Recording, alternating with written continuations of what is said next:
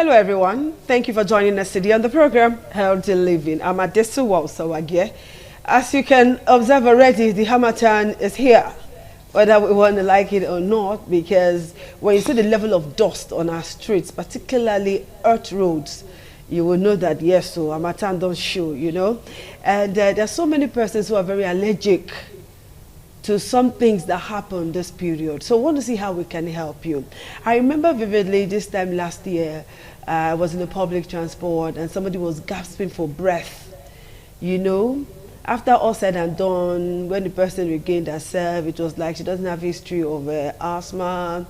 She has not been sick like that, but she inhaled the dust and everything just got mixed up. We were quite scared, and thankfully everybody in that bus was nice. Everybody came down. The driver who was looking for water was looking for water. You know, Nigerians now, when they want to help, they help.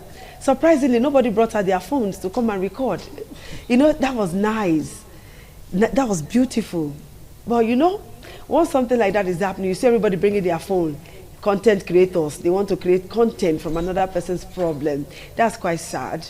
We need to help anybody in emergency situation, not looking for how to create content out of somebody's pain. Now, let's go to what we have to discuss today. The Harmattan season and your lungs. What are the things that can happen to your lungs? Do you know? In case you don't know, I have a beautiful doctor in the house. She's Dr. Uche Ezeaputa, Senior Registrar, Department of Medicine from the University of Benin Teaching Hospital. Hello, doctor. Good afternoon. You're looking cool. This Harmattan no near you. At all. That's lovely. All right, we're in the Harmattan season now. It is a natural season. So, but what are the things that can happen to one's lungs during this period? Thank you for having me. You're welcome. Right, we are in the Harmattan period now. It has just started.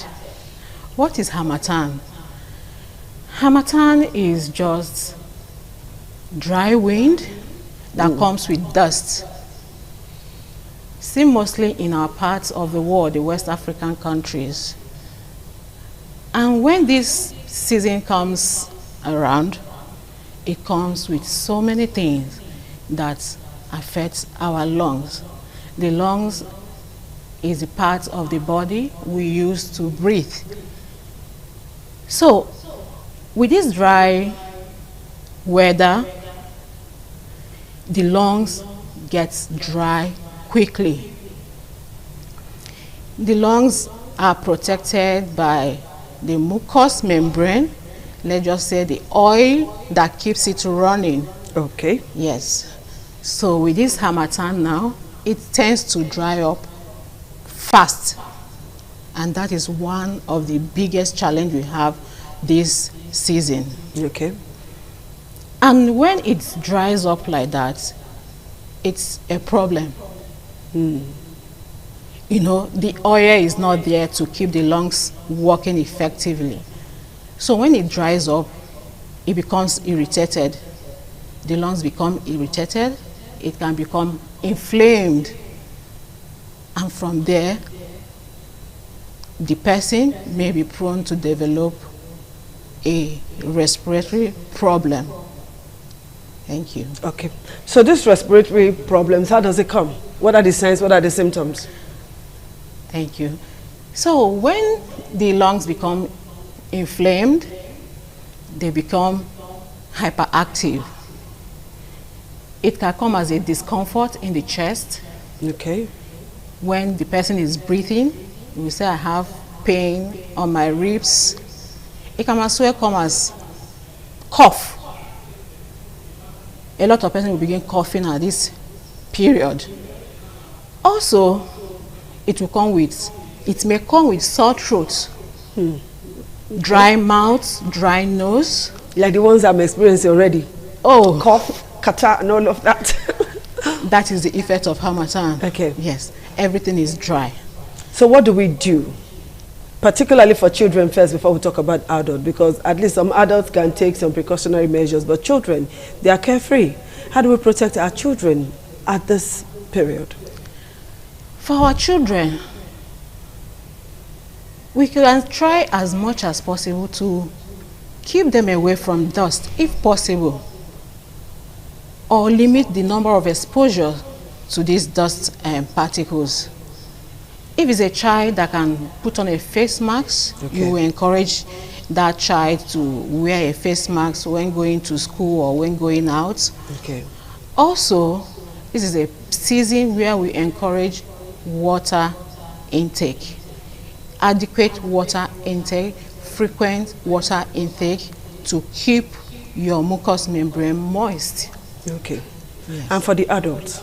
Likewise for the adults, same thing essentially, wear a face mask. If you are not comfortable with the disposable face mask, you can make a cloth. There are very good ones, cotton materials you can procure and wear it when you are going out. And if possible, you limit your exposure to dust, especially for adults with a background respiratory disease. Try and limit the number of exposure to this particle, this dust or windy particles. It will help. Okay, you know, you said particularly adults with background ailments. We know that this period, those who are suffering from asthma, tuberculosis, and all of that will face some serious challenges. All right, dealing with all of that, what is this person supposed to do? And at this period, I've heard, I don't know if it's a fact or a myth, that this period, a lot of airborne diseases will begin to fly. So let's answer that first. Is it a myth or a fact that this Harmattan period, there will be lots and lots of airborne diseases?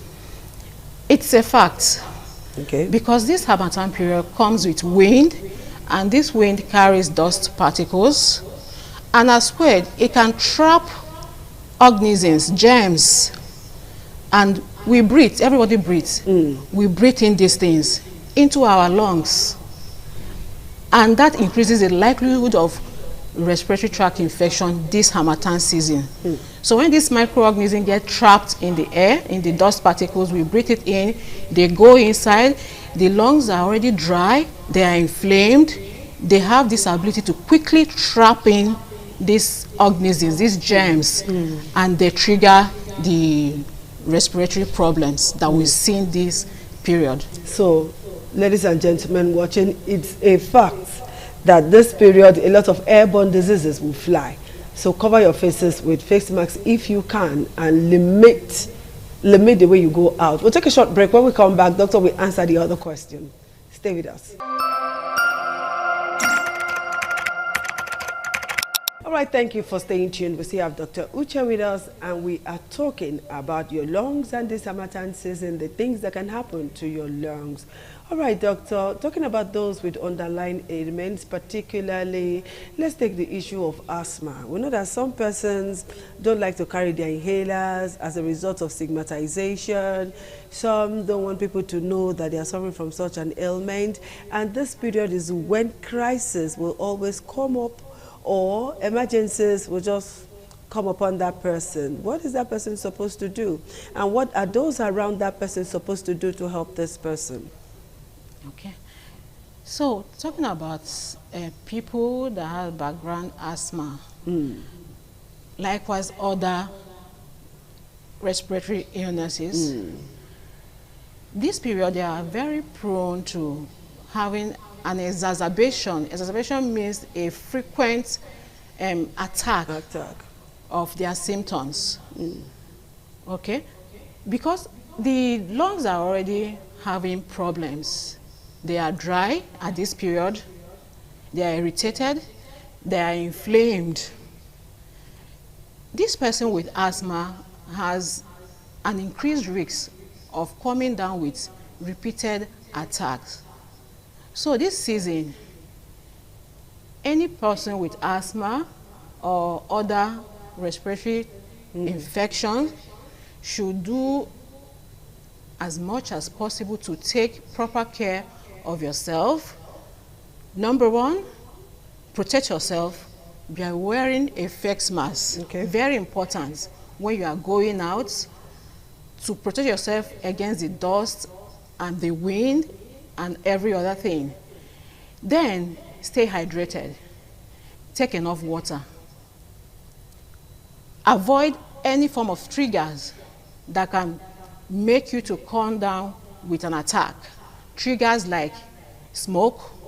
If you see anybody smoking around you, please try and step away. Leave that environment. Okay. That allows people to burn anything, refuse. I think this is a period of bush burning and all. Yeah, people will burn bushes. Try as much as possible to stop that. Don't allow anybody to burn anything around you because it can trigger your asthma. Okay. Also, ensure you carry your inhalers with you in case of any attack. Please don't be shy of bringing out your inhalers when you are in public. You are trying to hurt yourself if you do that. I won't advise you to do that. Bring out your inhaler and use it as recommended. Also, keep up with your health checks. Visit your doctor for follow-up. In case there are any adjustments to make to your medications, because there are times when you follow up in clinic, either your medications are step up or step down. Okay. When your symptoms are mild, it can be step down. So this period, you need to visit your doctor so that adjustments can be made to your medications. Okay, this issue of asthma, is this something that can be cured or managed? Asthma can be managed. It cannot be cured. We manage it by taking your medications as when due. And most importantly, avoid the triggers. Anything that can trigger your asthma, avoid it completely. You cannot bleach oils to fry your tomatoes. Some are allergic to their pets, cats, dogs, even your termites, your chairs in the parlor. So it's your duty to try and find out what really what your triggers your asthma, and you make do away with that thing so that your symptom will be as mild as possible. Some persons live with asthma, but nobody will know because their symptoms are well controlled. Okay. That is the aim in managing asthmatic patients. That's huge. Okay, this period, a lot of children have started coughing. And, you know, like in our usual character, an ordinary cough, we just go to the backyard, pluck a fairy, pluck bitter leaf, squeeze together, give that child to drink, or we just look for this one that they call leaf of life. Just squeeze it, add a little bit of salt, give the child to drink. Even adults take it, you know. But you see parents keep giving that to their children, even when they are not finding relief. So what is one supposed to do in such a situation? Should we leave that child to just keep coughing, or others will just decide to do self-medication? What I'm trying to ask is this. You know, children, when they cough, they have this wheezing sound or some kind of funny sounds. How do we know if that is asthma or just ordinary cough? What are the signs we should look out for? Okay, for children with asthma, when they start coughing, we are not sure whether it's asthma or any child that is coughing. We don't know what is wrong with this child. And a child have coughed for 1, 2, 3 days. Please take the child to a hospital. Even 1 week, parents don't bulge. We do all sorts of self-medications. It's not advisable. When a child is coughing, you've done covering up this child, keeping the child warm, giving some warm water, and child is still coughing, take the child to the hospital. Symptoms of asthma will include coughing, which may be worse at night. Patient and child may be having difficulty with breathing, may complain of chest pain. The child may be wheezing. When the child is breathing, you hear some musical sound that is known as wheezing. The child begins to wheeze. These are all the signs of asthma. The patient or the child needs to see a doctor for review. Okay, you know, because of this notion that Hospitals are quite expensive. Why don't I go to this one co pharmacy and go and buy medicine to give to my child? I need you to talk about this issue of visiting the chemist or pharmacy, as the case may be, before seeking the help of a doctor when the problem is almost taking over that person. Visiting the health institution, the doctor is, we still have a deficit in seeking health care. When a child is coughing, you may, as a mother, you go to the chemist, buy some syrup to give to this child a day or two, which is not even advisable because you don't know why this child is coughing. It's coughing. You are giving an expectorant, a cough syrup, to suppress the cough. That is not good. We don't give children cough syrup because we want to know exactly. Yes, it's not advisable to give children cough syrup because the doctor wants to know what is happening with this child. Is it a bacterial cough? Is it a viral cough? And you are just suppressing this cough. It is not good. When a child is coughing, please take the child to a pediatrician for proper care. Okay. That's fantastic. I hope my people are listening. You don't take all of that into your own hands. Self-medication, like doctor said, the damaged person. No. Okay, now, doctor, you know, a lot of us don't even know when we have allergies. So how do we test for allergies? Okay, allergy simply means the body, the immune system, reacting to something that ordinarily should not cause a problem. Okay. This may be due to our genetic makeup or other environmental factors. Some persons may be allergic to medications, food, and some other things, either by eating it, just inhaling it, or applying on the skin. You can be allergic to anything. So when you notice some symptoms of allergy or allergic reactions, you have to find out exactly what you are reacting to, because if you don't make and remove that thing, you keep coming down with allergic reaction. And when you take a particular thing and you start coughing, or you start wheezing, or you start sneezing, or your eyes start itching you, turning reddish, or you even start having difficulty in breathing, these are the various forms of allergic reaction. And when it gets to this, you need a proper medical checkup. But people don't go for medical checkup. But maybe maybe there's a particular chemical in your cream that you're reacting to, you don't know. The next thing, I better go buy me oil. You don't rub oil for your body.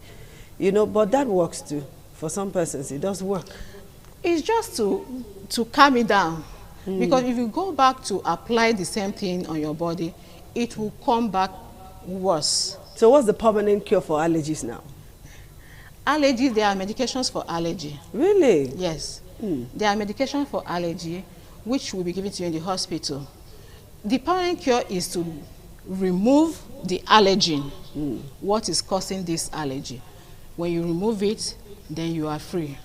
Except your immune system comes in contact again with the allergen. What if the immune system is fighting itself over anything at all? What does one do? That is an autoimmunity. Okay. When your body is fighting itself against something, that is described as autoimmunity. Okay, there's this thing that I really want to talk about now. When somebody have colds, catarrh as a result of inhaling dust and all of that, it gets to a point that maybe when you sneeze or when you try to blow your nose, you bring out, you know, like catarrh has its own color, but this time around, you're blowing your nose, you're bringing out blood. Other times it's brownish, and sometimes it smells. What condition is that? Okay, as I said earlier, with this Harmattan season, the windy air, the dusty air can trap viruses, and you inhale it. It will go to your lungs and cause problems. Things like pneumonia, Oh, Yes, this is a period for pneumonia. that's huge. When you inhale this virus into your lung, you come down with pneumonia, bronchitis, inflammation of the lungs. Okay, people that have other chronic illness, respiratory illnesses, come down with exacerbations. Okay, so when you have these things, you try as much as possible to see your doctor, because sometimes it comes down with fever. And we also encourage this season for people to go for vaccination. Actually, there's vaccines we take against the influenza virus. The influenza virus That's is what this period. this period it There are causes. vaccines. There are vaccines that you take every year to help. Any age limit? The influenza virus vaccine, from 6 months can take it. Then there is the pneumococcal vaccine. We encourage the elderly ones To take to it. take. It protects them. It gives them this protective covering against all the things flying in the air. What this did you call the period. virus again? The We have vaccination the again. Influenza vaccine Okay. and the pneumococcal vaccine. Pneumococcal vaccine. Yes. All right, doctor. One statement of advice as we round up our show. My advice for us is to take care of ourselves as much as possible this period, even as we go out to hustle for our daily bread. Try to protect yourself. Wear a face mask. Face mask goes a long way to protect against respiratory diseases. All right, And Dr. stay Uche. hydrated. Okay, Dr. Uche, thank you so much for finding time to be with us. Thank you, ma. All right, guys, you've heard everything Dr. Uche said, particularly those vaccines. The elderly, please do all that you can to go take their vaccines. They don't call off strike, just in case you don't know. The strike has been called off, so you're free to walk into the hospital as you like. That vaccine is very important, okay? And be hydrated. Wear face masks, all right? And you'll be happy you did. Dr. Uche, a pleasure to talk to you today. All right, you so guys, we'll much. see you again next week. Bye-bye.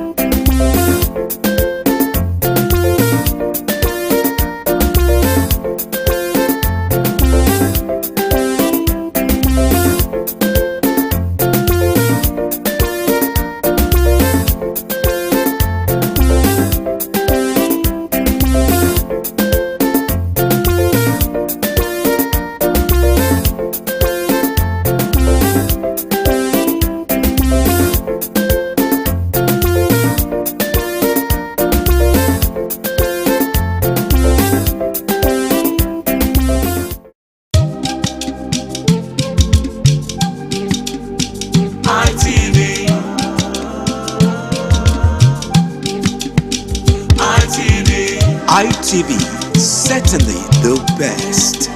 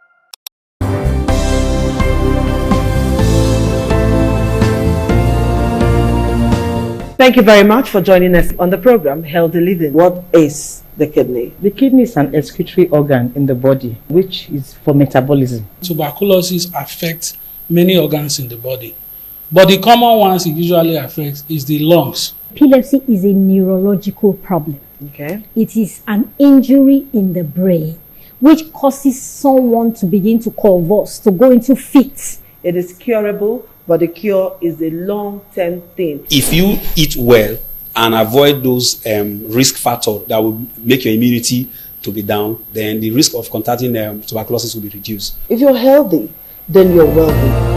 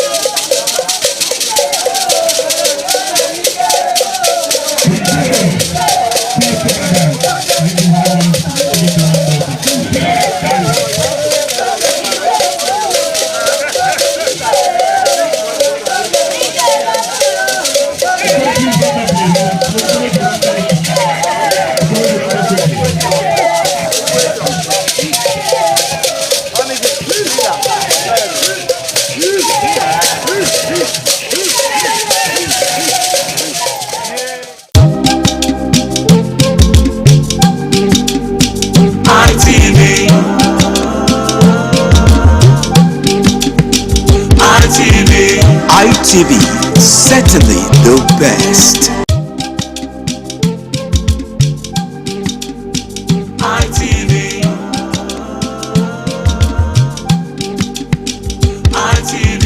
ITV, certainly the best.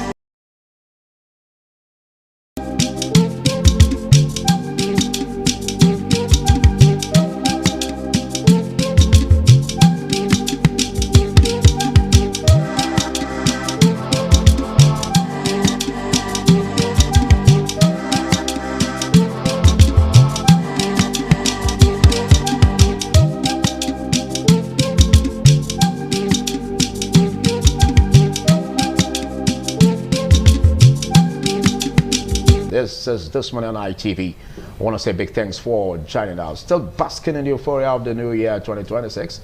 Well, expectations are high about what is going to be unfolding, most especially as we take our minds on the aspect concerning the new tax regime, and of course all of the controversy that it comes with.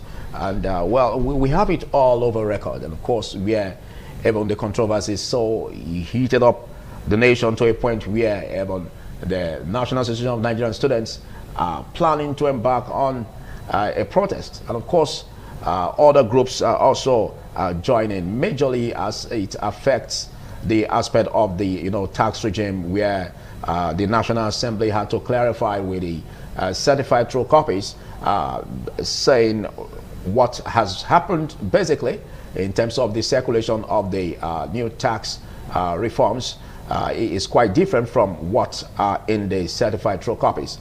And of course, this basically will have to go into what it means for the Nigerian people. We look at the tax regime, the new tax regime. We look at the need for us to basically pay our taxes, and of course what it comes with in terms of infrastructure development. But this new tax regime, what impact is it having on economic reforms?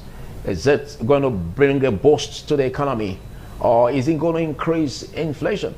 Well, we look at the areas as regards who will be affected: the income earners, of course, the traders, and of course the business owners. And as we always remark, whenever it comes to the point where business owners have to pay taxes or increase in their cost of production, that's part of the burden is passed to the final consumers, as you know. But how will this bring about a change in our economy? Will it be for the positive or the negative? All of this, what we're going to be looking at today.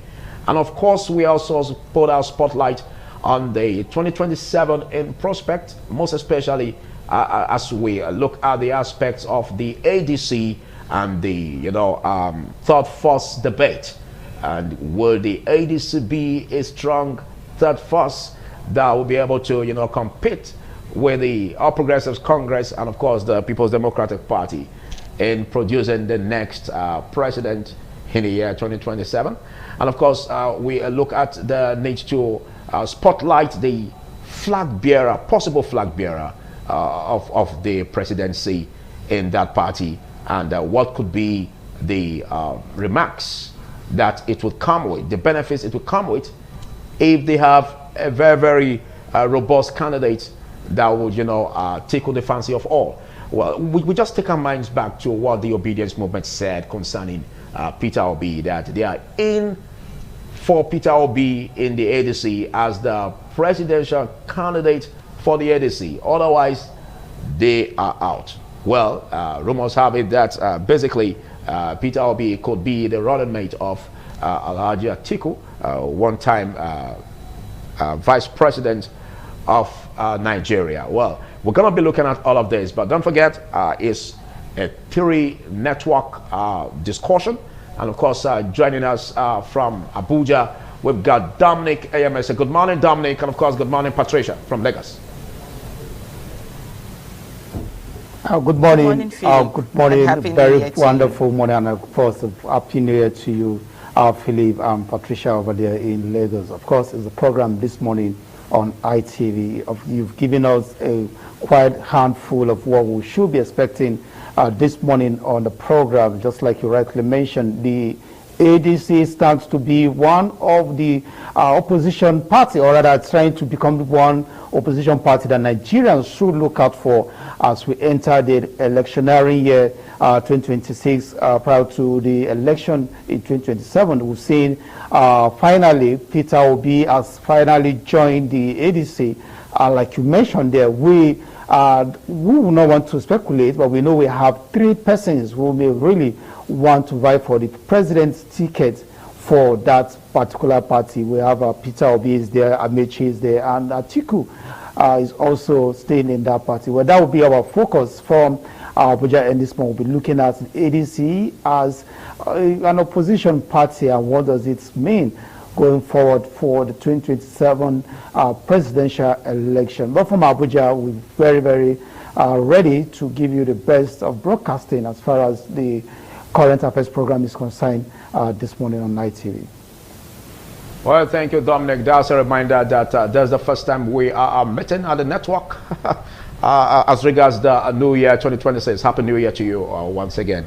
And of course, you seem great and turning a new look in the year 2026. That shows that 2026 will be very, very prospective. All right, let's get your thoughts on what you've got on your plate. Patricia from our Lagos Network Center. Good morning. Good morning, Philip, and Happy New Year to you. I mean, it's an amazing thing to see you this morning looking this handsome and dashing.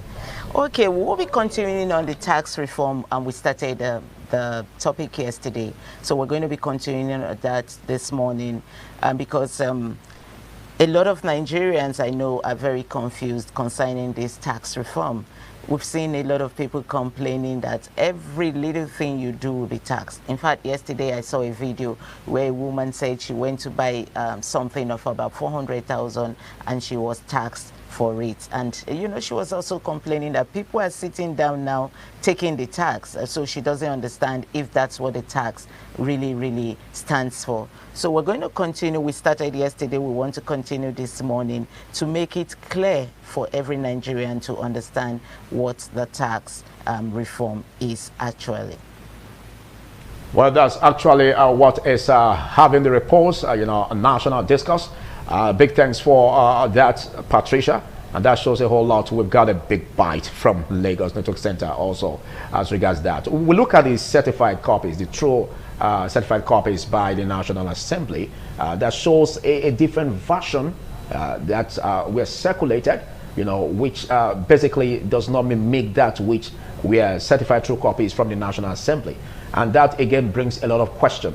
Why should there be a different version from what the National Assembly, you know, really brought up? Well, all of this will be a challenge because we have the, you know, 4 acts that includes the Nigeria Tax Act 2025, of course, also the Nigeria Tax Administration Act 2025, alongside the, you know, National Revenue Service Act 2025 and the Joint Board Revenue 2025. All of these put in one as true certified copies by the National Assembly should be exactly what should be circulated and not the otherwise. Again, the impact, like what Patricia said, you know, going by what is happening in terms of you know, increase in commodities, what will it mean for the Nigerian government? Of course, we're going to be having public affairs analysts to discuss this alongside, and we will be taking a short break, after which we're going to be looking at the pages of the newspaper. Basically, there must be something to look at today on the pages. Do stay. I know you are there as we spotlight the papers right about now. And our first paper will be hitting the screen in a jiffy. Yeah, we've got the Daily Trust, and of course the Daily Trust comes with this very big headline: Governor Yusuf's defection beyond Kano. Can you imagine that? Beyond the state. So what is the defection going towards? Global?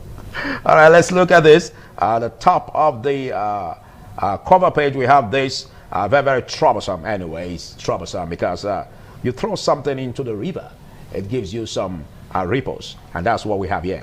Wike, APC National Secretary, clash over Fubara, and Wike always topping the headlines when it comes to issues about topsy-turvy politics and intrigues and suspense. And this time around, where is it taking River State politics towards?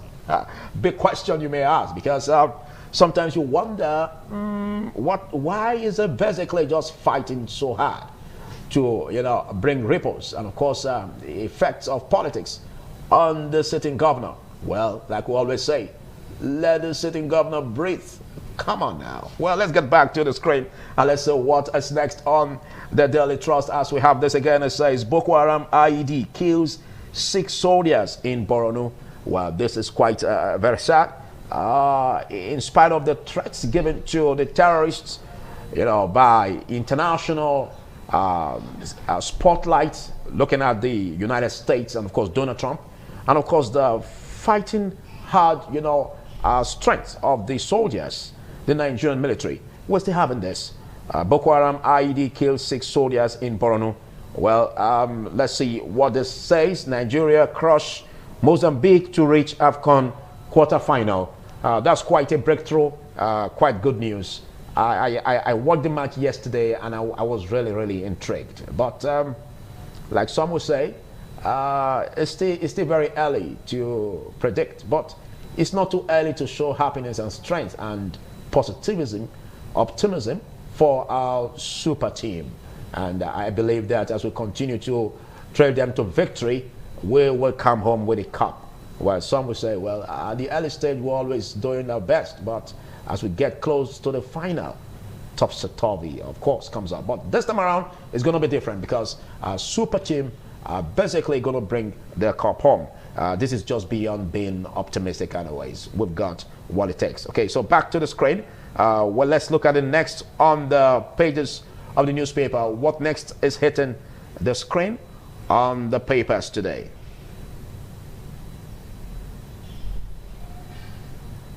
Let's get the next paper. Of course, we've got the Guardian newspaper, and it comes with very, very colorful sayings here. Tax reform risks sluggish, uncertain execution timelines over tardy NSW. That's basically it. The controversy that the tax reforms is coming with will bring about a very sluggish, execution, because there are already, limitations. There are already frictions being generated by the fact that we are having, a double version. We have the true certified copies from the National Assembly that does not really connote what is being circulated. So that brings a whole lot of question, a whole lot of controversy, and how can that be tackled? All right, a lot here to read about. Let's get to the top of the cover page. Venezuela treatment lesson to Nigeria. ADC wants Tinubu. You get that on news page 3. Maduro pleads not guilty in U.S. court, says, I'm still president. And of course, you get that on the page 2. Osun APC accuses state government of inducing local government crisis, seeks NJC intervention. You get that on news page 3. Of course, let's get more here at the side of the cover page, where we have equities break 100 trillion barrier as 4 firms control 50% of the market. Although courts shut down as judiciary workers begin indefinite strike. Indefinite strike again. And this says Southwest Alliance shortest route to Igbo presidency, says Kalu. Well, the whole talk about the ADC as a third force, and of course the possible emergence of Peter Obi as the presidential flag bearer, could that bring fortune to the party and of course to the country? Well, these are the thoughts that we will be looking at even in the course of the show today. As we get back to the pages of the newspaper, we have this which says APC draws battle line with Wike over Rivers political control. Yeah, you can see a lot of that even with the secretary of the party calling Wike to order, as Wike was cited, even warning, the president and of course the APC leaders to stay clear from Rivers politics. If Wike can be warning the president, I wonder what's going to be next. But well, don't forget, Wike is not a party member of APC, and he was reminded that by the secretary of the APC. And of course, this tornado, this hurricane, kind of emergence of troublemaking in Rivers, what will it leave for the FCT minister? Just like the APC leader said, if he can maintain status quo, he should resign as the FCT minister. Many troubles. Many troubles. Well, let's see what next here on the big stories on the Guardian newspaper. We see have it still on the Guardian newspaper. It says federal government introduces new measures to curb WAEC NECO exam practices. Wow. All right, this says Obi chides federal government on killing spree over 40 slain in Niger. That's quite a very sad one. Very, very sad one, as questions have been raised about the leadership under President Bola Ahmed Tinubu. Big questions coming up. Let's see the next on the dailies today. Let's get the next on the screen, which is the... Here we have the Nation's newspaper, and of course the Nation's newspaper comes with this very big story. NROS chair, tax reforms will support sustainable growth. Quite interesting, but where we have different versions being circulated, gives some headache, and we need to take some analgesic as a country to cure that headache, if you may ask me. All right, this says laws not targeted at opposition figures. Laws not targeted at opposition figures. Well, some would say all of this controversy hitting the Tax Reform Act could be as a result of politically motivated trends. Well, that's what some will say. All right, let's quickly look at this. Still on the headline, Wike Basiru clash over Rivers politics, and that is what is still trending. And of course, we have this. It says Kwankwaso, Governor Yusuf part ways. A time to come together and a time to part ways. Does that resemble disunity? Well, we don't need that in our country. We only need to be united so that we can stand as one. This says stock market capitalization hits 101 trillion naira. And of course, a lot there you must read about as we have days arraigned Maduro and President. It says, President, Ondo Justice Ministry and 3 others lead in performance review. You get that on page 6. And on Kalu, time out for Otis government. You get that on page 5.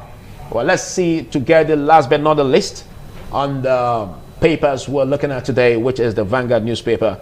And of course, the Vanguard newspaper comes with a whole lot of stories there. We have this big one: terrorists abduct passengers on busy Kwara highway. Just as the terrorists are doing that, they shouldn't forget the fact that every day for the thief, one day for the owner. And there's going to be a different twist to it. They say terrorists kill the terrorists.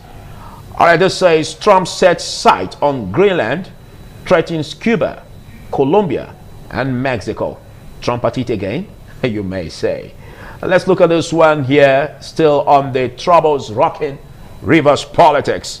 And the cowboy is already there. It's very, very notable when it comes to Rivers politics. Wike APC's cry on warpath over Rivers. Well, that's it. That's it. Of course, let's look at this. It says over 33% of Nigerian immigrants in U.S. live on public benefits. And that's coming from Trump. Why will you say this? Why will you say this? Oh boy, that's quite a Trumpy Trump, if you ask me. All right, this says Super Eagles trash members 4-0, zoom into quarterfinals. That's quite a big news there. And of course, let's look at this cartoon. Quite interesting for Mr. and Mrs. We have this here. It says, I told you it's better to buy a big turkey for Christmas, but you opted for the medium size. I heard our neighbors bought the big one. Having a woman in the house that seems to be big when it comes to ambition. Oh, what do you say? This says, the response was this: Yuletide enjoyment lasts only for a while, but the financial hangover, lingers for a long time. That sounds like wisdom, food for thought that we all must look into. You can decide to spend all you've got today, but tomorrow, what are you gonna do? You're gonna look like a dummy? Come on now, save what you need to save for tomorrow, because if tomorrow comes and you don't have anything to spend, you'll be standing on the long thing. We'll take a short break, and then when we come back, we're gonna be looking at the discussion proper from the Media Network Center as we take a deep dive into the tax saga, and of course addressing issues as they come, and of course the aspect of the ADC as a third force, and what is going to be coming with in terms of the presidential flag bearer. Could it be fortune for the party or fortune for the country? How's it going to look like ahead of 2027? We'll take a short break. Do stay. Yes, we're looking at the new tax regime issues at stake as we look at the 4 acts brought about that includes the Nigerian tax Administration Act 2025, and of course that of the Tax Act 2025 and the National Revenue Service, and of course the Joint Board Tax Act 2025. What does this mean for our economy? Will it bring a boost, or will it bring the otherwise? And there are different shades and of course argument in this respect, most especially as we seem to be having a different version turned out as differently from that which are codified in the certified true copies from the National Assembly. And of course, discussing this with me, I have a political economist, a lecturer from the Abu Saleh University, joining me via Zoom, Ibrahim Mama. Big thanks for joining and Happy New Year. Good morning, Philip. Compliments of the season. It's a pleasure to be on the show. Awesome. You look great in the year 2026. And of course, all right. Of course, joining me still from in the studio right here, I've got a legal practitioner, a public affairs analyst, and a person of Emmanuel Obakwolo. Big thanks for joining me and Happy New Year 2026. Happy New Year to you, Philip. Happy New Year to Nigerians. Good morning, Nigerians. Awesome. So what would be the litigations that you'll be coming up with in the year 2026? We started today. Yes, we started already, and we pray and hope that things work well. So we may be testing the tax reforms in the court. Some of us are already in the court. Oh. Can we have a courtroom here too? No, not at all. All right, so we're gonna be taking a short break, after which we go to the discussion proper. Don't you miss out on this. Do stay. Yeah, thank you for joining me still on this Midnight TV as we look at the new tax regime. Where we had a break, we were opportune to be joined by a political scientist, lecturer, University of Benin, and he is Neville Obakedo. Big thanks for coming, Neville, and Happy New Year. Happy New Year to you. Good morning, viewers and listeners at home and all over the world. Let's quickly get you Ibrahim Momo.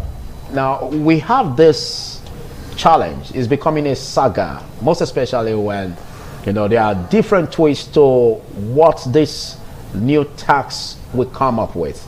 How does it favor, or how will it favor, the workers, the traders, and of course the business owners, alongside the controversy, brewing over the differences we are having from the certified true copies from the National Assembly and the different version being circulated. What are your thoughts? Thank you very much. Good morning to my friends in the studio, friends in the studio. So I think, in my humble opinion, the controversies are, one, needless, and a lot of the apprehension about change or reforms. I think those are the issues I see, writ large. I say that because,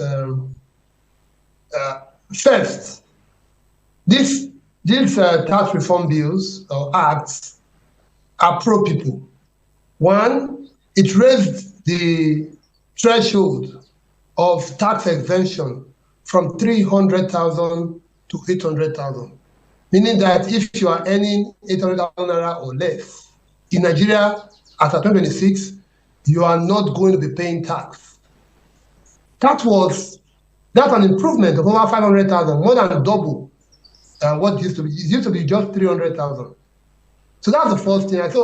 I felt among those who are supposed to benefit from it, if you have people from that tax bracket complaining, are they saying that it should not be exempted?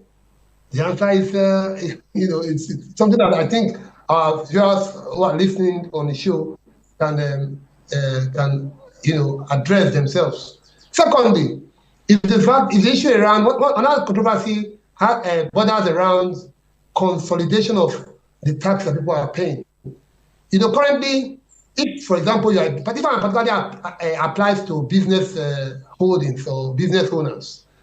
If you want to do contracts, for example, for government, if you are doing a federal government contract, you need a tax identification number team to do that contract.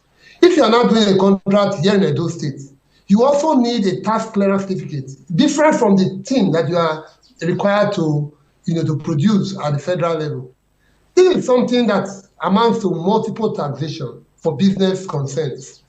What the new Tax Reform Act does is that it consolidates all, rather than a TCC for Edo, tax and then a TIN for Nigeria. You now have a tax ID that applies both in Nigeria and in the subnational, Edo, and even the local government, maybe Redo. The third thing that this Tax Reform Act does, and I think, which is why I feel that it's not commended, is the fact that it addresses the imbalance of, VAT, the VAT, value-added tax. It had to. Top business concerns in Nigeria only pay tax at their headquarters.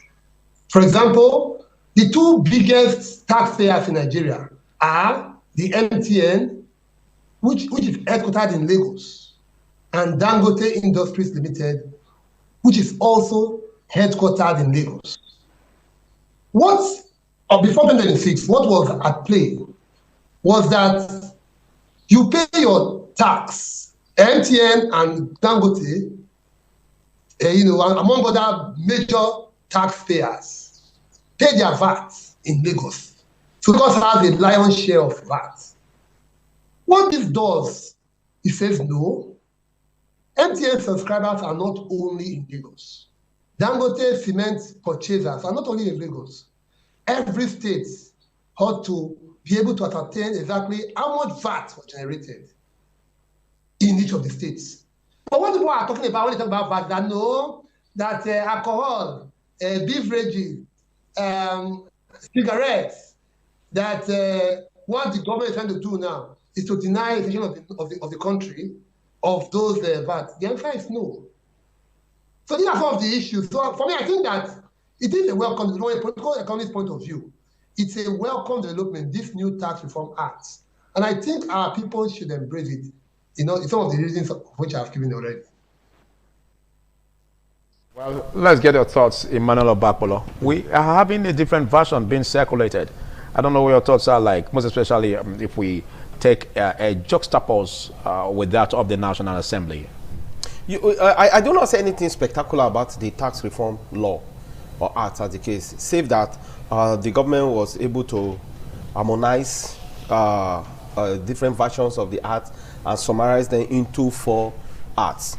Just like the controversies raised by a member of the National Assembly, which till today the government has not deemed it right or deemed it reasonable to investigate whether or not that allegation raised with respect to the controversies or discrepancies, as the case may be, is investigated and ensure that the truth about the position of the gazetted law and that was enacted by the National Assembly are one and the same. Till today, the government shies away from that. But yet, we kept hearing the man called Taiwo Oyedele, who happens to be the chairman of the committee, keep telling Nigerians that the tax has come to liberate the suffering of the poorer Nigerians as against the richer ones or the big boys, so to speak, financially. But again, I want to ask, do we have a data of those who are below the range of 800,000 naira annually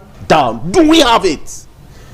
So when you see government try to play the cards faster than they ought to and begin to present issues to Nigerians, that look, everybody should just take it hook, line and sinker, everybody should embrace, as they kept advising, to the extent that government has spent 20 billion naira in ensuring that about 6 content creators tell Nigerians, educate Nigerians on the need to pay tax. That goes to tell you that there is a lot of hide and seek game with respect to the tax law, as we seen it just now. Now, if you look at the whole issues, that both the tax and the issues that the committee, one that beats me hollow, one that concerns me properly, is that the gazetted one provides, I cannot lay my hands now on the section, that the committee can enforce the payment of tax without recourse to court.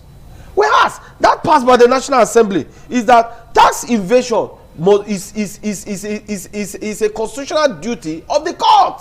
Oh. Section 6 of the Constitution gives power to the court with respect to the interpretation of laws. Now, bringing this harmony. Yes, if now you now give that power to a committee, then I think we are going to another era of agberoism or thuggery as we have. And also, you look at the tax collection. Over the years, we've seen in different states, even from the federal level, you see people with hammer, you see people with cutlasses, you see people with sticks. They will stand on the road and begin to collect tax. We hope we are not going to see another of that in this tax regime, where Agbero's thugs will not be the one that will be will be vested with the powers with the collection of tax. And at the end of the day, the government will tell, oh, don't mind. After all, we heard in this state, somebody did say, a former governor did say, it takes a madman to take money from mad people. So if every one of us in Nigeria, as they have tagged us to be mad, and they now group dogs who are mad to also ensure that they force us to pay tax, I hope we will not go to that era. Now, when you look at the whole scenario, the whole drama with respect to this tax, I want to tell you with Philip this morning, it is needful, it is expedient, it is proper, it is dutiful, it is constitutional for every Nigerian to pay tax if you are up to the tax age. But what do they do with the money so paid? We saw with the flip of the finger, with the wave of the palm, subsidy gone. And we are meant to understand. I listened to one of the ministers say that the president has been able to save 10 trillion naira every year. Where are the monies? What do they do with the money? And when you ask, the president will tell you, go to your governors. And I hope we are not going to see another era where they will force Nigerians to pay tax and take the money to share among themselves and live lavish life, live bogus life, travel abroad. While they are in India, they tell us they are in Europe. While they are in Syria, they tell us that they are in Uzbekistan. I hope that is not what we are going to witness again. So if the government is sincere and honest, and the government wants Nigerians to trust them, every money realized should be spent expeditiously to ensure that the project, we should be able to see project, we should be able to see, we should be able to feel, we should be able to touch where our monies are going to, and not the one where they collect from the poor, you give to the rich, and at the close of the day they'll tell us, oh, the tax reform law points to the fact that everybody should pay tax, and tax is not those below the salary, annual salary of 800,000 that are not paying tax. I challenge the government. That's why some of us have chosen to go to court. They should give us data of those who receive less than 800,000 annually. Thank you very much, Emmanuel. Well, let's get your thoughts as a political scientist now. What does this mean for the polity? Because we are having different groups already agitated, and of course in the dailies, Nance already saying that they will be embarking on a protest. We know what protest comes with, if not properly guarded. What do you see about this controversy? Well, thank you for your question. By my own understanding, taxes are sources of revenue for government. And every government that sees that the tax system of its environment is not favorable or need to be broadened to attract investment and to reduce burden on the citizens, they usually carry out what we call tax reform. That the tax reform in Tinubu's administration does not mean that if another government comes tomorrow, can also reverse the extant tax reform and bring in a new agenda. Now, when we talk about tax reform, government need to be careful in carrying out tax reform because of the reverberating effect that it used to have on the people and the society. I remember around 2019, 2020, the government of Emmanuel Macron talked about tax increment on VAT on certain products in France. That led to almost 3 months of violence. That tax reform was to take effect in 2021 because they made that law a year before its effect. And government property were touched by irate people because they felt that the government was not transparent and government was charging the citizens. The facts are there. We talk about tax reform in countries where controversial issues about tax reform and good governance, transparency, and the impact of the tax reform of the citizen were not laid bare. They were not made public. They were not. The people were not carried along with the process. And then crisis followed. An example is the crisis that took place in Kenya, not quite long. Then, as we speak, people are agitated in Venezuela. Yeah. I saw them rejoicing. I saw a lot of people coming out to say, oh, the action of Donald Trump in removing their president, Nicolas Maduro, and so on. I saw recently the young people in Morocco.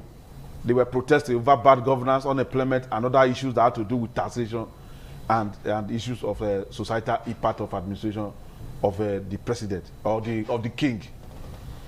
Not quite long, we saw massive protests in Nepal, in Bangladesh, and other places. Now, it goes to show that leadership failed in those places. It carried the people along.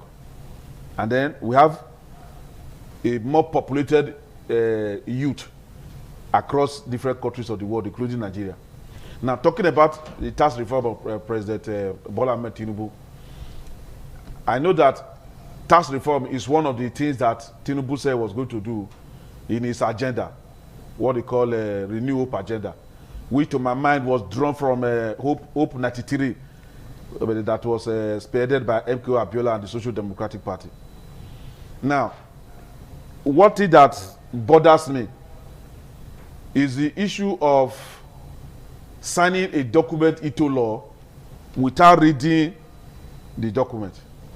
For example, if I'm president, then National Assembly, I've already dropped a document before National Assembly. Then they have deliberated, they have signed the document, they are now bringing it back to me to sign.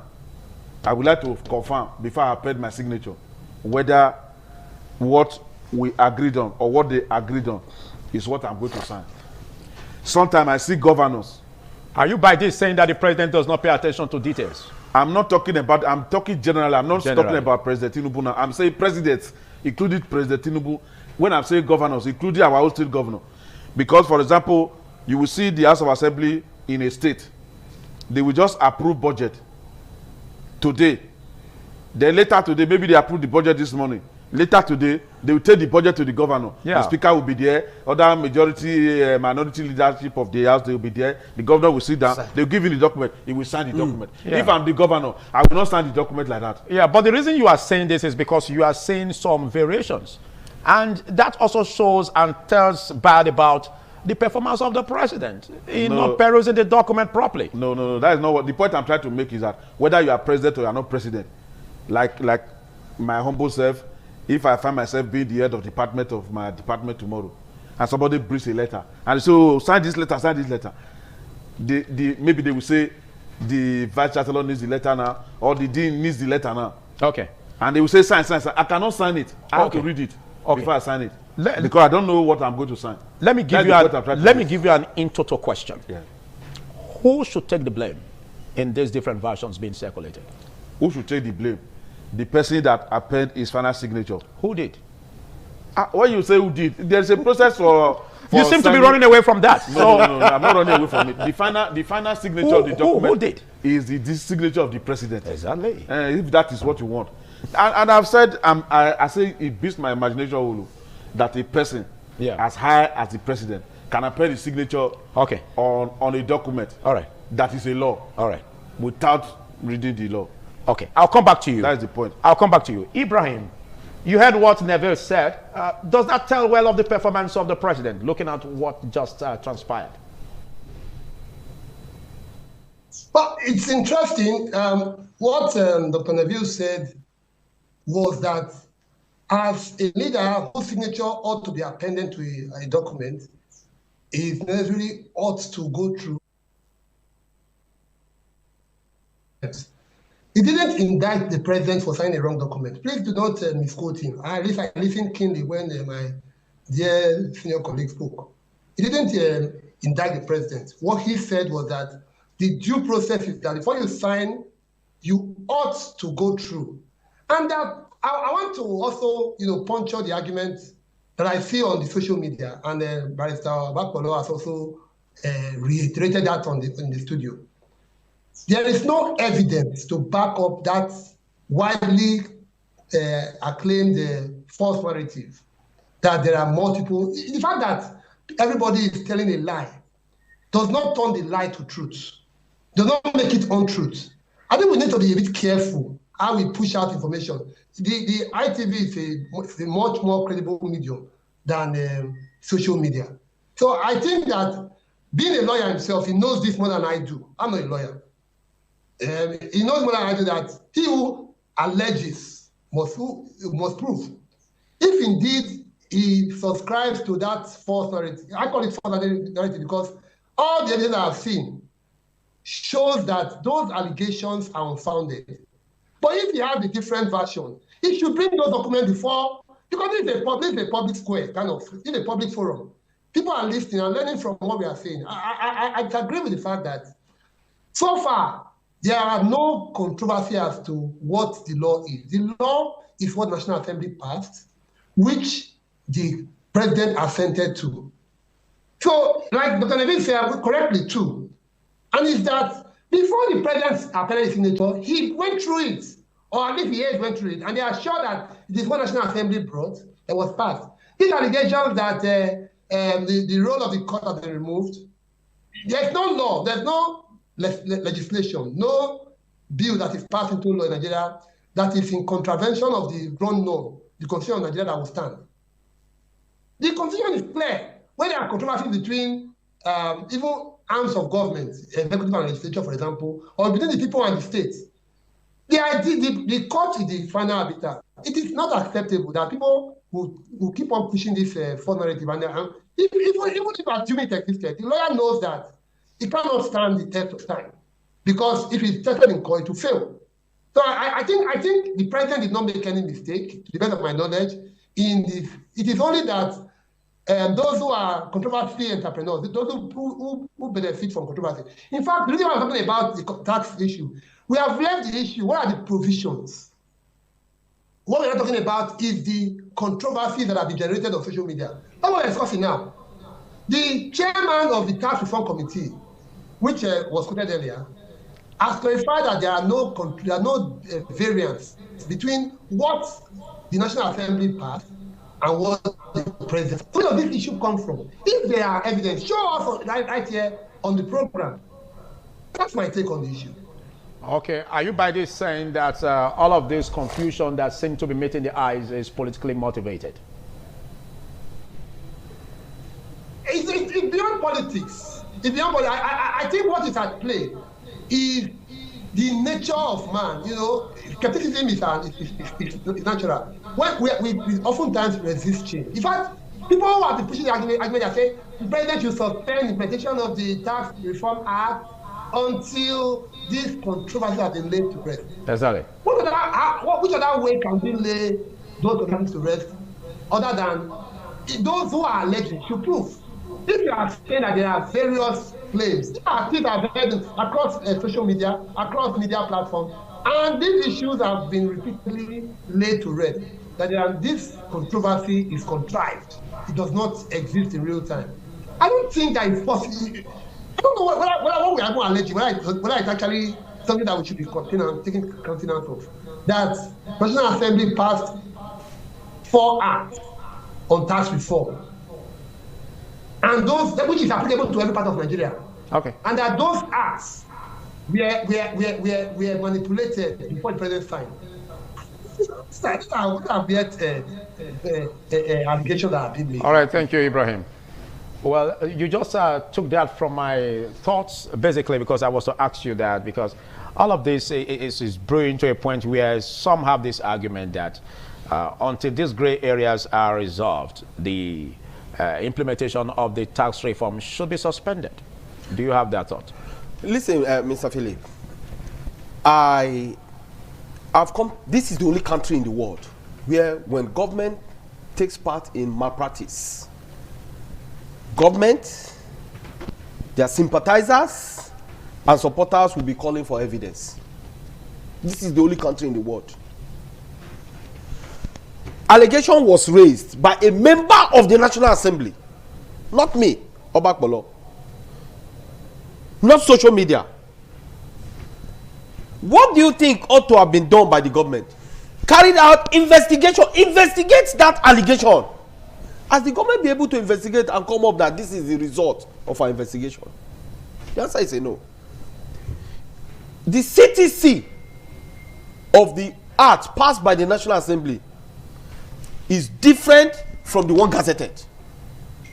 Some of us have gone to court. It's not what I'm going to say here. But I want to tell you that the government is deliberately silent over the allegations, controversies raised. The government is deliberately silent. The interest of the government is let the tax reform law commence. That is the interest of the government.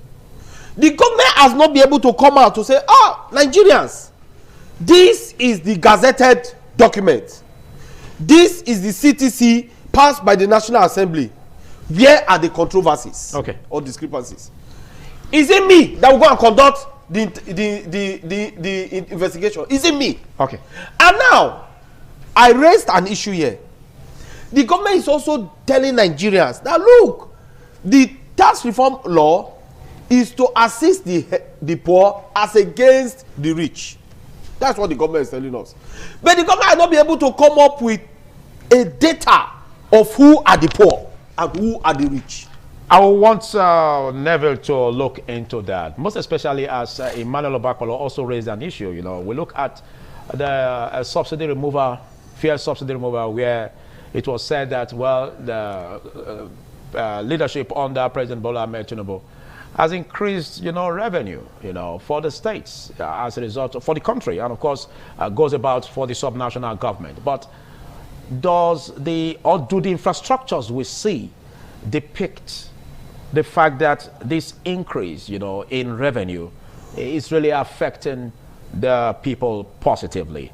I want you to look at it most especially as we x-ray what benefits will be coming from this, because there seem to be mistrust for the government from the people.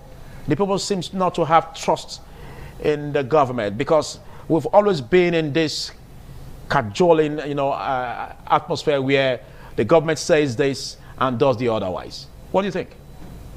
First and foremost, the issue of this tax reform that will be passed into law by both the National Assembly and the President is already an act. Yes, you cannot suspend its implementation. It's only a court that can suspend its implementation. So long as the President has appended the signature on it and it has become a law, no person can now say, don't implement it. The way it is, as inconsistent as it may be with whatever took place behind the scene, it has to be implemented. Why the investigation will be going on? You say it's only the court that can suspend. Yes, it's an act. What about the President? The President cannot, he is a fortuitous official. He has already finished performing his function there. He can no longer go back and say, we later discovered that there was an error, so I'm trying to correct it. But if the reforms are dysfunctional, it will only be like spanner thrown in the wheel of progress if it continues. I want you to understand what I'm saying. Yes. A law or an act of the Parliament is a performance of the function of the executive and the legislature. If there's an error in that performance, they cannot go back and correct it so long as they have appended their signature. Of course, yes. It is a court that will correct it, or they go back again to go and amend the law by themselves. That is to say, the President that initiated it will still go back and say they want to amend that act. Then the National Assembly will still debate it and amend it. So by this you are saying that, yes. By this you are saying that that will become a progressing error, yes, until the court does the otherwise. Yes, that is it. Now, that is, by the way, when we talk about subsidy removal, and I've always said that it's not a Tinubu that removes subsidy. But, yes, I've said it repeatedly. But he announced it. Yes, he announced it. Yes, he announced it. And again, announcing it is part of what I said earlier, that you don't read the document or you don't append your signature on the document when you have not digested it. The man trusted his speech writers. They wrote it, and he don't know the implication. Oh. So he just read it. So subsidy is gone. Until this very moment, we have not recovered from the consequences of that statement. Yes. Now, talking about the benefit of subsidy removal, the money that is accruable to the country and the subnational and the local governments in the country. Like tying it to the tax reform. Yes, I will come back to that one. First and foremost, money that the federal government, through Federal Inland Revenue Service, that is now National Revenue Service, collected on behalf of the country. It's not that they collect the money and keep it in one place. There's a formula for sharing the money. The federal government will take its own. The subnational, which is the state government, will take their own on a monthly basis. And then the local government will also take their own. Now, when you hear the president say, go and meet your governor, it means that the allocation that is going to each of the states, since the money started coming from this subsidy removal, the state don't have any reason to say they are not performing their duties of good governance and bringing dividends of democracy to the people. So if you cry to the president will say, oh, why do you cry to me from Ebonyi State? Why do you cry to me from Edo State when I've already done what I'm supposed to do for your state, for your governor to show the example? Okay. Now, talking about fiscal federalism as it relates to this issue, there is more money that goes to the state government, and then we expected the state government to also now let the people know that we receive more money, and this is what we are doing with the money. Why I like Kwakwaso, former governor of Kano State, is that every week they used to have what we call weekly executive council meeting. At the end of the meeting, the man will publish the proceedings of that meeting in national dailies throughout the period of his administration. It means the man was transparent. Okay. So every state government in Nigeria is always having weekly executive council meeting. What we see is just a press statement, either press statement from either secretary to government, chief of staff, or maybe one or two commissioners in that government. The details of what happened there, the people are not aware of. And there's no place that the people engage government to know the effect and the impact of this tax reform and the issue of subsidy removal on the revenue generation capacity of each of the states. So that becomes a problem. Now we have an issue with accountability in Nigeria generally, whether at state level, whether at local government level, whether at federal level. And this may also affect the proceeds of the taxes or the reforms. Yes. So how do we tackle that? Yeah, for us to tackle that is to strengthen the capacity of anti-corruption agencies in Nigeria, like ICPC, like EFCC. Yes. Under the leadership of President Ahmed Bola Tinubu. When you say under the leadership of President, I just wanted you to add that. Yes, under the president, not the forthcoming. Yes, under the administration of President Bola Ahmed Tinubu. Okay.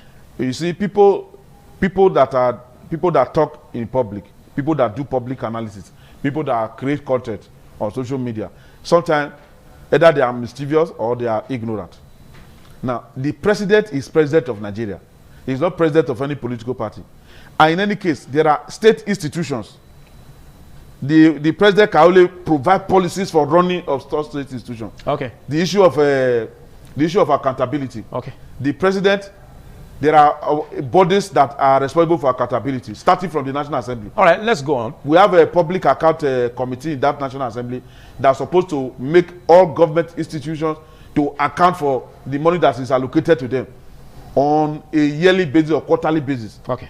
Have they been able to do that? How many people have they indicted? How many people are facing justice? How many people are being made to refund certain amount of money to government at the end of the day? So when we talk about President Tinubu, as if Tinubu is the maker of the law, he should be the implementer of the law, and he should be the all right, thank you, Neville. While we allow that to settle, let's swing the pendulum to the spotlight on ADC and, of course, the third first debate or argument, most especially as we look at the 2027 elections forthcoming, and of course issues that seem to be emanating from different corners about the performance of the ADC. Would the presidential flag bearer of the ADC determine, or who becomes the presidential flag bearer, determine how successful the ADC will come up as a third force, going by what we are looking at? I want you to take it from there, Ibrahim. Okay, thank you very much. Yes, in fact, I don't even know why they say the third force, because in all sincerity, the ADC, as currently constituted, is the alternative to the APC in Nigeria. It is the party that has a conglomeration of the most tested, renowned politicians in the opposition. For example, from the Northeast, you have an Atiku Abubakar. From the North Central, you have David Mark. From the Northwest, you have Nasir Ahmed El-Rufai. From the Southwest, you have former minister, former governor of Osun State, Ogbeni Rao Farebishola. From the South, you have people like John Odigye Oyekun and Professor Sareme Osumbo. And then from the Southeast, you have Peter Obi. There's no other political party in Nigeria today that has that kind of agglomeration of battle-tested, renowned Nigerian politicians in the opposition. No other political party, apart from of course, the only other party that does much better than that is the ruling APC. So I don't even know why people call it the third force, when actually, as of today, even though it does not have a governor in its fold, it's actually the main opposition party as of today. So I think that is maybe why we're having that discussion around the ADP, and its presidential flag bearership. The argument has been that ADC is a vehicle for which Atiku Abubakar stands to run. It's a vehicle going the wrong way, because it's the most prominent politician who has defected to the party. Atiku Abubakar is a multiple times presidential candidate across political parties. He has been ACM presidential candidate. He has been APC aspirant. He has been PDP candidate twice, for presidential candidate twice. And then the other people have also had the argument that, okay, now that Peter Obi has finally now joined, perhaps they have agreed to give ticket to the Peter Obi. But I think that the ADC is a bit careful now, because they know that all the other attempts they have had, they are false starts. Because it appears that the APC is not only in power, but they are in control. Since the APC got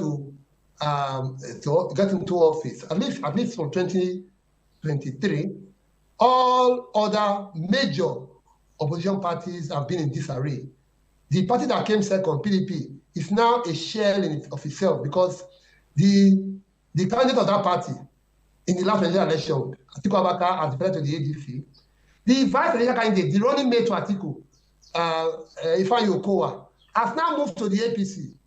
I'm talking about, and then at the last elections, they had 11 governors.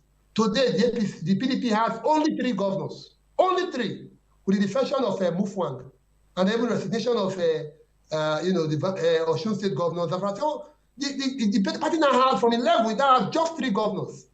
Even though the ADC does not have a governor currently in its fold, it is certain that the PDP has fallen down the pecking order. And then look at the Labour Party. Itato, we never knew where Obi was. Is he still in Labour Party? Has he moved to join? Because he was part of those who formed the National Rescue Movement that fused into the ADC. So the idea is that whoever, and the ADC, for them to have a fighting chance, they have to be very careful, because in 2023, one thing that killed the PDP's chances was that, like they say, a house divided itself could not stand. The candidate that came second in that election, 2023 general election, Peter, what do you call him now? Atiku Abubakar, had 6.9 million votes. It was of the PDP. The candidate that came third, Peter Obi, got 6.1 million votes. He was a vice presidential candidate of the PDP. He was a presidential aspirant until he now declared to the Labour Party. So it was you can simply say that he was from the PDP. He got 6.1 million votes. The one who came fourth Rabiu Musa Kwankwaso was also of the PDP up until he decided to form the NNPP. And then he got 1.9 million votes. So the other thing that if you put those second, third, and fourth votes together, ordinarily, on paper, they would have defeated the APC, who got 8.1 million votes. But the thing is that a house divided against itself cannot stand. And so, unless the ADC can put its house together in order, it's fait accompli. It's a foregone conclusion that the APC may likely win. Thank you, Ibrahim. The 2020 election. Thank you, Ibrahim. That was quite articulate. Well, let's be frontal more in the question, as we have it, like he said. What do you see as more beneficial for the ADC and, of course, Nigerians, basically? Is it the presidential flag bearer for Peter Obi or for Atiku?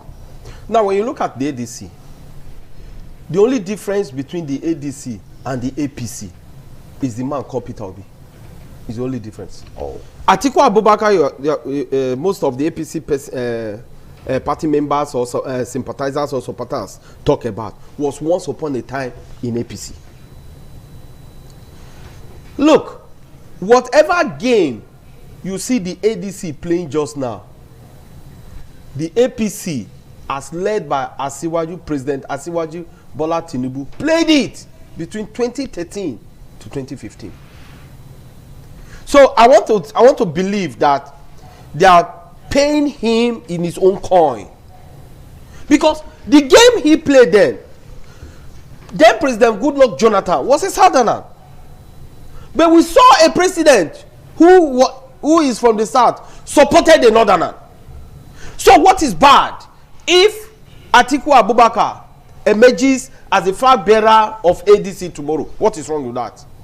And then somebody will come and tell me, oh, it is the turn of the South. Why is he come? When it was the turn of the South under Goodluck Jonathan, did Asiwaju President Bola Ahmed Asiwaju supported a Southerner? The answer was a no. He brought a Buhari who was a disaster. We saw, and himself did promise us that he was going to start from where Buhari stopped, and we are seeing it. So if ADC wants to be the third force that most bookmakers or as the only alternative for the APC, like what Ibrahim said, are thinking, is for them to bring a viable candidate that will lead that party in that elections. Again, I want to tell you, it is unfortunate that the Nigerian style of politics, as arranged by the political class, is on South-North divide, Muslim-Christian divide. Then the politicians were the one who came up with that formula. So if any other political party emerges and toe that line, I, for one, will not complain, because they were the ones who propagated that. Okay. Hence, that is their style of politics. Then let others follow. But I think I see the ADC to be the third force. Okay. What do you see as the doom or the fortune of the ADC in respect of getting the right presidential flag bearer? You see, when we talk about the presidential flag bearer in Nigeria political dispensations, we have to put a lot of things into consideration. My co-discussor, who is a legal practitioner, talked about Goodluck Ebele Jonathan period just now. I tried to accuse Bola Ahmed Tinubu, now president, then as opposition person, working with Buhari. What happened there? We need to make it clearer for our people. Was that when Yaradua died in the office, with all the controversies that went with it, they now had to make Goodluck to be acting president through the doctrine of necessity. Then he now appointed Namadi Sambo, governor then of Kaduna State, to become his vice. During that period, there was an agreement. One, that Namadi Sambo and Goodluck Ebele Jonathan, they were going to complete the tenure of Yaradua. Then they will contest one more tenure. The power will return back to the north. That was the agreement. I remember our late brother, the owner of AIT, Chief Remodu Kwesi, was one of the people who were there when the agreement was signed. And when it was now 2015, and Goodluck Ebele Jonathan was coming again to contest for presidency. The man came out and brandished the document. That look at the document that was signed and look at how we all agree that power will now return back to the north. By the way, on this studio, former governor of Kano State, I'm trying to remember that man's name. No, not Kwakwaso, the one that came out of Kwakwaso. Okay, Ganduje. No, not Ganduje. Umar Okay, Ganduje. No, okay, you have 30 seconds to round off. Okay, Go ahead with it. Yes, Ibrahim Shekarau was on this studio, and he came to campaign for Isaiah Mudian as governorship candidate of APC, no, of PDP in 2016. And your the outcome that day, okay, Dr. Kokoso asked him a question. The outcome, Goodluck Ebele Jonathan, with all the support, did not win election. The man broke everything down. That for how many years of a democracy in Nigeria, that did not only rule for 2 years in Yaradua, Obasanjo ruled 8 years, Goodluck Ebele Jonathan ruled for 6 years, and he was going to rule for another 4 years to make it so to be 12 years, and did not want it. So they now had to look for a candidate that was acceptable to both north and south, and they found that one in Buhari based on his performances in previous election that he contested, and because of that one, they did not have to rally that Buhari. That's how Buhari became. So when we are talking of third force, we are talking of ADC, we are talking of power. So there is a political power configuration on the north side. Thank you. We should look at very critically how power is presently constructed in Nigeria. Okay. And how the president now should be given opportunity to rule for 8 years. All right. So that power can return back to north. Thank you, gentlemen. Big thanks for taking our time to be part of this. We will continue this conversation maybe in subsequent editions, but we now take a short break. After that, we will be joining Abuja, Dominic Yamase of Abuja Network Center for a continuation of the conversation from that axis. Do stay. All right, it's still the program this morning on Night TV. We are now back to our Abuja Network studio, where we'll be looking at our opposition party, the strength of the new, should I call the heart of opposition, because most persons are now looking at the African Democratic Congress as one strong party that may give the ruling party a run for their money in 2027. It's already 2026, and it's the electionary year. We already know that from this very moment, tensions, governance will be very, very slow. Attention will now be turned to who occupies the presidential villa this time in 2027. We've seen a strong personality. Person of Peter Obi recent declared that he has finally left the Labour Party and joining the ADC, where he was welcomed even by the former presidential candidate of the PDP, now also a member of the ADC, Atiku Abubakar, has indicated his interest to work with Peter Obi for them to form a formidable opposition against the ruling party, of course, any other party. But I have joining me this morning to discuss this and other matters is an APC member also. Well, I know it will be a one-sided, but we expect the youth leader of the ADC will be joining us later. I have Peter Eke with us this morning. Very Samuel good morning to you. Eke, Sam Eke. Pardon that. Mr. A very good morning to you and a happy new year to you. Same here. Yes, we've had you a very long time ago. You've not been here, but good enough you're here. We've been hearing so much happening in your party. Many persons have accused the APC of not really carrying the people along, especially with the recent the commencement of the tax bill. Let's start from there. That is one reforms of your administration that many persons did not align well with, especially the public. I don't know whether it's publicity or probably the people do not understand the concept of the new tax law. Let's begin from there. Well, I am not speaking for the party here. I'm speaking as an individual, as a concerned Nigerian. Good morning, viewers. Happy New Year once again. The truth is, we need a tax reform as a nation. You have agencies that are responsible to give information to the public, like the National Orientation Agency and so on. If they have not done their best, that's left for them. But we also have an issue whereby lawmakers will tell Nigerians that, oh, the gazetted document is not what we pass. So these are issues, if they are true, we must look into as a nation.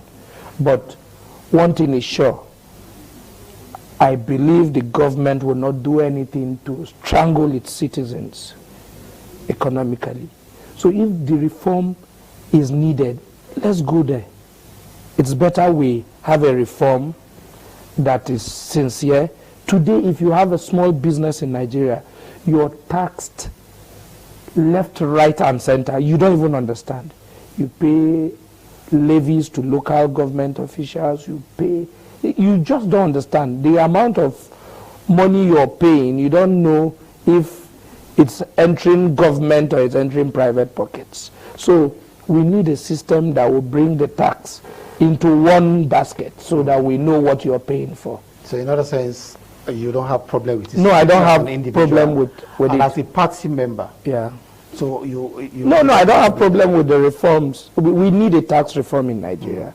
Let me give you a simple example. If you are trading in tomatoes, let's say fresh tomatoes from Abuja, maybe to Calabar, you'll be spending close to between 3 to 7 or 500,000 naira just on the road to get to your destination. At every local government, you see some hoodlums who block the road. They are all tax officers of every local government. You don't need this in a nation for such businesses to grow.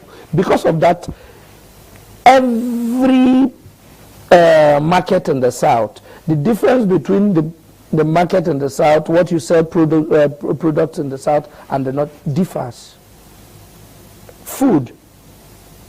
So you need a system that will harmonize and give us just one tax. Well, I know it's going to be very difficult for us to get that harmonized. I bet to be corrected because, like you mentioned, every local government have their own different taxes, and I feel this reform is trying to harmonize it. Yes. Let's leave tax matters for now. Let's go to politics. The APC, the PDP, and the ADC, we all know that 2027 is just a few less than 12 months from now, and the electionary activities definitely begins from 2026. The ADC is one party that is coming up strong, and most persons feel it will give the APC a run for their money. I don't know whether you see that as a party member or you feel we should just hold on and wait for the drums to begin to beat. Then we'll know who is who in terms of politics in Nigeria. No, as a concerned Nigerian, I will tell you, the election would not be business as usual, both in the part of the APC and in the part of the opposition. The ADC will come out strong. The PDP will also not fold its arms. Other smaller parties will not fold its arms. But I will advise the opposition to unite and become one so that they give the ruling party a run for in what sense? accountability. Because I know the PDP, for instance, we know what's happening in the PDP with the faction and all that. Are you saying now we should have a coalition because the ADC came out as a coalition? No, I don't know what the opposition will come out with, but the opposition should understand that what is important is winning elections. It's not even making noise. The APC should also understand that the wave of defections does not guarantee winning elections. What is important is, what have you given to the people? Has it translated into a better life for Nigerians? Do we have better infrastructure? Do we have ease of doing business? Do we have better security? Do we have better life as Nigerians? Are we proud to be Nigerians at this time? This is what the ruling party should look into and work more for. The opposition should also be able to stand up and ask questions. The opposition is not doing opposition. The opposition, they are just doing what I call tea party. They just sit down discuss things that doesn't matter. What matters most in this country is the citizens. Are we actually proud that we are Nigerians? Well, if you tag things have been better. Opposition party as being having Tea Party, look at what is happening, for instance, in the PDP. Yeah. There have been allegations and permutation from every corner that a certain individual is being used by the APC to make sure that the opposition party does not stand, does not have its Unfortunately, if you want to be used, you'll be used. If I am in such party and I'm leading the party and I know you're a Mo, I would either expel, suspend, or... You see, it's about the people coming together, galvanize, and tell themselves the truth and go for what they want. Nobody can use anybody except you want to be used. If the PDP is no longer there, because what it seems is that the PDP can no longer create the needed opposition. So now there's an alternative, which is the ADC. The ADC should also change the path, because most of the persons in the ADC were all in the PDP. Some were in the APC at a point. The same recycled, change their ways. The youths and the young people who are the large chunk of voters would also decide their fate. Whether we like it or not, 2027, the world is watching. Nigerians are ready to come out to vote. Nobody anywhere can rig election. It should not sound as if it's a warning. Nobody anywhere can rig election. We don't want anybody to rig election. You perform, the people like you. So why are you so confident that this election will not be rigged? We've had so much talk in previous elections, and then by the time the results are out, the opposition parties, as we're mentioning now, will always come up and allege it's good election rigging. It's good you're fair as an individual. The timing of announcing the last election result was wrong. You cannot announce election result by 4 a.m. and we'll clap while people are sleeping. That will not happen again. The opposition will wake up. Their eyes will be open. The collation center, nobody will live there. So it should be a situation where both the ruling party, the opposition, everybody should wake up and go to the people and seek for the people's mandate. A situation where everybody in PDP has infused into the APC, believing that there's a magic that will transpire, that will give them the vote. No. The people will vote, the people will stand by their vote, they will follow their result until they see the final. It's no longer your sins are forgiven. No, it is not. It will never be. We've seen that most, for instance, we know what's happening with the Bauchi State governor as it stands now. Is being charged for corruption, for funding terrorism and all that. And he said it's because he's in the opposition. No. If anybody is funding terrorism, go to courts and defend yourself. That is, by the way. If you are in the APC and you think you can just win election, I pity you, because it will be something that will break you down after the election. So what I advise is that if a politician, go to the people, talk to the people, seek the people's mandate, and if God gives you victory, so be it. But if you're thinking, oh, because I am close to the president, I'll win. Let me give you a clear example. In 2023, a lot of APC governors could not win their states. So it is not if you come to APC, you will win your state. No. A lot could not win their state. Some of them have left the party today. People like El-Rufai couldn't win Kaduna. So come to the Senate. People like Al-Makura, I think he was governor then, he couldn't bring... No, the Nasarawa State governor could not bring Nasarawa State.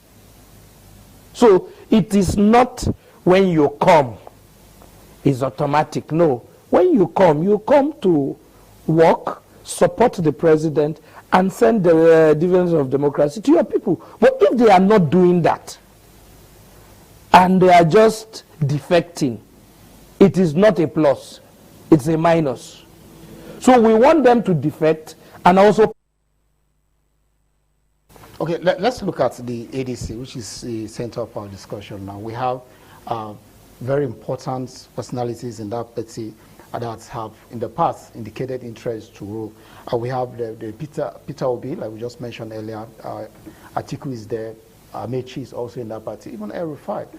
Looking at these four persons, do you think the opposition party, or rather the ADC, stand a chance of providing somebody that can stand a person of Atiku, Asiwaju Bola Ahmed Tinubu, or any other candidates in this country, looking at these four persons in that party? Because we know it will get to a time that it will become a problem in that party. Even Atiku is saying he's ready to work with Peter Obi. We know how, if you look at the antecedent of Atiku in previous parties, we know how it plays out. Well, I am not a member of that party, but I will tell you for free, it won't be business as usual. Anybody the party brings up will give the president a bit of real opposition. Anybody. The issue there is simple. Are Nigerians satisfied with the government of the day? If yes, they will go with the president. If no, the APC should be ready for more work. So, the people in the APC have done opposition before. Remember the names you just mentioned. Some of them were against Jonathan, and Jonathan lost the election.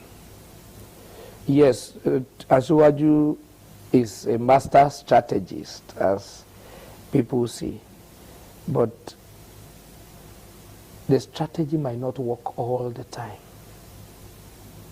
You might have everything in your powers to make you get ease of achieving whatever. But sometimes in politics, watch carefully people around you if they are doing the right thing. Watch if people who have assisted you get to that position, if they are also happy with the situation. Not a situation whereby people who have labored tirelessly to bring the president to where he is today, some of them are out there, and people who were insulting the president are ambassadors, nominated to be ambassadors. You know, they might remain in the party without saying anything, but these are persons you need to look into and also find a way to cushion the effect. Then the populists, are they okay? I know food has, the price of food is coming down, but will their take home really take them home? The salaries people take home as monthly salaries, does it sustain them in a month? Are we fighting corruption? Is the insecurity in Nigeria, is it better? You know, these are things that would help the president. Is not insulting whoever that says anything against a policy of government. So where should the opposition now turn their What attention the opposition should do now is to look at every policy of government that is not popular and stick to it and run with it. Every policy. There's a tax law, there's a controversy, you take it and you speak. But the opposition is not doing that. Oh, there's insecurity here. You talk. That was what the APC did to the PDP, and finally it helped. It helped, or we've not But seen in the opposition, you don't have a party. What you have is individuals. You have one Atiku there, one Peter Obi there, one Amechi there, one El-Rufai there, everybody doing his thing. You have one Kwankwaso there, you know, one Aregbesola there. You can see the names, but everybody is like an institution of its own. sometimes it's good, but they have to come together and provide the needed opposition. Today, in the next 1 month or two, 1 month and some weeks, we should be having an election in FCT. And next month? Yeah. Have you seen any form of opposition in FCT? So you tell me, you are a party member. Yeah. Because most Nigerians, sometimes most persons are not even aware that elections, especially in the FCT, are coming up. That's why you get to see very low turnout of persons during the FCT election. Why do we have such outcomes in the FCT? Unlike what we've seen in the states, the terrains are different when it comes to election. The issue there is that both the opposition, mainly every election cycle in the FCT, the elites feel it's a local thing. The middle class in the FCT feel, oh, it's for them. It's just for... A lot of people think the area council election is meant for the indigents. No. But it's meant for every resident in FCT. If you know you pay tenement rate in FCT, it's for you. If you know you pay kiosks and liquor, it's for you. If you know you pay all those funny levies that are demand notice, it's for you. So I call on all residents in the FCT to come out in mass and vote. But it seems political parties are not even doing enough. The ruling party is moving here and there, talking to residents, but I cannot find any opposition anywhere.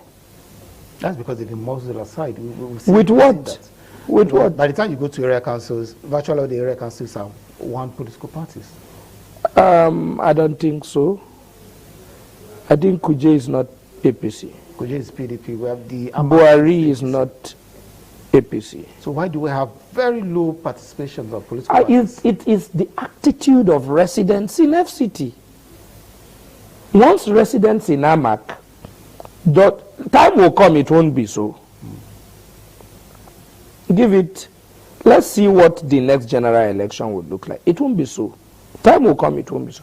But now, a lot of people are, they feel reluctant to participate in the process of, and the most important election is the local government election, especially that of the area council election, is the most important election for anybody living in Abuja.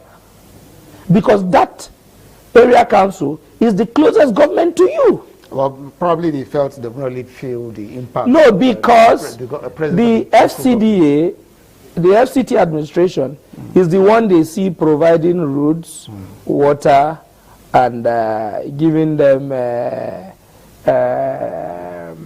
right of occupancy and certificate of occupancy. That's why they don't know. But the closest government to them is the area council. What is the...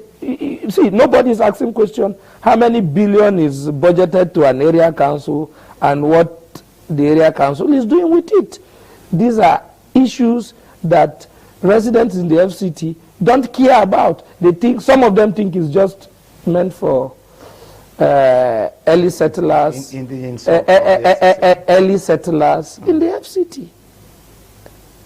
But to me, the advocacy we should be doing is that everybody who have lived in the FCT should participate. If you own a house in the FCT, participate. If you work here, participate. If you do business here, participate. And once that is done, you have a robust process. But today you're not having it. But let's look at the empire itself, the Electoral Commission. I know it has a part to play in this. We're looking at FCT election, despite the fact that we were talking about opposition parties. Like I mentioned earlier, not much of sensitization is going on. Even as of this morning, you barely see jingles or party doing anything, even on social medias or on contemporary media. It takes me back to sensitization. It means INEC attention is not really focused, but I feel the political parties have a role to play in this. If INEC will provide the logistics for the running of the election, what political party, what are they doing? We keep saying residents don't have interest in it, but the political party are not going even to the grassroots. That's why I said the opposition is not playing its role. So how do we get them to change the narrative? The candidates in the opposition might not have the capacity to also play the role. Even the ruling party is not doing enough. Because you need sensitization, mobilization, galvanizing the people, making them understand why they should participate in this process. But the truth is, all this cost finances, money. So, is there money for that? How much is budgeted to the National Orientation Agency? Because National Orientation Agency, I keep asking question. What is the amount of money given to National Orientation Agency to run these sensitizations in states, communities, local governments, and so on, all around the country? If the money is not much, you won't find much. How much has INEC budgeted for sensitization of the populace? Even the ongoing INEC registration is there. Where I think the second phase is beginning on. I just heard that the second phase is beginning, but the sensitization is low. Now, it's left for political parties to wake up. Sometimes you don't need money. You need to give the people hope. They should wake up and start giving the people hope and tell them reasons why they should. And another thing, some persons must have lost hope in the process of governance in Nigeria. There are situations where you talk to people, they say, no, anything concerning government, I don't. Why do you think is that? Because I asked you earlier, has your party done enough for them to even fight for opposition? Yes, sometimes people have their reasons for saying so. At a point in this country, insecurity was so high. Today it has gone down. It has gone down. There was reports at what happened so in Niger State. If a man has ever paid ransom, you know he will lose hope in government. If a man has ever paid ransom, he will lose hope in government. So some persons have lost hope. Some persons don't want to even hear or participate in any process concerning the government. A man that provides his own water, his own electricity, his own security, and grade the road to his house, what will you be telling the man about government? There are people like that. There are communities in the FCT that if you go there, you ask questions. So such people have lost hope. Well, we just hope that our political parties will definitely take a new leap and ensure that we move forward. The FCT election is I think in February next month. On the 21st of February. Yeah, as we wrap up now, it's 2026. We know definitely that governance will not be shut down, but there will be some diversion from the normal governance. Our focus will be on 2027 election. What's your last take as we go into the election? In the last 1 year, governance have slowed down. It's politics, politics, politics, politics. So this is a campaign year. Governance will slow down more. So let's not be deceived. It will slow down more. But hopefully, I advise people in governance, especially the ministers, they should do more. The ministers of works, minister of power, minister of what minister, any minister you are, do more and do less politics. All right, you can hear the FCT minister. He said the politics of Rivers State will start in 2026. So governance in FCT might.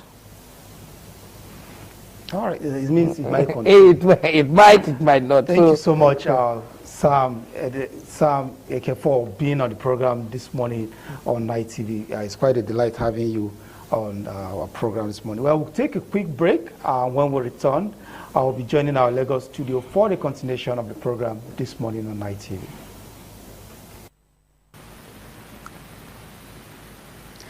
All right, thank you for joining us on the continuation of TMI from our Lagos Network studio. I'm Patricia Uremu Gabriels. And of course, it's a continuation actually, because we're going to continue where we stopped yesterday on the new tax reform.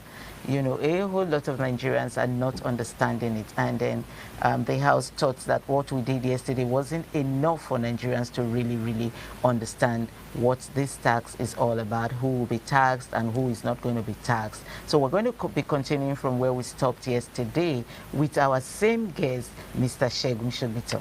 Mr. Segun Shobito, thank you for coming today.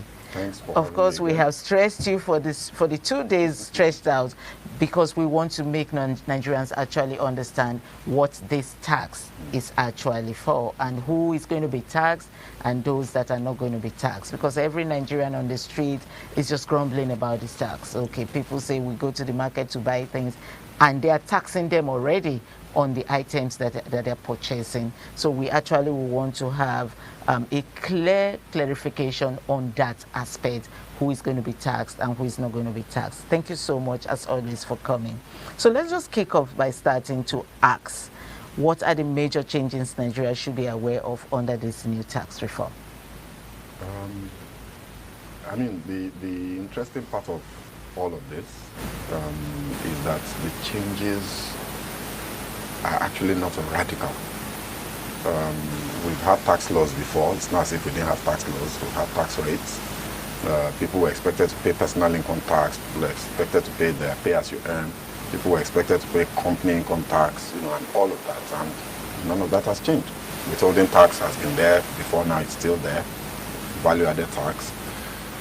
I think the most significant change, to my view, is just the fact that the government is automating the process and harmonizing it across, across the different tiers of government, trying to create an environment where multiple taxation is dealt with to a certain extent. You can never really, you can't. I mean, it's important to put that out there. You can't solve the problem of multiple taxation completely because at the local government level, the Constitution allows them to collect levies and fees. And some of those levies, they get very creative.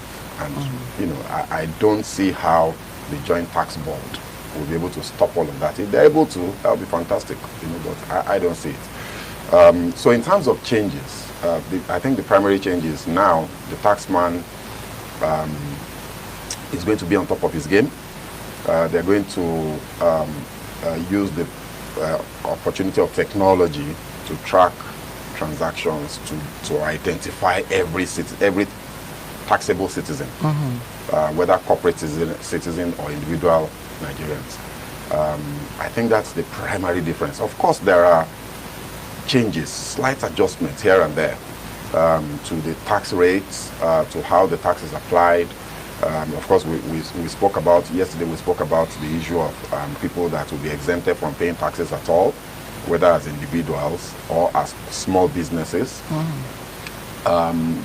Corporate companies as well, even a certain category of businesses with corporate income tax that they're going to be paying has also been reduced from 30% to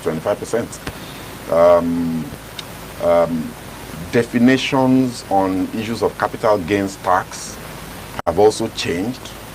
How the capital gains tax is calculated has changed to promote the investment habit, in the stock market, and all of that. So, for example, the returns that you earn, from your trading in the stock exchange, for example, is tax-free up until a profit of 10 million naira.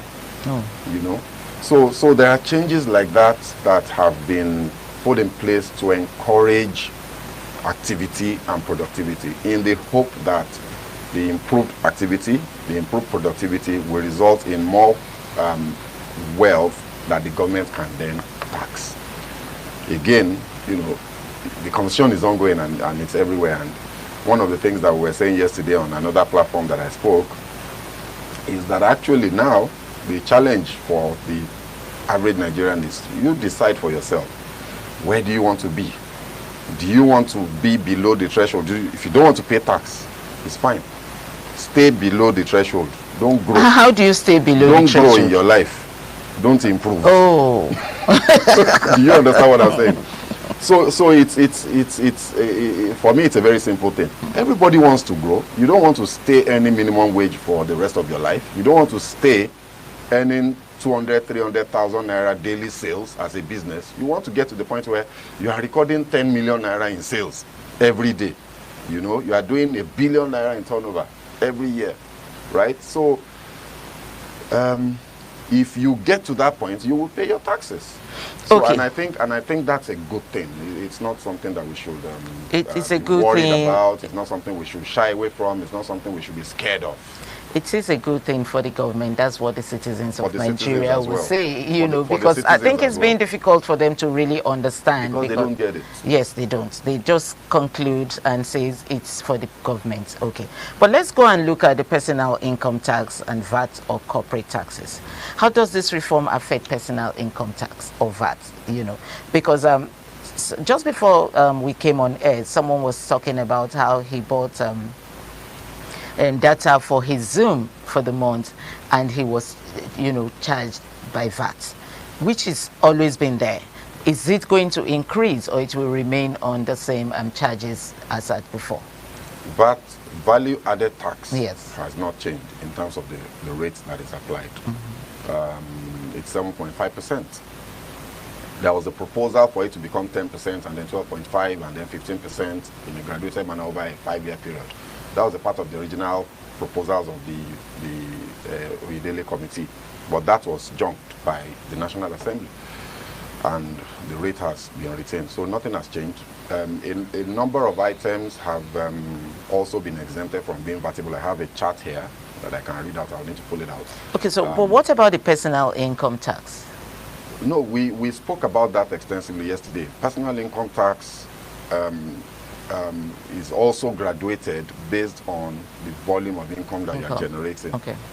And there's a threshold below which you don't even pay any personal income tax, which is the 800,000 naira per annum threshold. I want to go, depending on how you want to interpret it.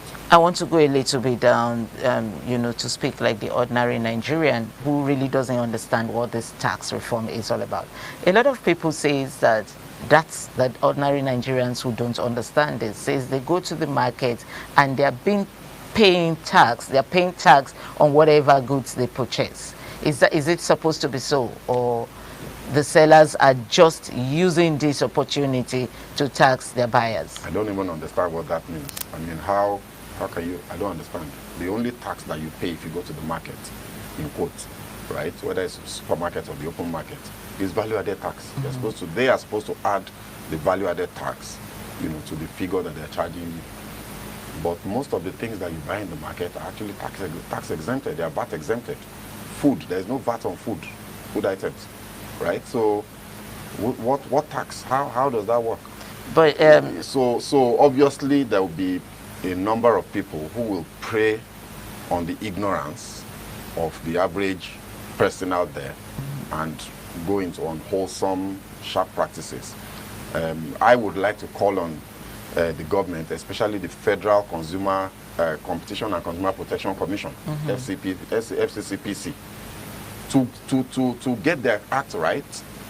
If they have to increase capacity for enforcement and monitoring, they have to do that to protect the ordinary, unknowing, innocent Nigerian from exploitation by, you know, all these unscrupulous people who just, every little thing that happens, you know, they try to take advantage and profiteer.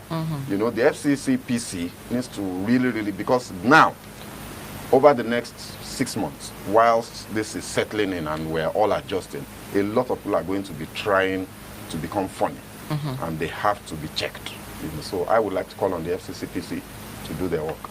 Well, that's actually my concern, because a lot of Nigerians out there have started complaining. But let's go see the impact on the business and the economy of our country. How is this going to affect the businesses, both the small scale, the medium scale, and the large scale business? I think just for the economy as a whole, this is the part that we didn't get to yesterday. And for every gain, typically the way life works, for every gain, there is likely going to be some pain, right? So let me give an example. If you see as a man, you see a guy like you, a man like you, and it's all bulked up, has biceps, bulging biceps, six-pack, everything on point physically, and you're admiring it, and you're like, wow, what a guy! I would like to be like that.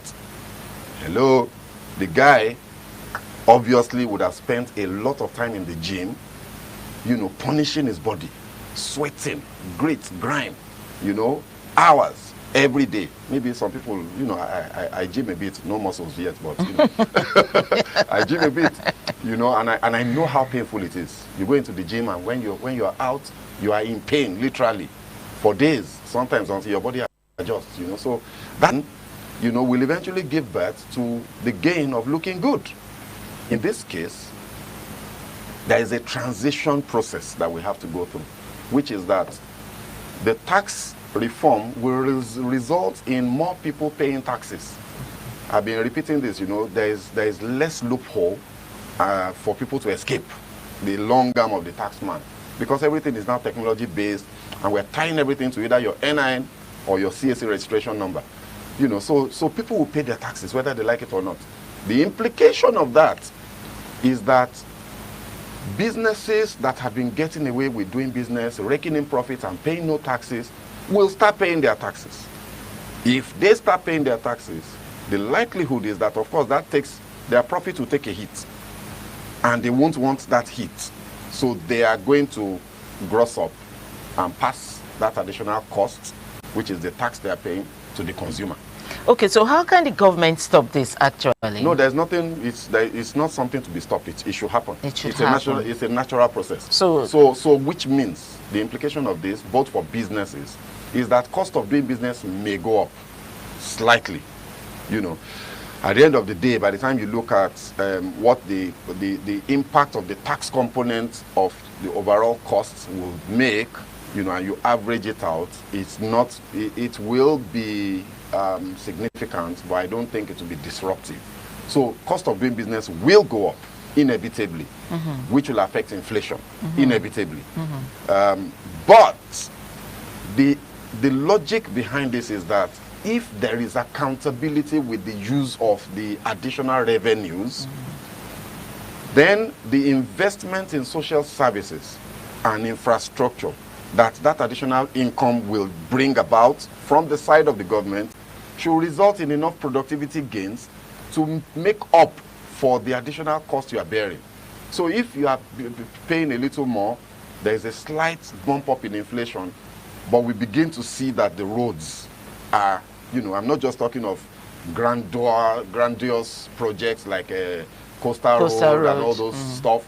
The roads that we currently have that maintenance, are immense, yes. If they are being maintained and kept in good shape, if traffic street lights are implemented across board, so we have fewer accidents, if the healthcare system receives consistent funding because of additional revenue, and people don't die as a result of poor infrastructure and facilities in the public healthcare system, then those gains will make up for the pain of the extra cost. So the nexus is is a big if there is accountability. If there's accountability. And that is something that we as citizens must now demand. We have been demanding for of course, the subsidy removal, and then we have not seen anything yet. So do you think this will have a different cause? Actually, my theory is that I think it will. Because now, one of the things that moves the human spirit, is what's in it for me? How does this affect me personally? You see, this tax thing is going to affect people personally. we are going to feel the impact in terms of additional costs, in terms of additional payments to government that we were not making before, that now you have to make. Once that begins to happen, I think my theory is that it will awaken the consciousness of accountability, demanding accountability in the mind of the ordinary Nigerian. The reason we're so lackadaisical and we don't care, we appear not to care about anything, let them take it now, is because we don't pay tax. In countries where people pay tax, they make demands, and government knows it. So I think now that the government is insisting that you must pay your tax, I suspect that Nigerians will ask the questions that they must ask in order for government to now deliver services with the additional income. That's been the missing nexus, and I think that this tax bill, inadvertently, it's not like it's a deliberate intent of the government, but I think that's going to be one of the major outcomes of this. The fact that all of a sudden, because citizens are now being hit personally in their pocket, they will become more sensitive and they will ask the questions they must ask for development to happen. Okay, before we go on, we have some random questions from some random Nigerians concerning their worries on the new tax reform. And someone called in and said, a landlord's concern, he wants to know rent of his house, which he charges for 2.5 million naira per annum, will be taxed on the said amount. Yes, rental income is taxable. Subject to deductions of allowable expenses.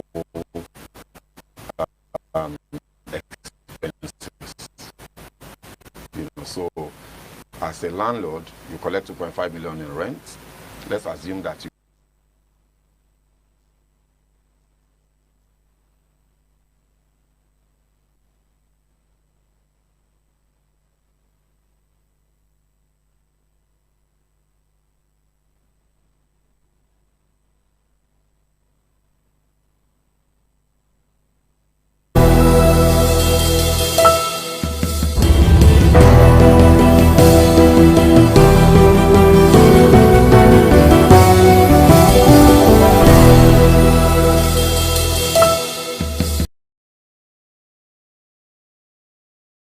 definitely be paying your tax on his income. I hope it's done. Okay, talking about someone setting of taxing is giving their tenants a new account number with some of these digital banks and thinking that they could actually escape being paying tax. Is it possible for them to escape? I mean, Nigerians we're quite an interesting people, you know.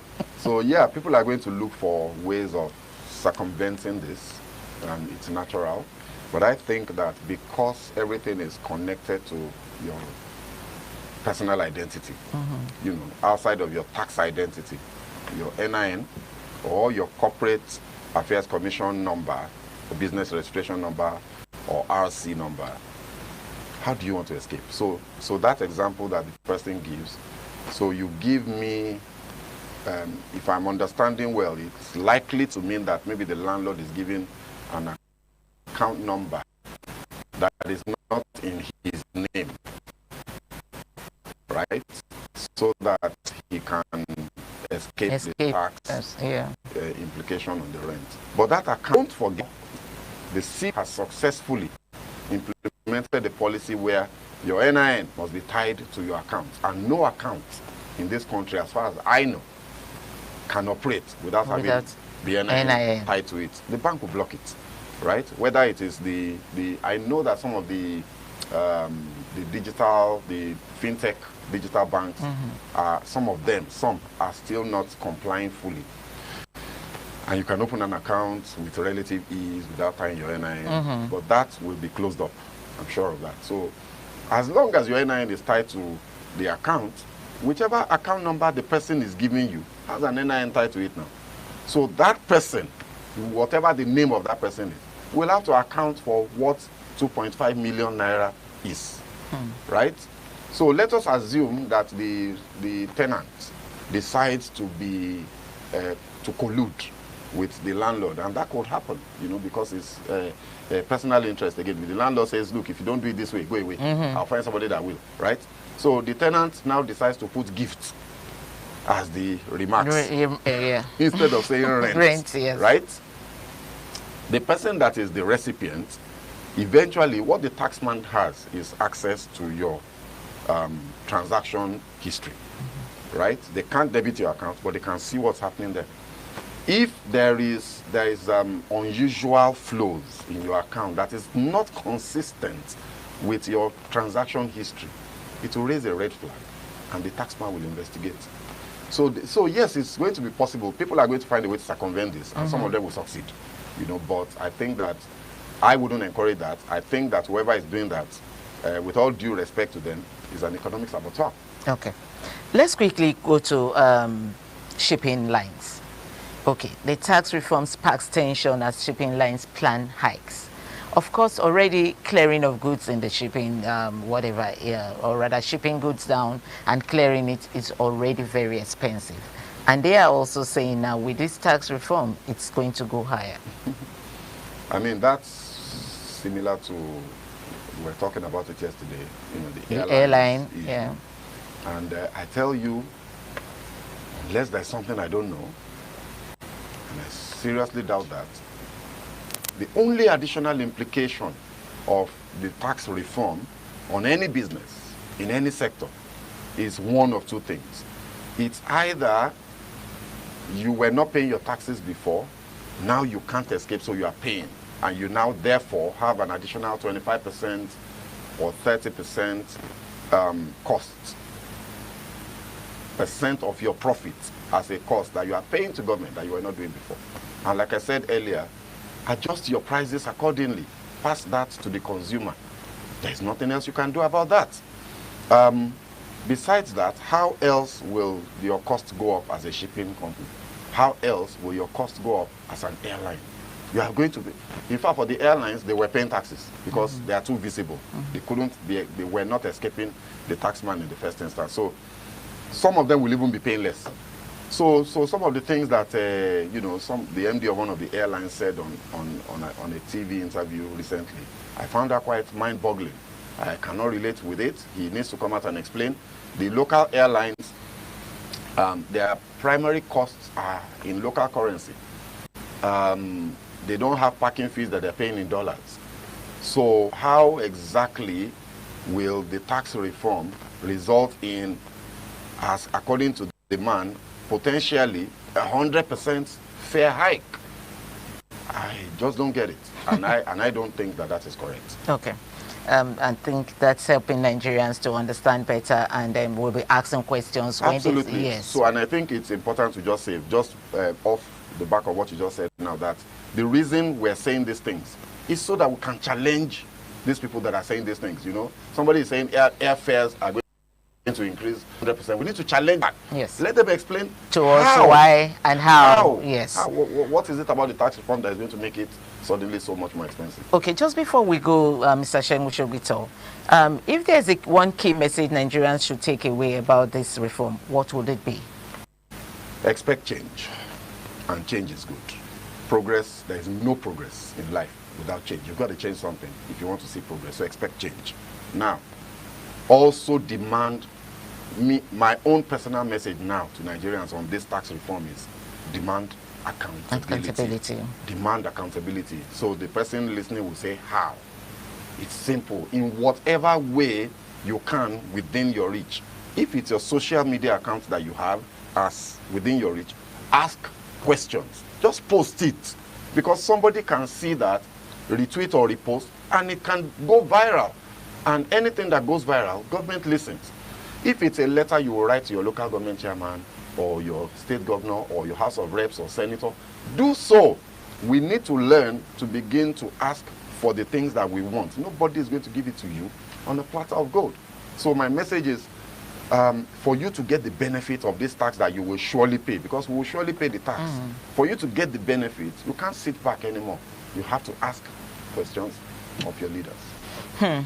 I mean, we're going to leave it there, and I'm very sure that Nigerians have taken home everything that you discussed and said to us between yesterday and today, and that settles all the confusion and all the conflict and all the fear. Hopefully, we hope that has settled it, because Mr. Segun Shegbito has done a lot between yesterday and today trying to make us understand how the tax reform is going to go. And so we hope that you understood. And you can actually send in a message if there's some parts you can't clarify. Send in a message and we'll be able to help you to clarify that properly. Thank you, Mr. Segun Shegbito. Thank you so much for coming and making it easy for Nigerians to understand the new tax reform. Anyway, we're going to be ending this here today. And thank you for joining us, our viewers, and hope you understood. And like Mr. Shegbito said, we are going to pay the tax. We cannot avoid it. Thank you for joining us on TMI. I'm Patricia Oremu Gabriels.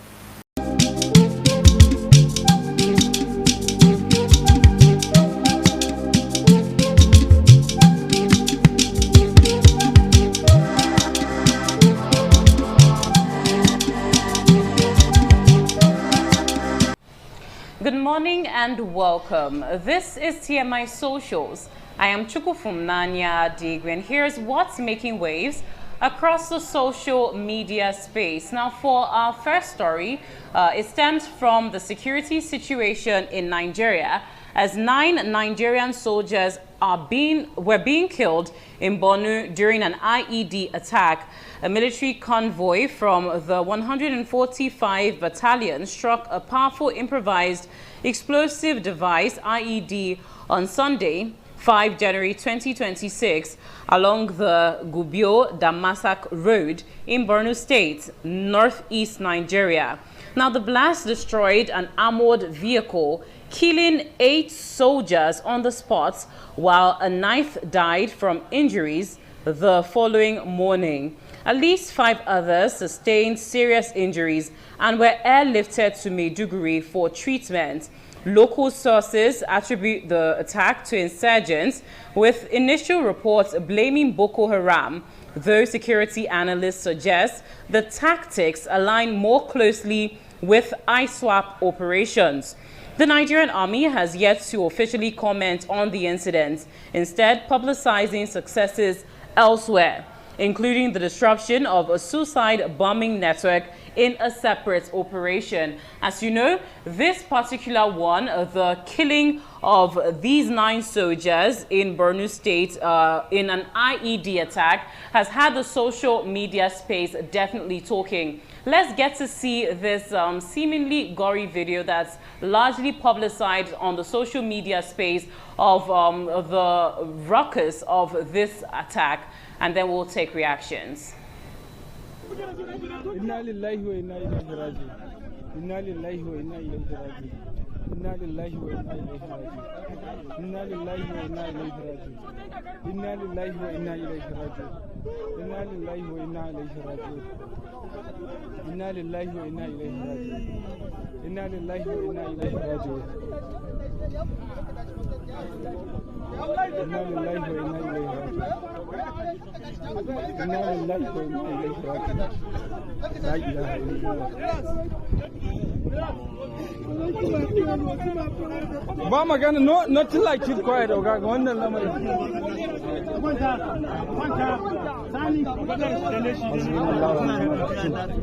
No, that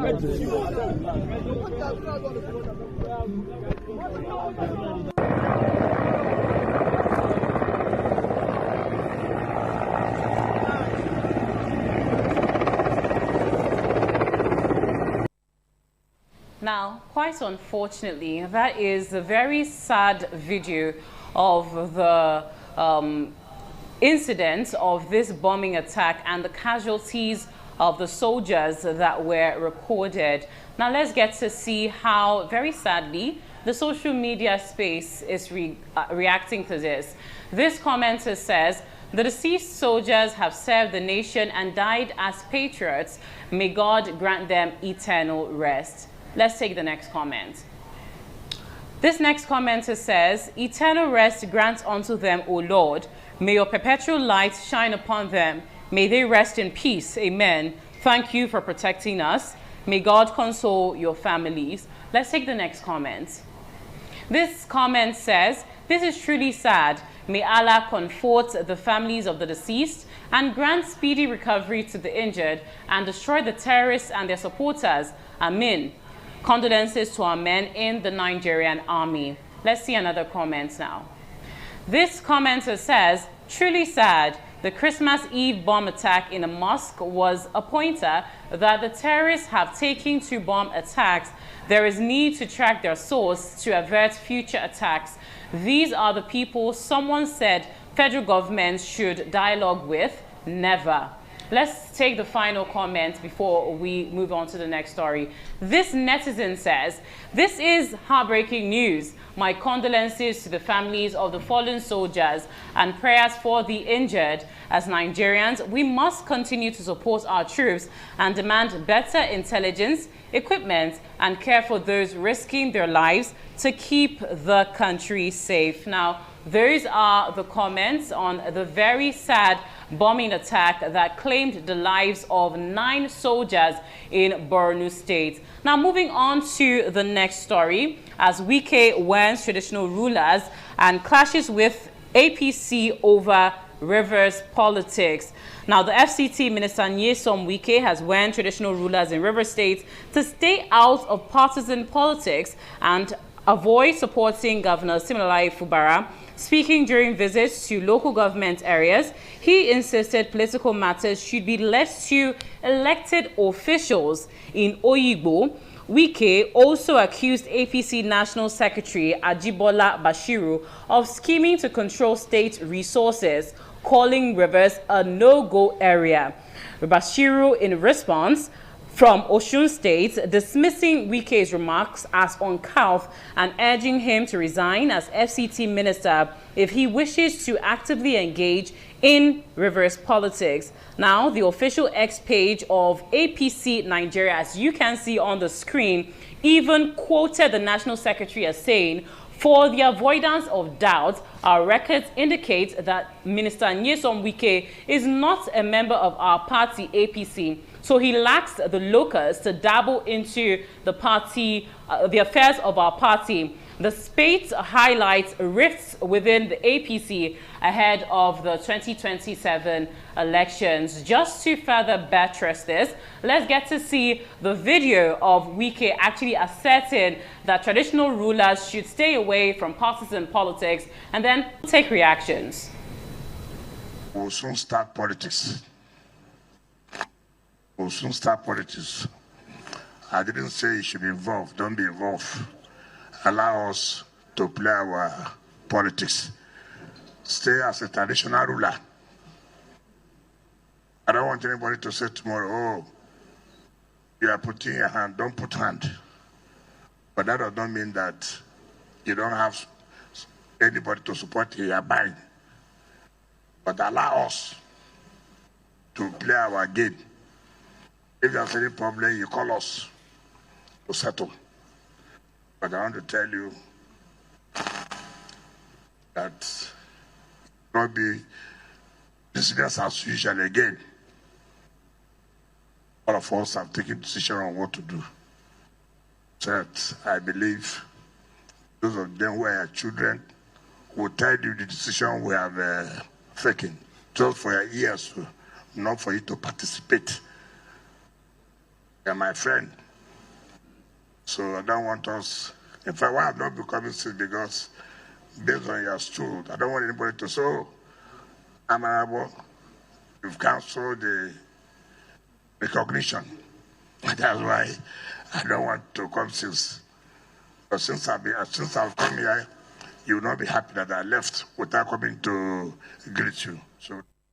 Now, that's the assertion of the FCT Minister Nyesom Wike warning traditional rulers to stay away from partisan politics, which he calls a game. Now, let's get to see how the social media space takes this.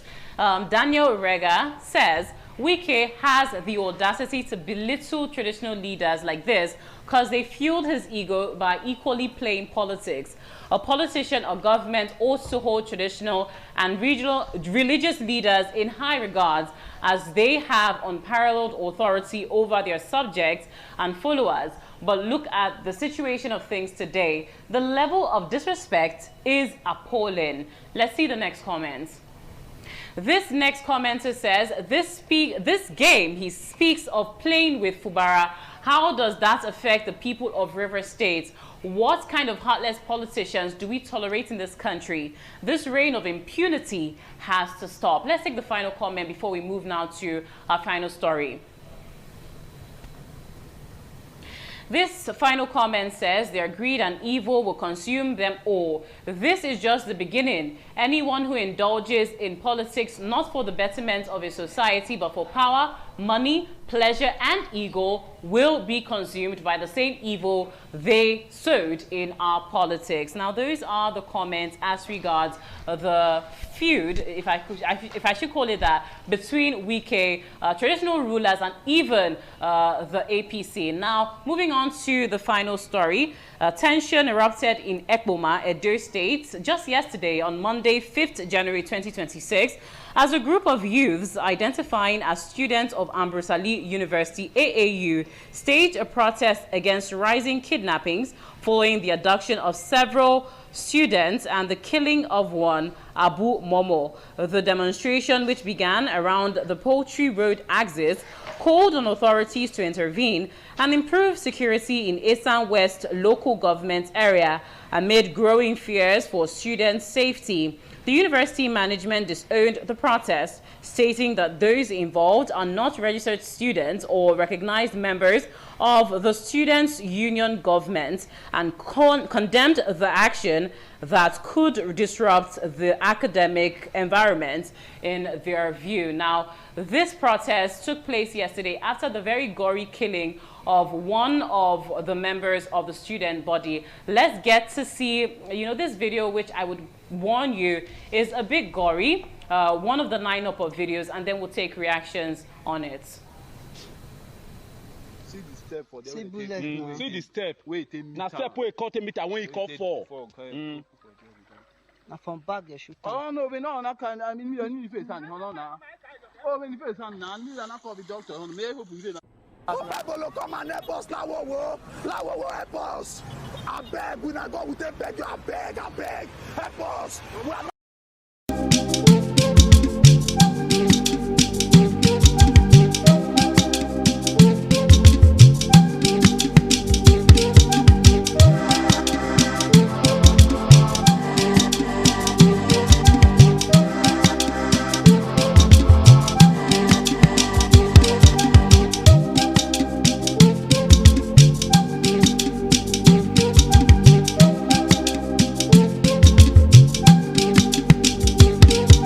Now, the first snippet you got to see is the body of one of the kidnapped and killed victims of, this attack, dropped at a riverbank in Ekpoma.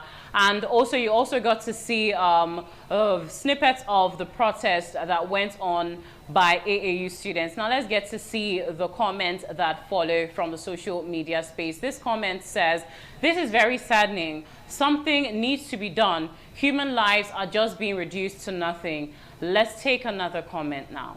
This commenter says, "I'm a student in Ekpoma and we are not safe. Kidnapping has become a daily reality here. Students are being abducted, ransoms are demanded, and innocent lives are being lost. This is supposed to be a university town, yet fear is now part of our everyday life." Let's move on to the final comment on this story. This commenter says, "What is currently happening in Ekpoma, Edo State, is getting worse. A community that is dominated by university students has become a center of kidnapping. Students are being kidnapped daily with huge ransoms being demanded for their releases. The government of Akpakomiza, that is the sitting governor, has not shown any concern or put in action to safeguard the lives of students and the community at large. Ekpoma needs help." Now, those are the comments as regards that story. And here's where I draw the curtain on TMI socials today. And I'll hand you over now to Philip Omogupon for the finalization of the program TMI. Thank you so much for watching. Well, I hope you had a fantastic time with Chuku Funaya on TMI socials. Well, that bit of suspense that came with the last story really touched me, basically, as regards insecurity and students are the middle of it all. And we can only hope and pray that we take deeper governance into making sure that we secure lives and property. and it is the #1 responsibility of the government to do so. In as much as we also are keeping tabs on community policing, everyone should endeavor to make sure that it reports any crime or any suspicion of that. Well, this is much you can take on today's episode of TMI. Remain law-abiding. Don't forget, it's still a new year, so whatever resolution you've got that is positive, stay on it. Keep your eyes on the ball. I am Philip Omo Gupon. Bye for now.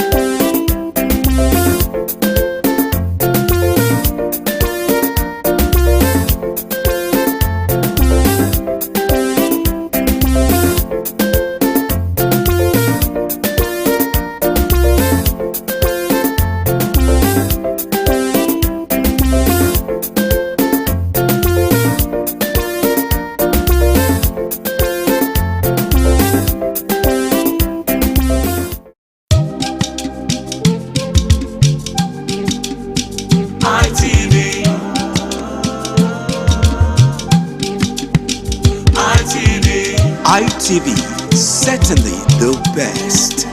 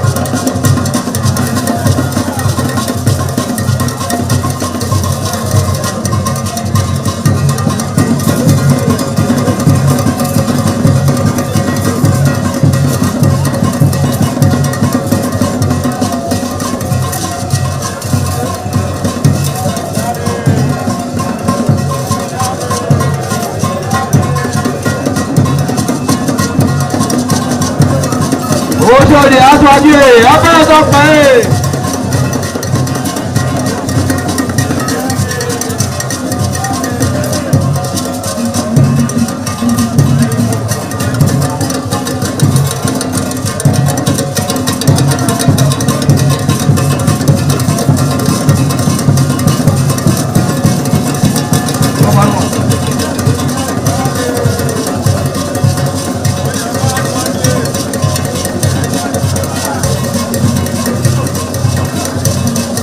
Àyàbá sọ́kì abẹ́rẹ́ pẹ́.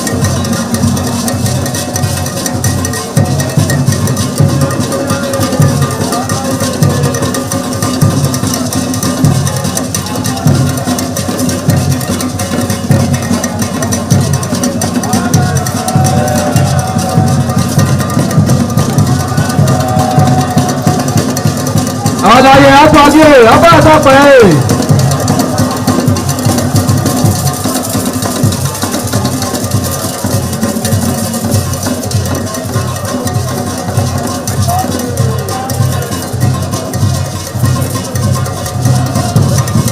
Ẹgbẹ̀júwà.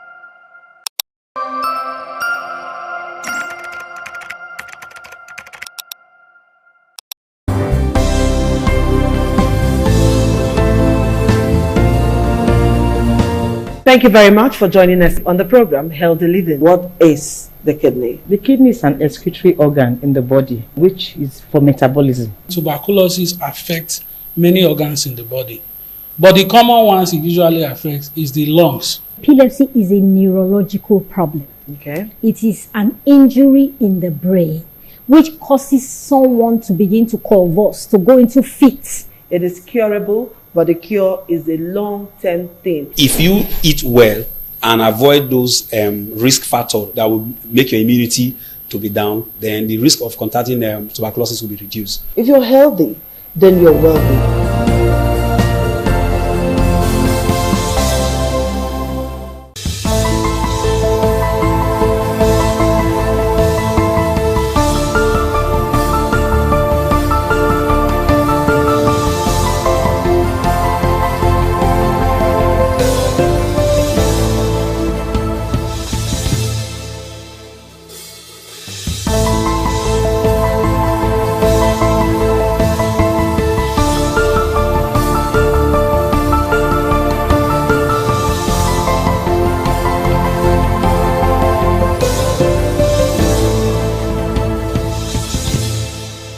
Hello there, thank you for joining us on this special interview series on Independent Television.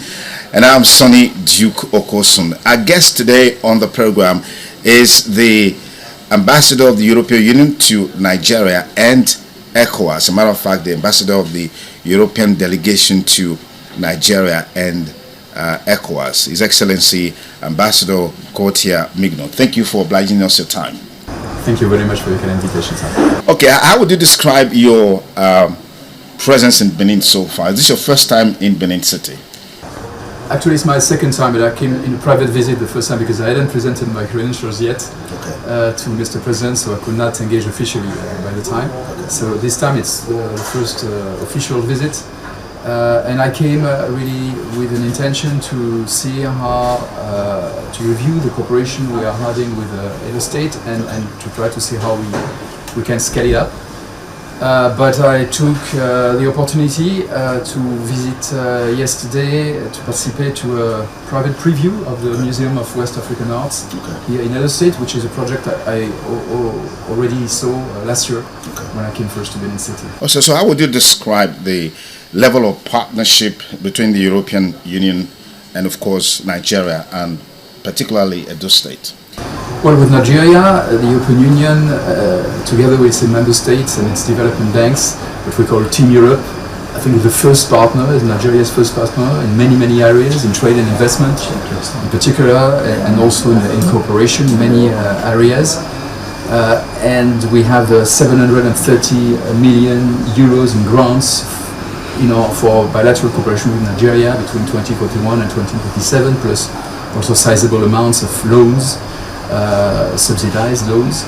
And with Edo State, we've had good cooperation in several areas. I'm thinking in particular of support to migration governance and support to stranded migrants returning to Nigeria, and many of them are from Edo State. And in the last few years, we supported more than 23,000 people to come back and reintegrate into their communities nationally, and many of them in Edo State, just to name an example. So voilà, we think we can do more in other areas. We're also working in digital economy, in renewable energy, and also in projects for communities. But I always come with states so important like Edo State with an idea of how to try to improve and strengthen what we are doing already. All right. What is the policy thrust of the European Union in terms of opportunities for young people as it relates to education?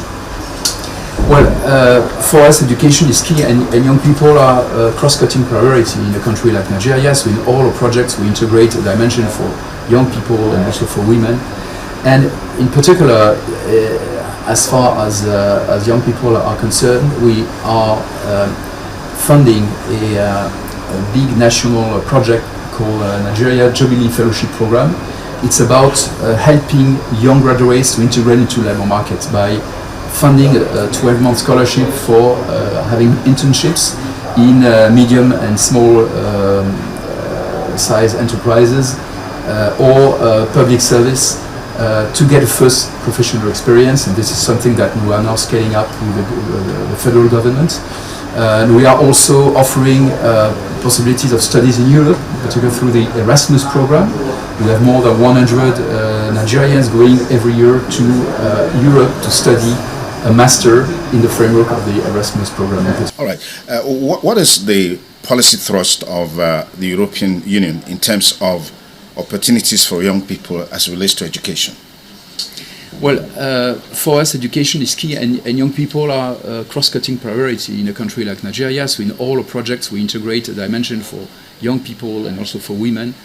And in particular, as far as young people are concerned, we are funding a big national project called Nigeria Jubilee Fellowship Program.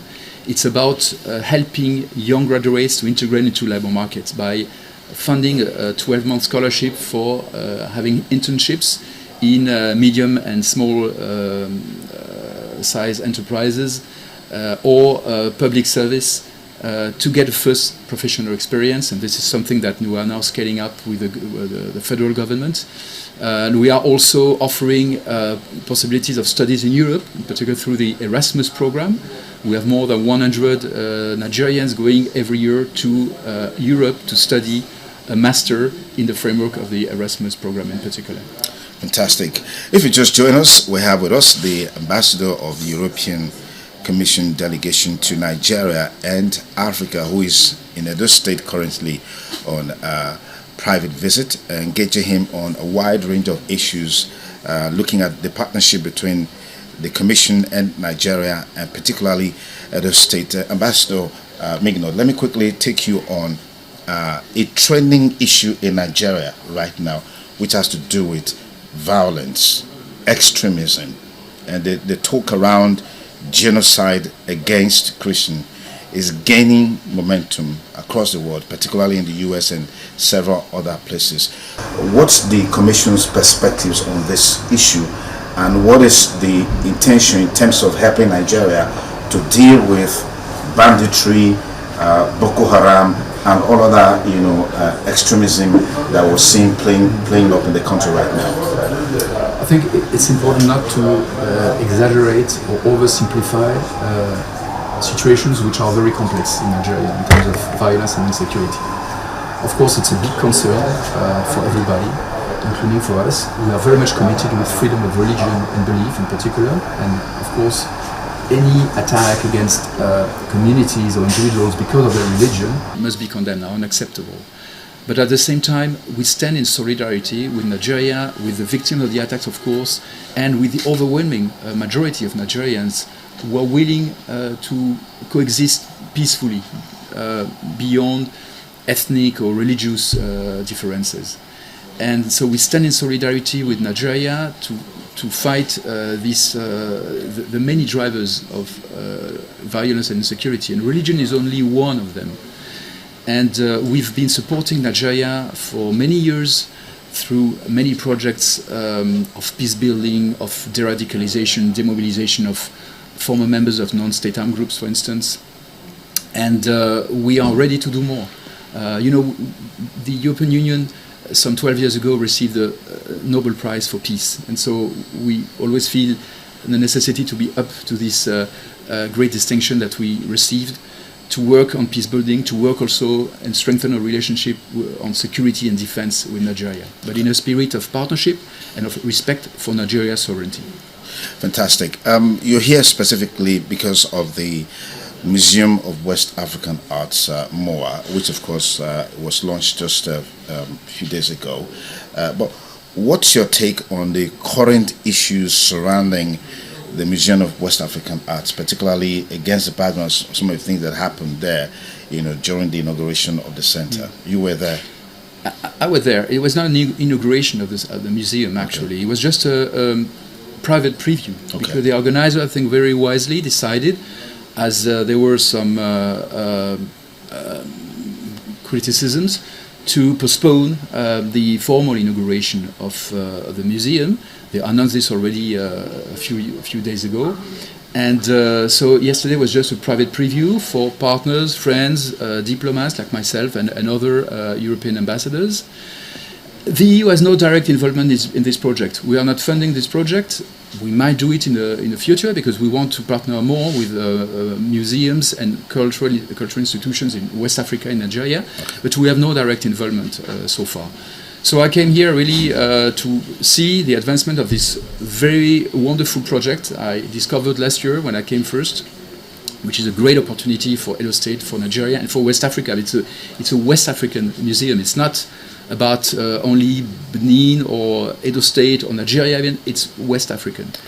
And I must say that the experience that we had yesterday was quite unpleasant and deplorable because this private event on a private property was disrupted by so-called protesters who came in, allowed by the police, because there was security all around, but they left them in. And they disrupted the whole event. So it's exactly how you scale off. You scale off investors and development partners coming in good faith, to partner with your community. And Germany, for instance, has invested 8.5 million euros in this project. If now they see that this project cannot operate normally, I mean, the conclusions will be quite clear, not only for Germany, but for all European stakeholders. Fantastic. Let's look at a general issue that relates to the involvement of the Western world in Africa in terms of development, in terms of partnership, in terms of insecurity. Talking about partnership, we're seeing the European Union, for example, always disposed to giving loans to African countries, Nigeria inclusive. The perspective of these loans being a trap for developing countries, underdeveloped countries. What are your thoughts? What's the Commission perspectives on this? Well, this is a trap where we felt collectively, the lenders and our African partners 30 years ago, and we had at the time to pardon part of this debt, to do a whole work to get out of this situation. So now, through, in particular, our new cooperation strategy, which is called the Global Gateway Strategy, we are very attentive not to fall again into this trap. So we limit the level of indebtedness of partner countries. We give subsidized loans. We don't want to fall again into this trap. And what we are seeing with concern is that African countries, some of them, are falling again into this situation with other lenders, not the European Union, because we've learned from our first experience. So this is why now we work very much with financial instruments, blending loans with grants, for instance, subsidized loans which create revenues for the country, so making sure that they can be reimbursed. So it's really a point we are very attentive to. On a global scale, we've seen the disappearance of peace, so to speak, at the global level. I mean, the Hamas-Israeli crisis there's a ceasefire, there's some sort of agreement, but we're still seeing some measure of violence. We saw recently the RSF activities in Sudan, particularly in Al-Fasher. That crisis is still going on. And these activities or events that are unfolding globally that undermines peace globally, what's your perspective of the fact that it's like the world is hamstrung in terms of dealing with these issues, nipping them at the bud before it blossoms, it flourishes, snowballs into huge crisis like you're seeing now in Sudan? Hunger is there in Hamas. There's starvation, there's poverty, and all of these issues happening. Why is it so difficult for the world leaders to have a consensus in terms of how they can collectively respond to these issues? Because we have collective rules in the United Nations Charter, international law. And what we have seen over the last 10 years or so is that very important players have not respected these rules. Take the case of Russia in particular. Yeah, Russia and Ukraine. The Russian invasion to Ukraine, which started in fact in 2014, then it became full scale in 2022. Then we, each from a permanent member of the Security Council, a country which is supposed to be a guarantor of these rules, then it shows that everybody can do anything and violates international law without punishment. And so this is why it's so important, and this is why the European Union insisted so much that all countries in the world had to condemn the Russian invasion to Ukraine. And most countries, including Nigeria, have done that. But others, including large democracies, have not done so. When you say large democracy, are you talking about the US? The US has done so, but others have not. And then, other crises also popped up. And then when the law starts to be broken here and there, it just becomes contagious. Ambassador Gottner Mignot, thank you so much for your time. Truly appreciate this conversation. Pleasure. Thank you, sir. Okay, I've been talking with Ambassador Mignot, who is the head of the European delegation to Nigeria and Africa, is currently in Edo State on a visit, and we've been engaging him on a wide range of issues. Thank you for staying with us and have a beautiful day ahead. Bye for now.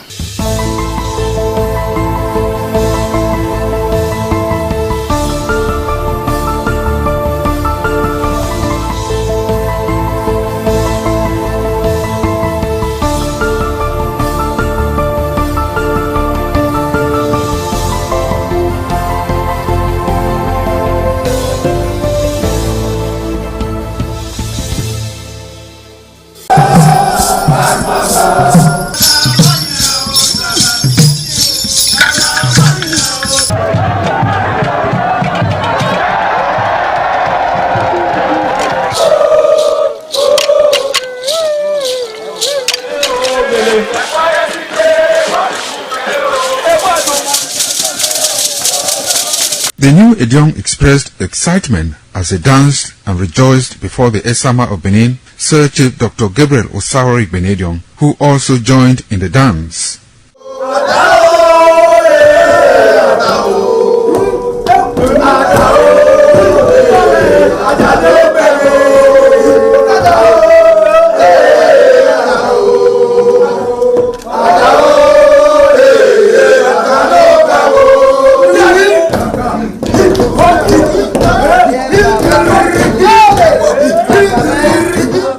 As visiting and paying of homage to various homes of senior elders continued, the initiates spent 7 days performing diverse kinds of rites as required by tradition. They were furnished with rules and regulations regarding their new office as Edion. That I grew up in this community to the point that they have now also chosen me as an elder in this community. It's a thing of great joy. All thanks to the Esama of Benin, my people, my family, everybody, all Okada community for this great honor. I am very, very grateful. Well, this is my brother. I'll call him my uncle because he grew up with my father. I'm so proud of him because we are doing the same rituals as the Edions of the Okada. It is our duty for us to make this place a greater place, for outsiders to come and see the goodness of God in Okada. And I'm proud of every one of us here. So shall it be to each and every one of us in Jesus' name. Ọjọ́ ni màá Okada zima Esama zima dion Ebuna zima dion Ọbala zima dion màá màá rí ọrẹ Esama dion náà ni màá tó pọ́n mi Esama ni màá tó gbé kẹ́ni Esama màá di òwò ẹ̀rẹ́ náà Esama màá gbé kẹ́ni ẹ̀ ọ̀sàbọ̀ ọ̀bùyọ̀bí tó ọ̀nà yàrá n'ọ́gì ẹ̀tọ́ ni màá gà n'ọ́dí àmì màá gà rẹ̀ màá ní tó gbé kẹ́ni ẹ̀dẹ̀nẹ̀ náà ìmà yáfẹ́ ìmà àtọ̀ o ìmà àgbọ̀n o ọ̀dọ̀pá ìwúwo dòrì ìmà àti àwọ̀ rẹ̀ náà ọ̀rẹ́ tí àgbọ̀n yá náà wé mi màá gà rẹ̀ ẹni Jésù Kristi náà mi wà fà. In Esama, in our father's house, in respect of our initiation to elders Edion level, as tradition demands, we are here today to come and also pay our homage to him, for him to also pray for us for long life and prosperity. The climax after 7 days was paying of homage again to the Edion way, where he gave the initiate the full rights to function and to henceforth participate in meetings with Edion. It will go down in the history and minds of Okada community, Ovia people, Edo State, and Nigeria in general. The ambience, style, and the colorful ceremony associated with the 2025 initiation into the Edion Council of former Governor of Edo State, Chief Lucky Nosakari Igbinedion, his brothers Bright Ayamakwe Igbinedion, Honorable Charles Osenwige Igbinedion, Peter Osawori Igbinedion, Dr. Fred Osawuni Igbinedion, Barrister Mike Osane Igbinedion, Executive Director Operations, ITV and Radio, Chief Elder Gwede Onwunse, Honorable Efosa Douglas Igbinedion, Ukponwa Igbinedion, Osawe Igbinedion, Edosa Igbinedion, Dr. Daniel Omorige Igbinedion, as well as Agbong Steve Igbinedion, among other sons of Okada.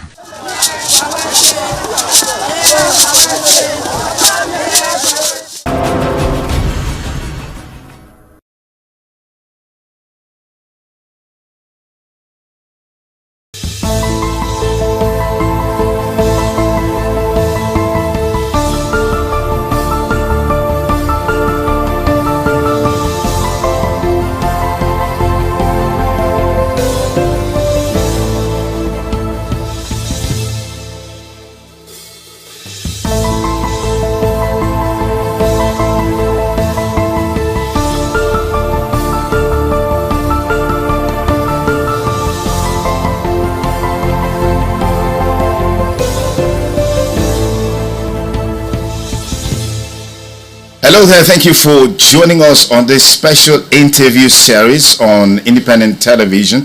And I'm Sonny Duke Okosun. Our guest today on the program is the Ambassador of the European Union to Nigeria and ECOWAS. As a matter of fact, the Ambassador of the European Delegation to Nigeria and ECOWAS, His Excellency Ambassador Gauthier Mignon. Thank you for obliging us your time. Thank you very much for your kind invitation, sir. Okay, how would you describe your presence in Benin so far? Is this your first time in Benin City? Actually, it's my second time, but I came in a private visit the first time because I hadn't presented my credentials yet to Mr. President, so I could not engage officially by the time. So this time it's the first official visit. And I came really with an intention to see how, to review the cooperation we are having with Edo State and to try to see how we can scale it up.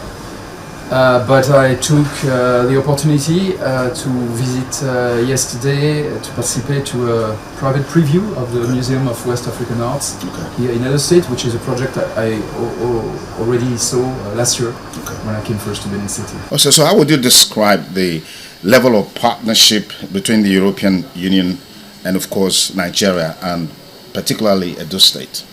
Well, with Nigeria, the European Union, together with its member states and its development banks, what we call Team Europe, I think is the first partner, is Nigeria's first partner in many areas, in trade and investment in particular, and also in cooperation in many areas. And we have 730 million euros in grants for bilateral cooperation with Nigeria between 2041 and 2027, plus also sizable amounts of loans, subsidized loans. And with Edo State, we've had good cooperation in several areas. I'm thinking in particular of support to migration governance and support to stranded migrants returning to Nigeria, and many of them are from Edo State. And in the last few years, we supported more than 23,000 people to come back and reintegrate into their communities nationally, and many of them in Edo State, just to name an example.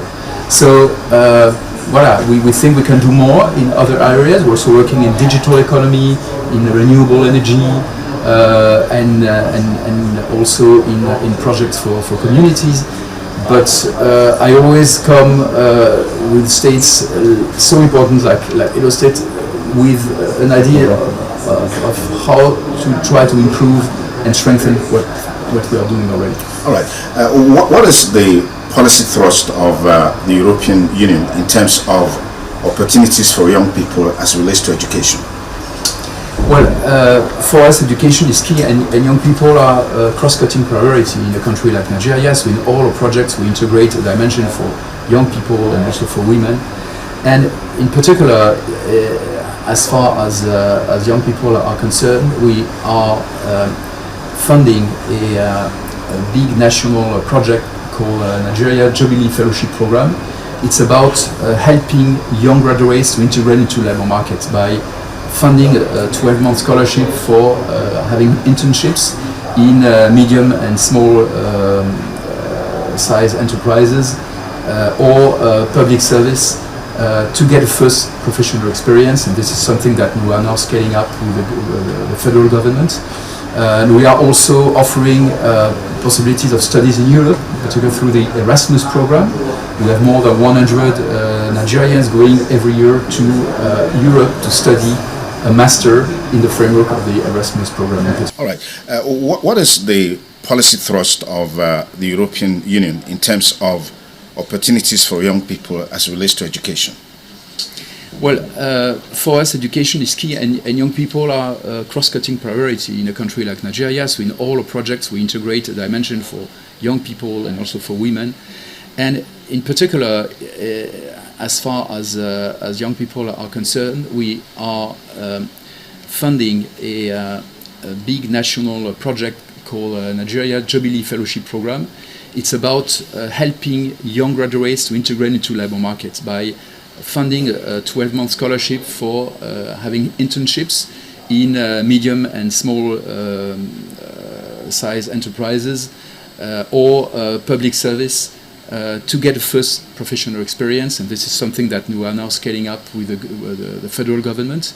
And we are also offering possibilities of studies in Europe, in particular through the Erasmus program.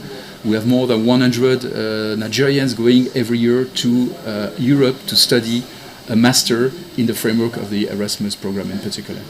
Fantastic. If you just join us, we have with us the ambassador of the European Commission delegation to Nigeria and Africa, who is in Edo State currently on a private visit, engaging him on a wide range of issues, looking at the partnership between the Commission and Nigeria, and particularly Edo State. Ambassador Mignot, let me quickly take you on a trending issue in Nigeria right now, which has to do with violence, extremism, and the talk around genocide against Christians is gaining momentum across the world, particularly in the US and several other places. What's the Commission's perspectives on this issue, and what is the intention in terms of helping Nigeria to deal with banditry, Boko Haram, and all other extremism that we're seeing playing up in the country right now? I think it's important not to exaggerate or oversimplify situations which are very complex in Nigeria in terms of violence and insecurity. Of course, it's a big concern for everybody, including for us. We are very much committed with freedom of religion and belief in particular, and of course, any attack against communities or individuals because of their religion must be condemned, are unacceptable. But at the same time, we stand in solidarity with Nigeria, with the victims of the attacks, of course, and with the overwhelming majority of Nigerians who are willing to coexist peacefully beyond ethnic or religious differences. And so we stand in solidarity with Nigeria to fight the many drivers of violence and insecurity, and religion is only one of them. And we've been supporting Nigeria for many years through many projects of peace building, of de-radicalization, demobilization of former members of non-state armed groups, for instance. And we are ready to do more. The European Union some 12 years ago received the Nobel Prize for Peace. And so we always feel the necessity to be up to this great distinction that we received, to work on peace building, to work also and strengthen our relationship on security and defense with Nigeria, but in a spirit of partnership and of respect for Nigeria's sovereignty. Fantastic. You're here specifically because of the Museum of West African Arts, MOA, which of course was launched just a few days ago. But what's your take on the current issues surrounding the Museum of West African Arts, particularly against the background of some of the things that happened there, during the inauguration of the center? You were there. I was there. It was not an inauguration of the museum, actually. Okay. It was just a private preview, because the organizer, I think very wisely, decided, as there were some criticisms, to postpone the formal inauguration of the museum. They announced this already a few days ago. And so yesterday was just a private preview for partners, friends, diplomats like myself and other European ambassadors. The EU has no direct involvement in this project. We are not funding this project. We might do it in the future because we want to partner more with museums and cultural institutions in West Africa and Nigeria, but we have no direct involvement so far. So I came here really to see the advancement of this very wonderful project I discovered last year when I came first, which is a great opportunity for Edo State, for Nigeria, and for West Africa. It's a West African museum. It's not about only Benin or Edo State or Nigeria, it's West African. And I must say that the experience that we had yesterday was quite unpleasant and deplorable, because this private event on a private property was disrupted by so-called protesters who came in, allowed by the police, because there was security all around, but they left them in. And they disrupted the whole event. So it's exactly how you scale off. You scale off investors and development partners coming in good faith, to partner with your community. And Germany, for instance, has invested 8.5 million euros in this project. If now they see that this project cannot operate normally, I mean, the conclusions will be quite clear, not only for Germany, but for all European stakeholders. Fantastic. Let's look at a general issue that relates to the involvement of the Western world in Africa in terms of development, in terms of partnership, in terms of insecurity. Talking about partnership, we're seeing the European Union, for example, always disposed to giving loans to African countries, Nigeria inclusive. The perspective of these loans being a trap for developing countries, underdeveloped countries. What are your thoughts? What's the Commission perspectives on this? Well, this is a trap where we felt collectively, the lenders and our African partners 30 years ago, and we had at the time to pardon part of this debt, to do a whole work to get out of this situation. So now, through, in particular, our new cooperation strategy, which is called the Global Gateway Strategy, we are very attentive not to fall again into this trap. So we limit the level of indebtedness of partner countries. We give subsidized loans. We don't want to fall again into this trap. And what we are seeing with concern is that African countries, some of them, are falling again into this situation with other lenders, not the European Union, because we've learned from our first experience. So this is why now we work very much with financial instruments, blending loans with grants, for instance, subsidized loans which create revenues for the country, so making sure that they can be reimbursed. So it's really a point we are very attentive to. On a global scale, we've seen the disappearance of peace, so to speak, at the global level. I mean, the Hamas-Israeli crisis there's a ceasefire, there's some sort of agreement, but we're still seeing some measure of violence. We saw recently the RSF activities in Sudan, particularly in Al-Fasher. That crisis is still going on. And these activities or events that are unfolding globally that undermines peace globally, what's your perspective of the fact that it's like the world is hamstrung in terms of dealing with these issues, nipping them at the bud before it blossoms, it flourishes, snowballs into huge crisis like you're seeing now in Sudan? Hunger is there in Hamas, there's starvation, there's poverty, and all of these issues happening. Why is it so difficult for the world leaders to have a consensus in terms of how they can collectively respond to these issues? Because we have collective rules in the United Nations Charter, international law. And what we have seen over the last 10 years or so is that very important players have not respected these rules. Take the case of Russia in particular. Yeah, Russia and Ukraine. The Russian invasion to Ukraine, which started in fact in 2014, then it became full scale in 2022. Then we, each from a permanent member of the Security Council, a country which is supposed to be a guarantor of these rules, then it shows that everybody can do anything and violates international law without punishment. And so this is why it's so important, and this is why the European Union insisted so much that all countries in the world had to condemn the Russian invasion to Ukraine.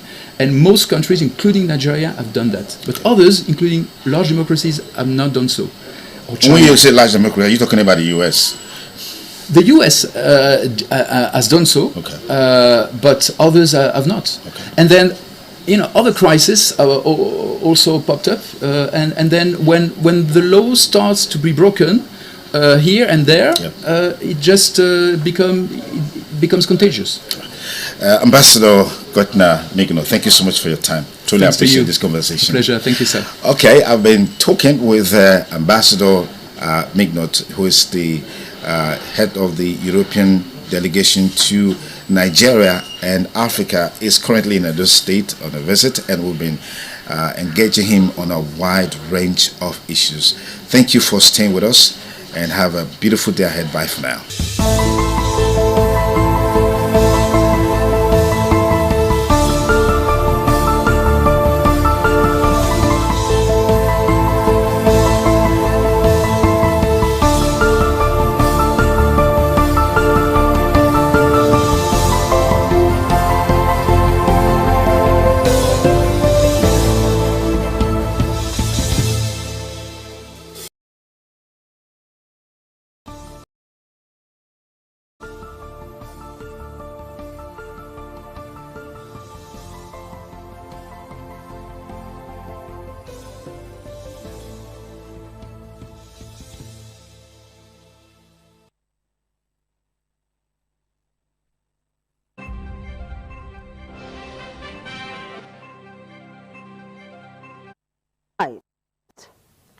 President praises military at special church service, Forces Celebration and Remembrance Day.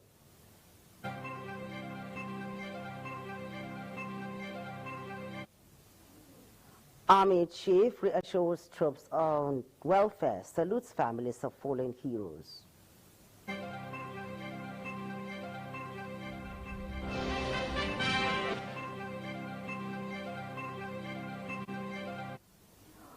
Onoje of others counts losses after violent protests against kidnapping.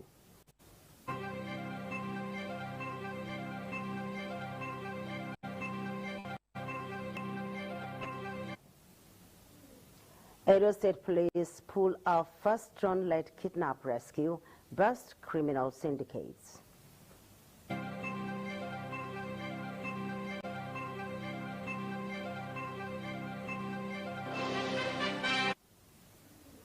Okada in Diaspora celebrates annual age-long Ikaladeran Day amidst fanfare.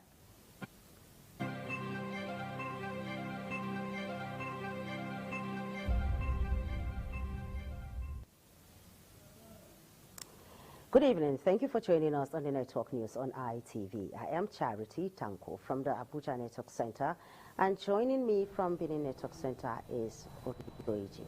Good evening and Happy New Year. A beautiful evening to you, Charity. All right, from the Abuja Network Center, the President of the Senate, Godswill Akpabio, has emphasized the need for Nigerians to live in peace, unity and love as the nation celebrates the sacrifices of armed forces personnel in defense of the nation. The Senate President stated this at the 2026 Armed Forces Celebration and Remembrance Day interdenominational church service at the National Christian Center in Abuja. The report. These are special prayers offered for the nation's leadership, armed forces serving personnel, and veterans for the sacrifices for the nation's unity and peace. Special songs were rendered at the special interdenominational church service and Bible reading. The Senate President Godswill Akpabio, who was represented by the Deputy Chief Whip, Senator Nwaboye Oyenka, as the service praises the Nigerian Armed Forces sacrifices for maintaining the peace and unity of the nation. It is my privilege to join this gathering of great body of Christ as we reflect, pray for, and honor our brothers and sisters who lay down their lives for the security of our country, Nigeria. The blood of our valiant heroes and heroines serves as we continue to serve as the seed of our national unity and progress, just as the blood of the martyrs in need of Christianity has given to help. Defense General Christopher says armed forces personnel deserve support from all Nigerians as they continue to save the country with courage. We honor with deep reverence the brave men and women who paid their supreme price in service to our nation. We also celebrate those who continue to serve with courage and dedication, spouses and the family members. We say a very big thank you. To the spouses especially, we commend you for keeping front. Assure you of our commitment in ensuring that your well-being are not forgotten. The President-in-Chief of Nigeria is making it possible to ensure that the armed forces of Nigeria and indeed other security agencies are well taken care of, well equipped. The church service was for prayers to be offered forces members, families, and veterans. From Abuja, Osagi, ITV News. The General Officer commanding 8th Division of the Nigerian Army, Major General Ibikunle Ajose, on Sunday reaffirmed the Army's commitment to improving troop and strengthening support for families of fallen heroes as the nation commemorates the 2026 Armed Forces Remembrance Day in Sokoto. The solemn ceremony held at the Catholic Church Giginya Barracks brought together senior military officers, veterans, widows, and relatives of deceased soldiers for prayers, hymns, and tributes in honor of personnel who died in service to the nation. Representing the GOC, the commander, 48th Engineer Brigade, Brigadier General Okorochi, described Remembrance Day as an occasion not only to honor those who paid the supreme price, but also to recommit to the welfare of serving personnel. He assured that the government and the Army High Command are committed to improving living conditions, logistics, healthcare, training opportunities, and post-service benefits for military personnel. According to him, the current administration has demonstrated a clear commitment to well-being of the forces. Note that President Bola Tinubu will continue to sustain his aims at enhancing military welfare, supporting and rehabilitating injured personnel. And that's all from the Abuja Network Center. Over to Abini Network Center, where Oloji is on standby. Over to you.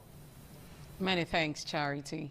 You can watch ITV Live online at www.itvradioang.com/live. Follow us on all our social media platforms: Facebook, X, IG, YouTube, and TikTok at ITV Radio ANG.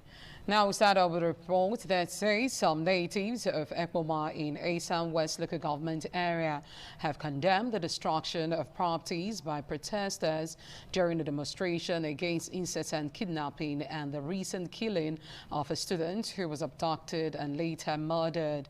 Francisca Igene Bale reports that the palace of the Onoje of Ekpoma was not spared as it was vandalized and occupants chased out. The report is presented by Fosa Uwangwe. The protest by students over the abduction and subsequent killing of their colleague initially began peacefully. However, it later took a drastic turn when the protesters blocked the major road leading to the northern part of the country. The situation further degenerated as the protest spread into the main town. The palace of the Onoje of Ekpoma, His Royal Highness Anthony Abumere, was attacked and severely vandalized. Some occupants of the palace who fled for their lives upon sighting the protesters described the experience as terrifying. Destroy everything in compound to the office windows. Coming to the palace of the Royal Highness of Ekpoma Kingdom to do destruction, I don't think this is a solution to the problem. Group of boys, over I can't even name the number, multitude. They already invaded the palace, broke the palace door, the gates, and they invaded the palace up to the inner side. This surprised us, you understand? Because no be here, the Kanabi people they stay. The wife of the Onoje of Ekpoma was not as fortunate as she was reportedly assaulted by the protesters while properties worth millions of naira were destroyed. The Onoje of Ekpoma, His Royal Highness Anthony Abumere, who was not at the palace during the incident, expressed deep sorrow over the attack and lamented the extent of damage done to the palace and his family property. According to him, he had earlier addressed the protesters before leaving the palace, only to be informed later that they had returned and attacked his residence. The chairman of Asam West local government area, Honorable Blessing Egodari, visited the palace following the incident and strongly condemned the violent acts. As of 2 months ago, the thing was more than this. We are worked to some level to reduce this, so that to take it easy. Those ones that are doing condemned iron, we abandoned. Meanwhile, authorities have called for calm and restraint as investigation into the incident continues. From Ekpoma, Fosa Wangwe, ITV News. The State Police Command has recorded significant operational breakthroughs within the past week, including the successful rescue of kidnapped victims through the first drone-assisted operation in the state.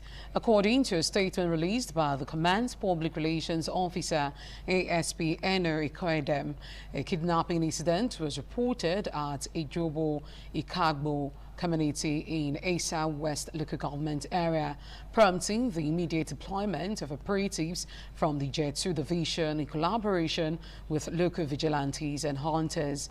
In a landmark move, the Commissioner of Police, Monday Agbonika, activated the Eagle Combat Drone Unit for its first rescue operation, which provided real-time aerial intelligence and led to the location of the kidnappers' camp in the early hours of January 9, 2026.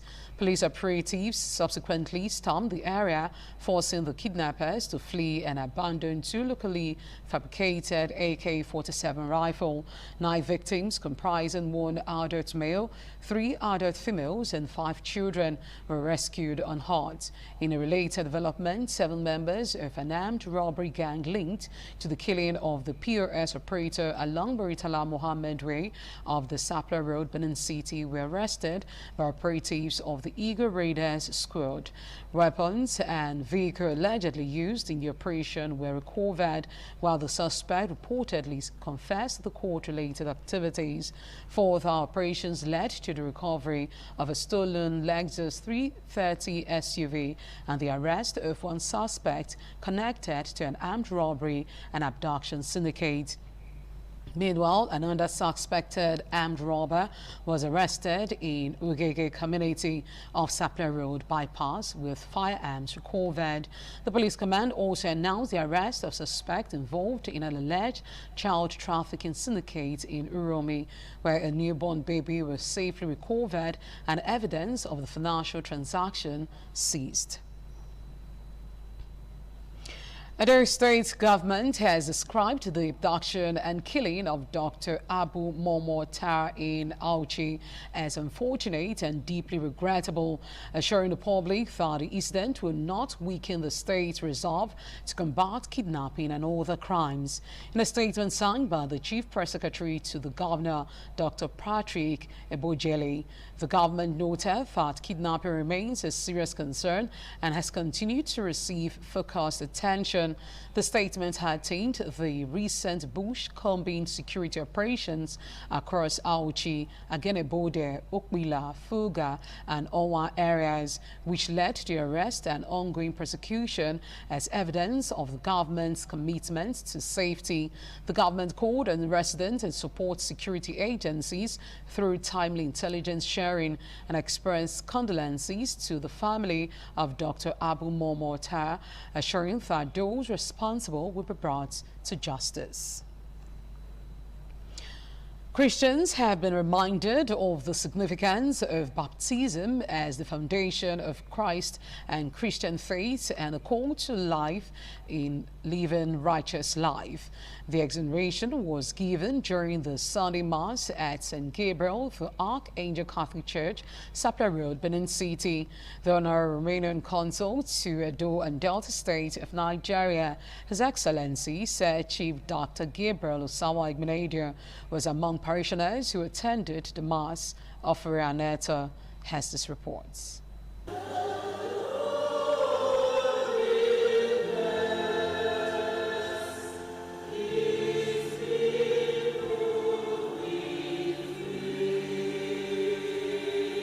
In his homily, the assistant parish priest, Reverend Father Philip Oaihena, said that baptism is a sacrament of redemption through which God extends his grace to mankind, cleansing believers of original sin and marking them permanently as children of God. Baptism washes us of original sin, as the Catechism tells us. Why it washes us of original sin? It gives us this opportunity to be redeemed by our Lord. Reverend Father O.I. Henna, pointed out that while the baptism of John the Baptist was a call to repentance, the baptism of Jesus Christ revealed him as the Messiah and opened the path to salvation for humanity, stressing that Christians cannot receive the Holy Spirit without baptism. The second reason why Jesus came to be baptized today, friends, is that the baptism of Jesus afforded John the Baptist the opportunity to recognize him as the Messiah. Members of the household of the Asama of Benin attended the Mass. Prayers were offered for peace, unity, and progress in Edo State and the nation. From Benin, Ofuri and Neto, ITV News.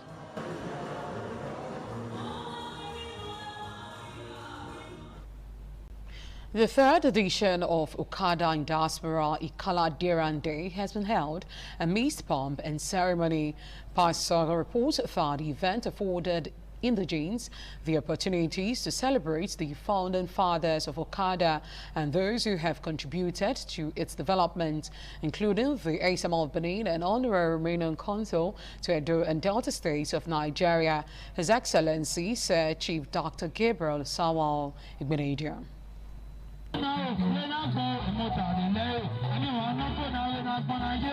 It was a day to celebrate unity, tradition, culture and progress, as well as love for their roots. Different ethnic groups resident in Okada, including the Igbos and the Urhobos alike, trooped out to be part of the epoch-making ceremony.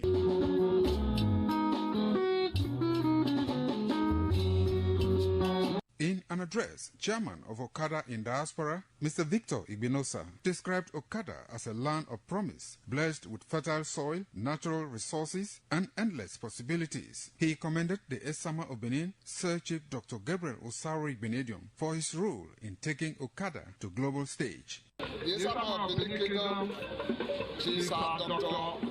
Gabriel Osaro Igbenedion, a father, a leader, and a pillar of Okada destiny. The Ojonwere of Okada and the Council of Elders, custodian of our tradition and the moral compass of our community.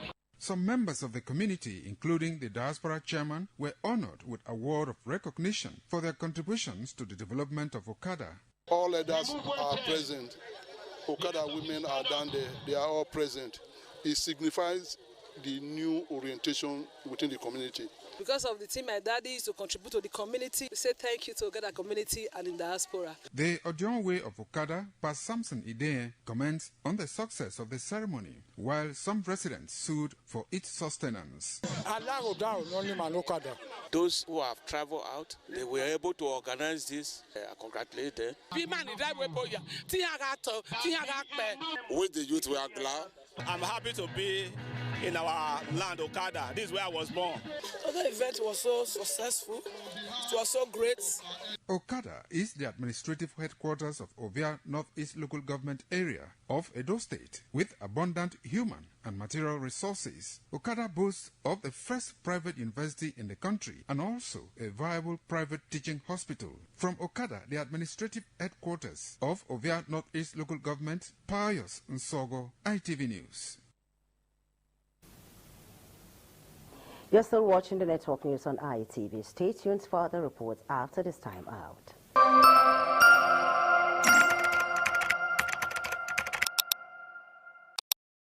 Many thanks for staying tuned. Moving on, all students of Good Luck Secondary Comprehensive School have held their second reunion party. Jonah Mowa reports that the school proprietor, along some teachers, graced the occasion.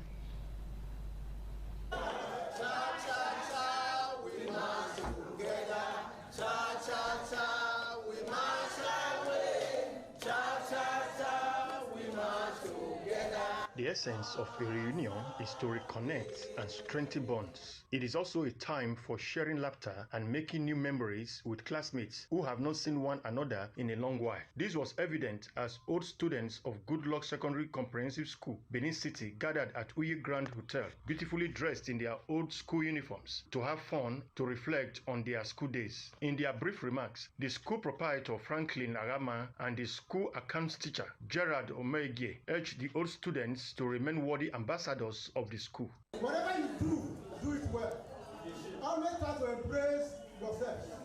Because no matter your life situation, one day you will find help where there is no help. I am happy to stand here before you to tell you thank you. In their comments, some of the old students expressed satisfaction with the success of the reunion. The essence of us gathering here is for us to know ourselves, because we have been out of school some for the past 40 years, some 35, some 30 years.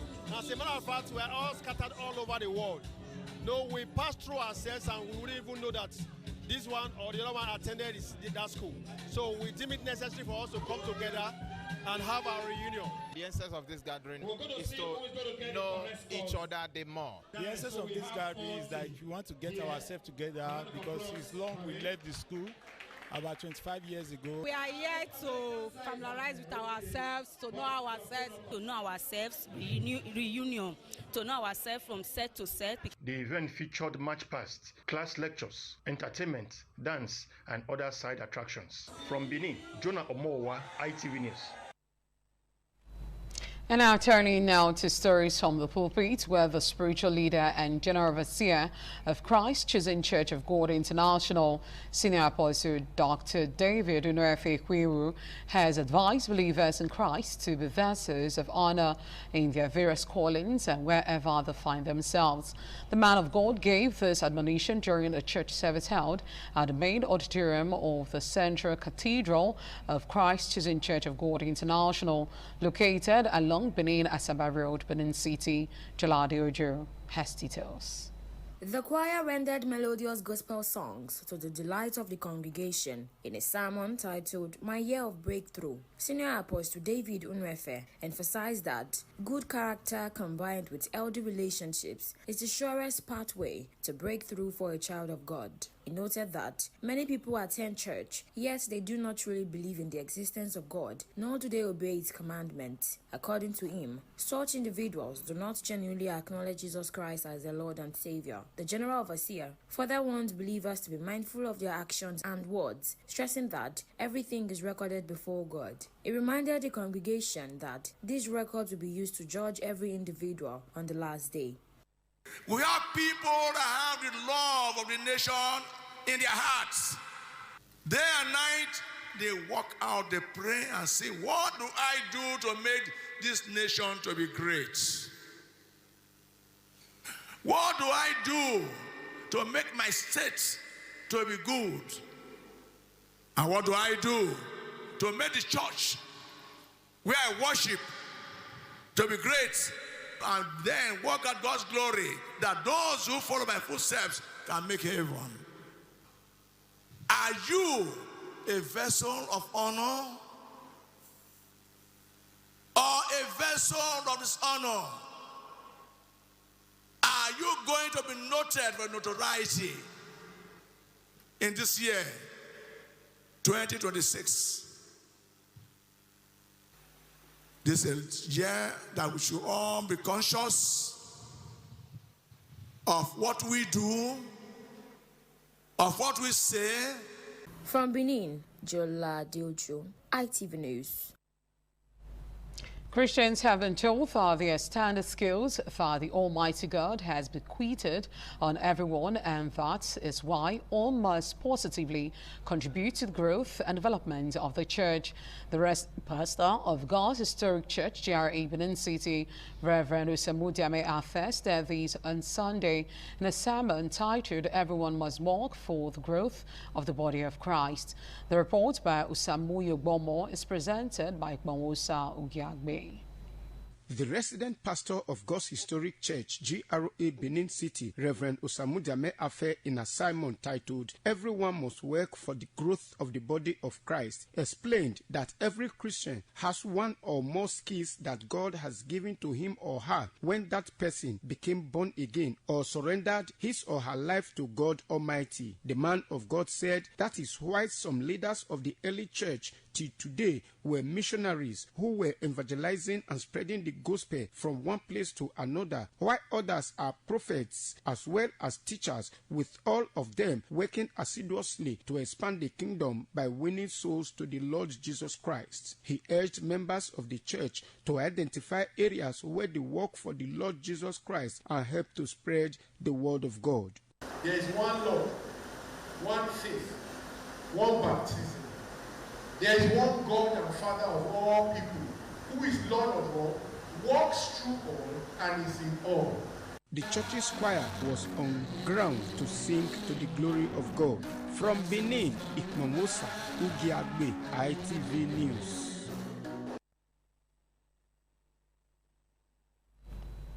On to the network news on Independent Television. We'll be right back after this break.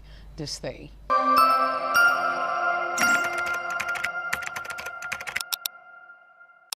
Now to other stories. In many African cultures, a life well lived is not mourned in silence, but celebrated with dignity, color, and pride.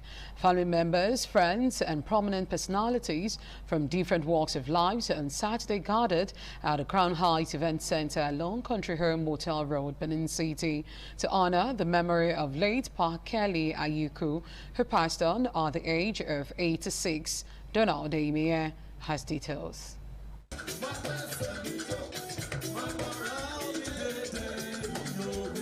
In many parts of Nigeria, particularly within traditional African societies, social dance is more than mere entertainment. It is a language and cultural medium through which stories are told, emotions expressed, and legacies preserved for generations.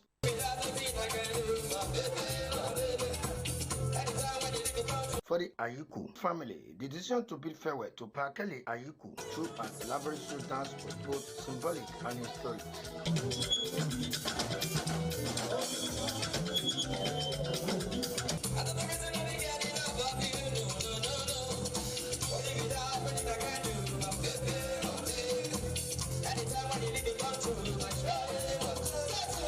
Pa Kelly Ayuku was described by many, including some of his children, as a quiet force, a man whose influence was felt more through action than words. He has been able to unite all the family together. They all loved him. Guys, for every one of the children, they are all here. He was a living legend.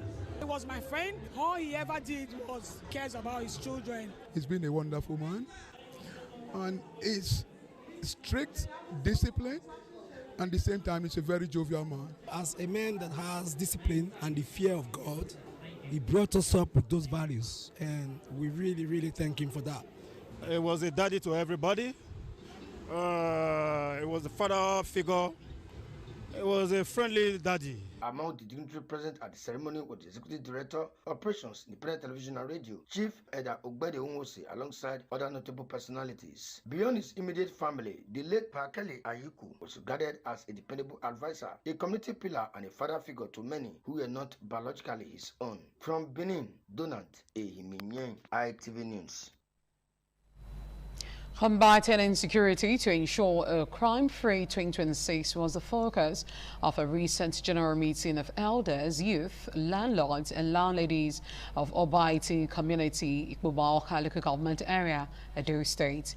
The meeting, which was the first in the year, was to chart a way forward for Obaiti community.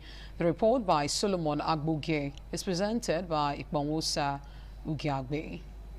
Security is said to be the basis for peaceful coexistence and development, which is why elders, youths, landlords and landladies of Obaetin community in Ikpoba local government area of Edo State met at the community town hall to strategize towards fighting insecurity. Various speakers at the meeting commended the youths led by Ambassador Dr. Osaboye Unwawu, the Okayele, for their quick response to distress calls. They also commended the peace being enjoyed in Obaetin community and appealed for its sustenance. The Ozukbogeva in Obaetin community, that is the second eldest man, and others comment at the end of the meeting. This community, we are proud of the Okayele. We, the elders, we are with him. He's doing here is marvelous. We enjoy every doing here. both the indigenous and non-indigenous. Being the first meeting of the year, the elders decided to call all landlord and landladies to hold a brief security meetings and talk about the way forward of the community, how we are going to put our heads together to tackle insecurity. Some of the landlord and landlady appreciate the little that we have done, because as far as this community is concerned, Obaetin is a very peaceful community. So our landlord and landladies in this community sleep with their two eyes closed. The community is peaceful, and I've enjoyed my stay right from the very first phase of the foundation till this time. Basically, I must commend the Okagile of this community. Is really trying. All the security structures, measures they put in place, they are all working fine. There's peace, so I'm advising other landlord and landlady that everything is all right. They appealed to the public to invest in Obaetin as the community is very peaceful. Ikmomosa Ugiagbe, ITV News. Late Pa George Osagie has been described as an elder statesman who lived a fulfilled and impactful life. Children of the deceased and guests made this known during a social dance organized to climax his funeral rite. Wellington Akodija reports that the social dance attracted the children of the deceased from within Edo State and the diaspora, who gathered to pay their final respect to their father. The Ogida Barracks field venue of the ceremony was a sight to behold as children of the deceased and guests converged to celebrate the lifer times of late Pa George Osagie. The musician thrilled guests with melodious songs as children of the deceased took turns on the dance floor.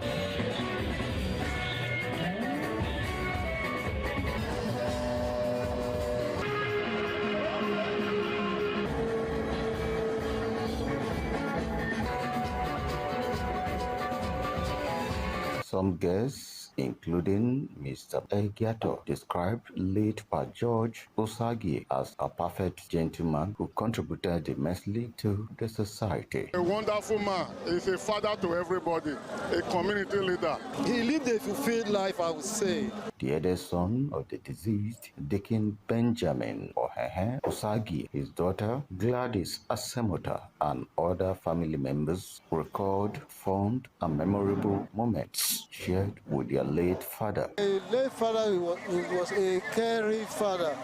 I love children and their education. That is why his life, and he don't do 419. My father is a good man. He loves all of us.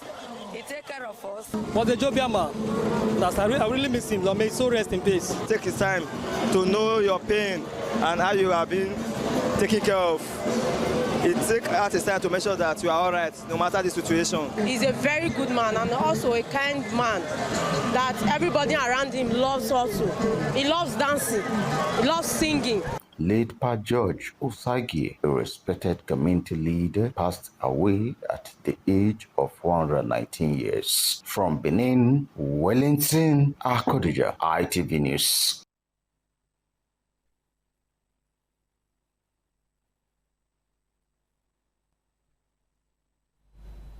Edo State Governor Senator Mondo Okpebholo has expressed sadness over the death of his special advisor on Arewa matters, Alhaji Danjuma Garba, who passed away on Saturday afternoon after a brief illness. In a statement by his chief press secretary, Dr. Patrick Ebujele, Governor Okpebholo described Alhaji Garba as a dedicated public servant and a virtual bridge between the state government and the Arewa community in Edo State. They commended his commitment to fostering peace, unity, and mutual understanding among all residents of the state as exemplary, describing the late special advisor as a loyal aide, a tireless community leader, and a man of great integrity whose counsel was invaluable to the administration. The governor, on behalf of the government and people of Edo State, extend his condolences to the Garba family and the Arewa community. He also directed that prayers be offered for the repose of the soul of the deceased at different mosques, while encouraging the deceased family to find the fortitude to bear the irreplaceable loss.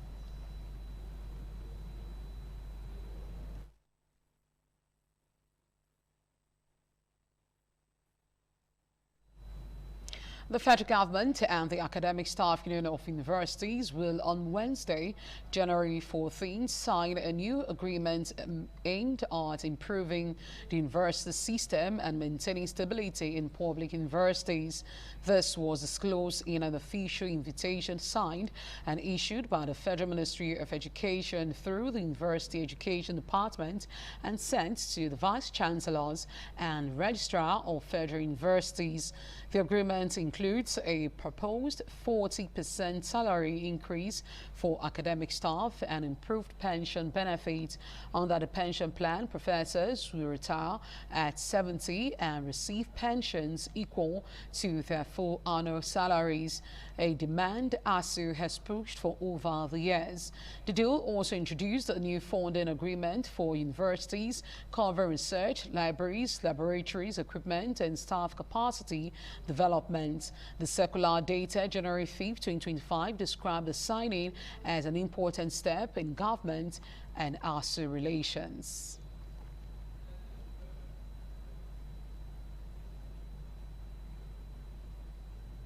Former Governor of Bayelsa State and Senator representing Bayelsa West, Seriki Dixon, has dismissed reports suggesting that he defected from the People's Democratic Party to the African Democratic Congress, describing the claims as false and misleading.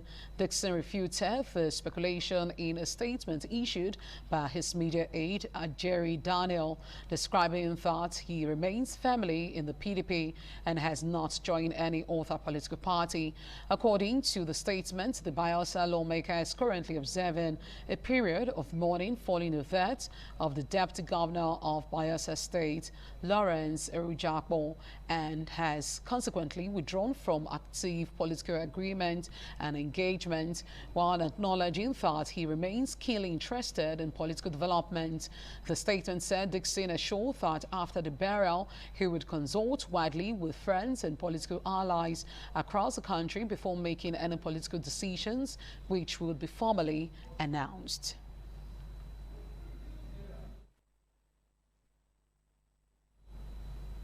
Socioeconomic Rights and Accountability Project, SERAP, has filed a lawsuit against the Independent National Electoral Commission, INEC, over what it described as the Commission's failure to account for the missing or diverted 55.9 billion naira meant for the purchase of smart card readers, ballot papers, result sheets, and other election materials for the 2019 general elections.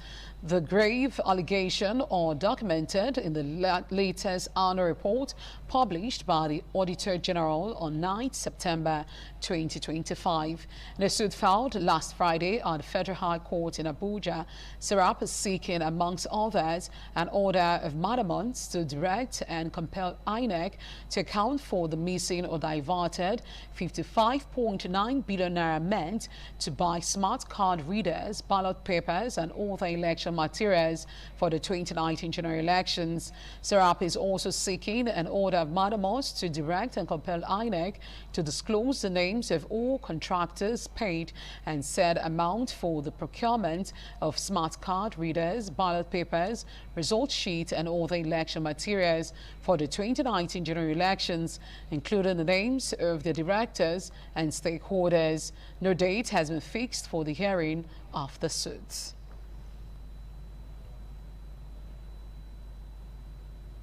Former Governor of Sokoto State and Senator representing Sokoto South Senatorial District, Senator Aminu Waziri Tambuwal, has reaffirmed his belief on Nigeria's vast potential, insisting that the country's future remains bright if leaders embrace selfless, inclusive, and people-centered governance.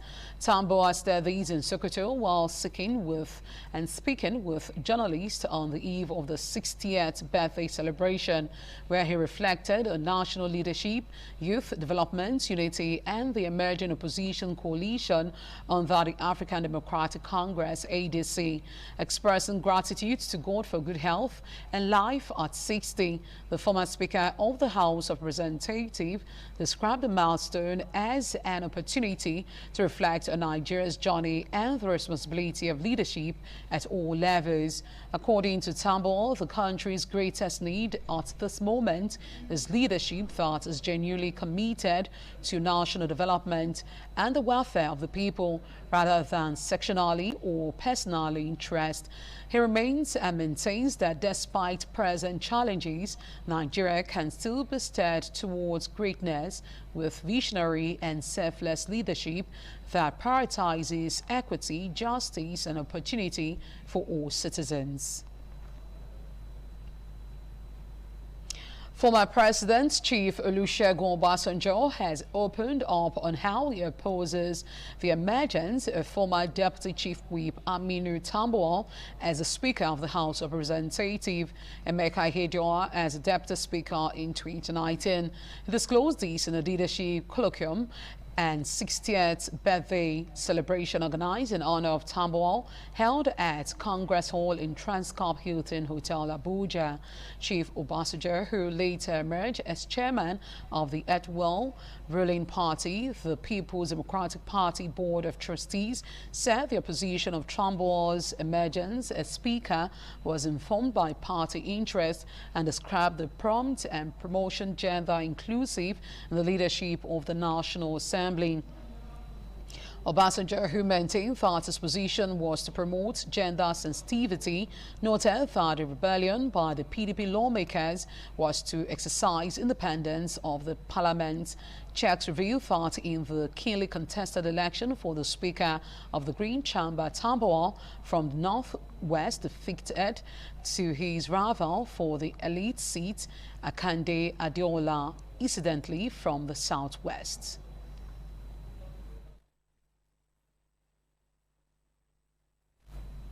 We'll be right back after this break. Just stay.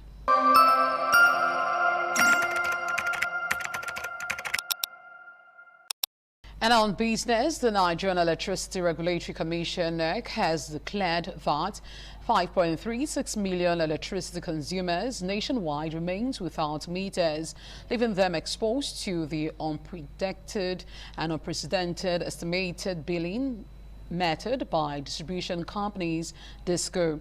According to the Commission's third quarter 2025 industry report published on its website as of 30th December 2025, only 6.7 million of the 12.03 million active registered electricity consumers across the 12 DISCOs were metered, representing 55.4% coverage.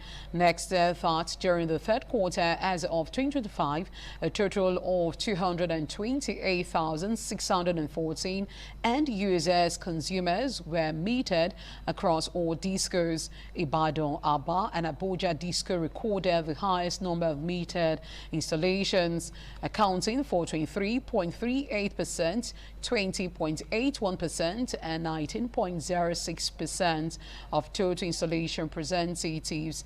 The report noted that compared to the 226,959 consumers monitored and metered in Q2 2025, there was a slight increase of 0.73% in total meter installations in Q3 2025.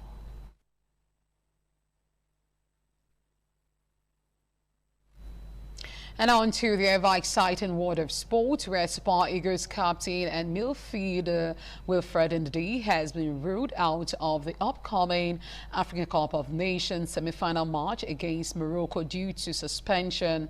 Ndidi was booked in the 67th minute of Nigeria's 2-0 quarterfinals victory over the Desert Foxes of Algeria. It was the midfielder's second booking in the knockout round of the ongoing 2025 African Cup of Nations, as he was also cautioned in the Super Eagles round of 16 encounter against Mabas of Mozambique. Club Brugge star Rafael Onyedika is expected to take Ndidi's place in the starting lineup against Morocco. Ndidi has been a key in Nigeria's midfield, providing defensive stability and leadership throughout the tournament. The semi-final clash against Morocco's Atlas Lion is scheduled for Wednesday, January 14th, 2026, with Nigeria aiming to advance to the finals. And that's the size of a package on the network news. I'm Oluije Oikohai. Do have yourself a blessed night rest. Bye for now.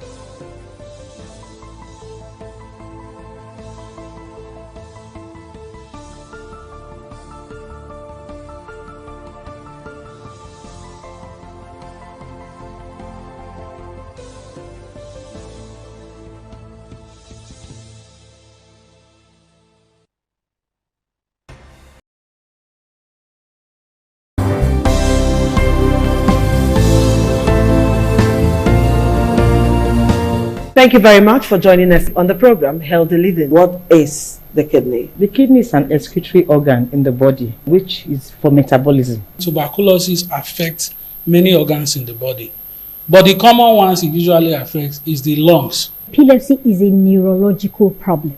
Okay. It is an injury in the brain which causes someone to begin to convulse, to go into fits. It is curable, but the cure is a long-term thing. If you eat well and avoid those risk factors that will make your immunity to be down, then the risk of contracting tuberculosis will be reduced. If you're healthy, then you're wealthy.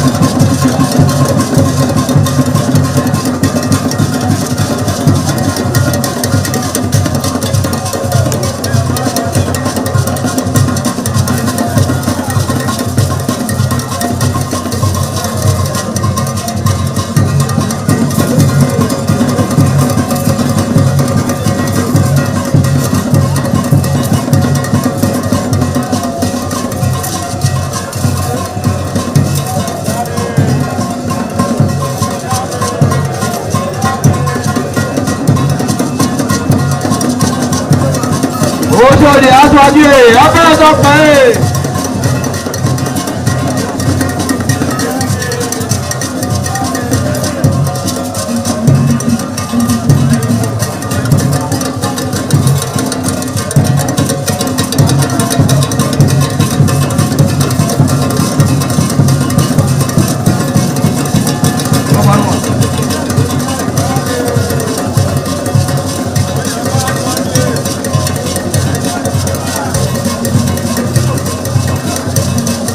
Àyàbá sọ́kè abẹ́rẹ́ sọ pé.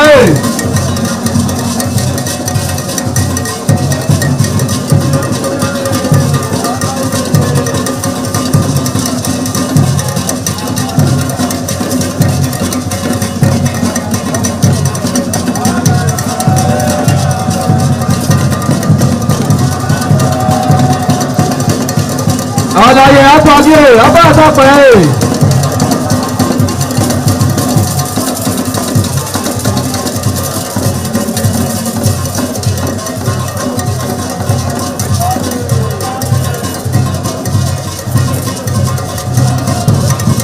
Ẹgbẹ̀júwà.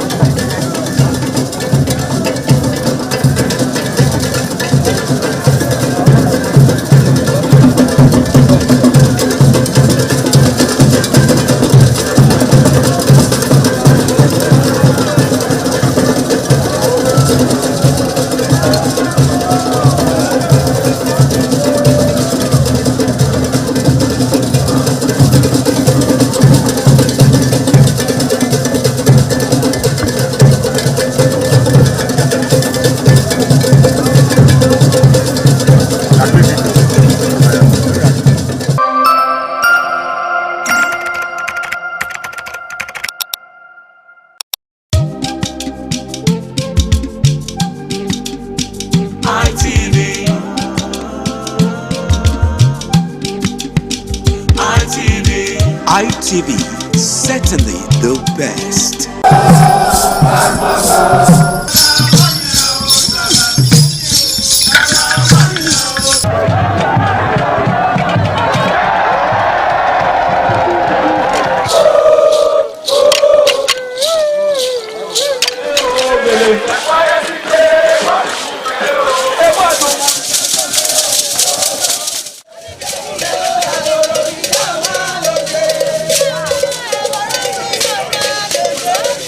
Ladies and gentlemen, what we are seeing on the stage is the Toro Cultural Princess Command. On the other side, we have the gymnastic boys. Gymnastic boys, you don't know what we want to do now. We are bringing upstairs. We are at the first floor. We don't know what we are going to do in the second floor. This is the Toro Cultural always.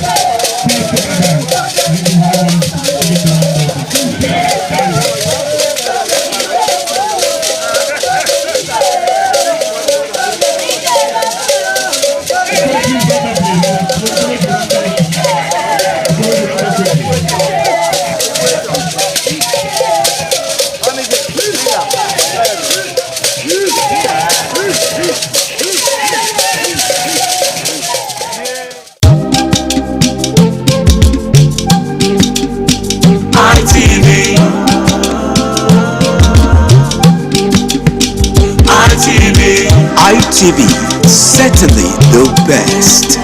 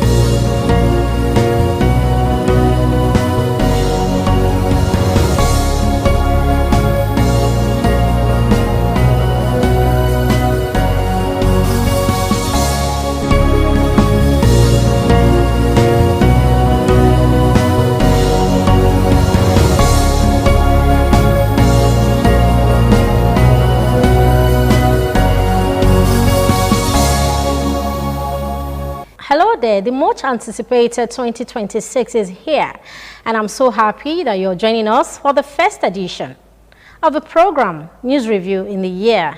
I am Deborah Iviogbe from thanking you so much for joining us on the program. President Bola Ahmed Tinubu during the week on Diary Review assured Nigerians that 2026 will be more prosperous for all.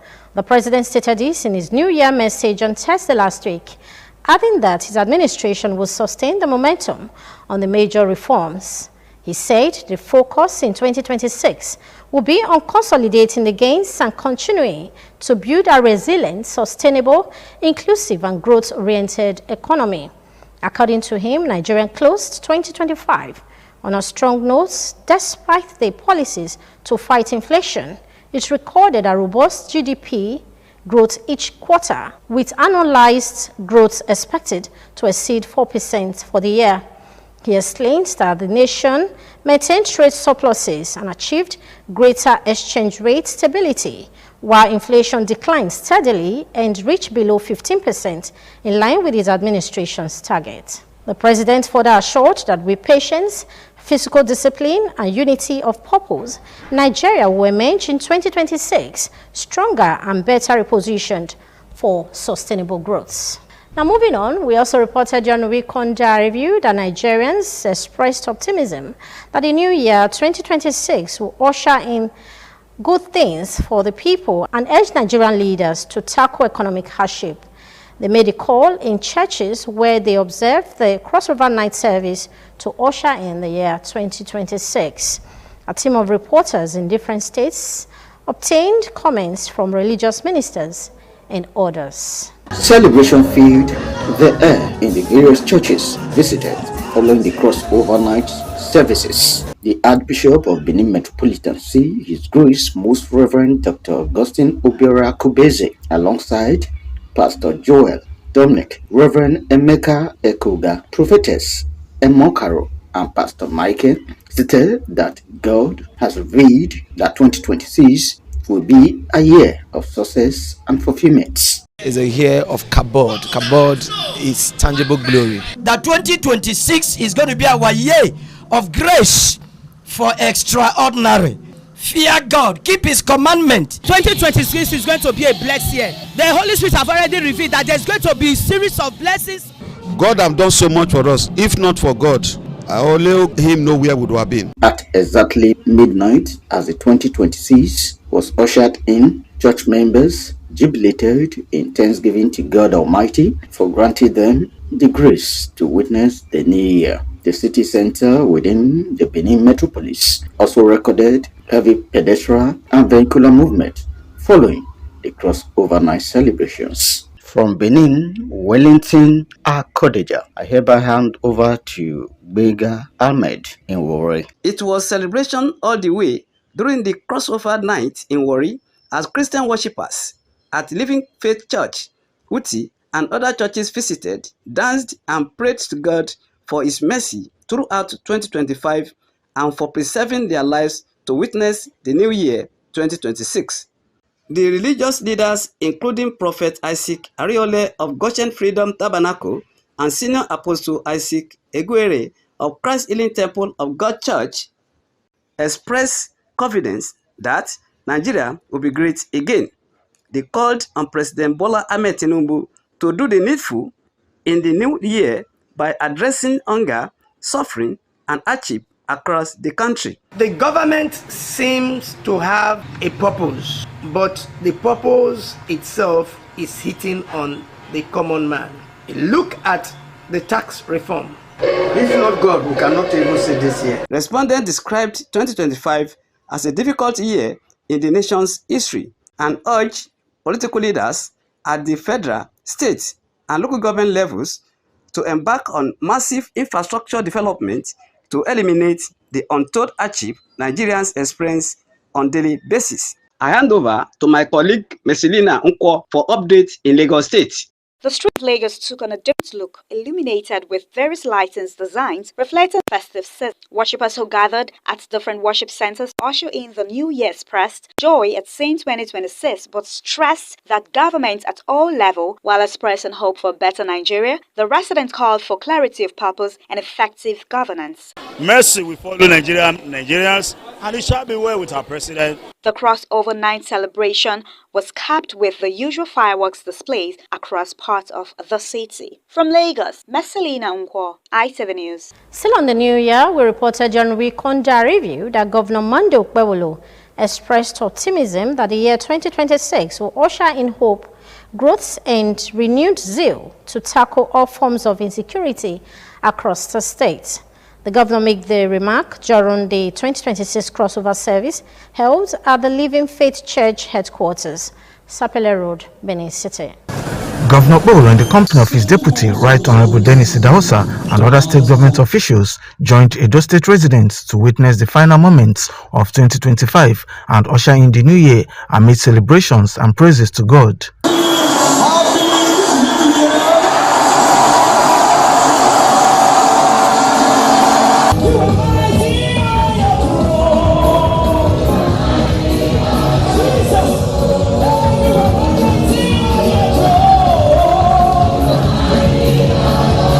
In a virtual message, presiding Bishop of Living Faith Church, Bishop David Oyedepo, who declared 2026 as a year of open doors, encouraged believers to enter into a covenant of service to God in the new year as a guarantee for all-round rest. He admonished worshippers to serve God diligently, ignore prevailing circumstances, and adhere strictly to divine instructions. The you that we are saved today, by the end of 2026, as Jesus Christ, will be several times over.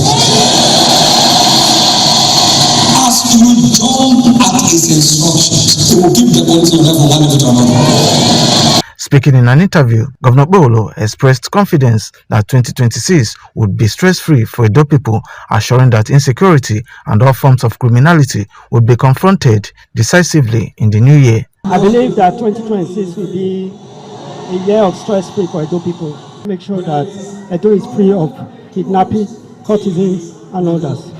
The crossover service climaxed with prayers and praise and worship sessions. Kingsley Uchebu, ITV News. In the same vein, the 2026 early morning due Thanksgiving service, organized by the household of Igbenedion, was held amidst fanfare during the week under review. The 2026 edition of the early morning due, tagged My Year of Glory, Honor and Peace, attracted dignitaries from all walks of life.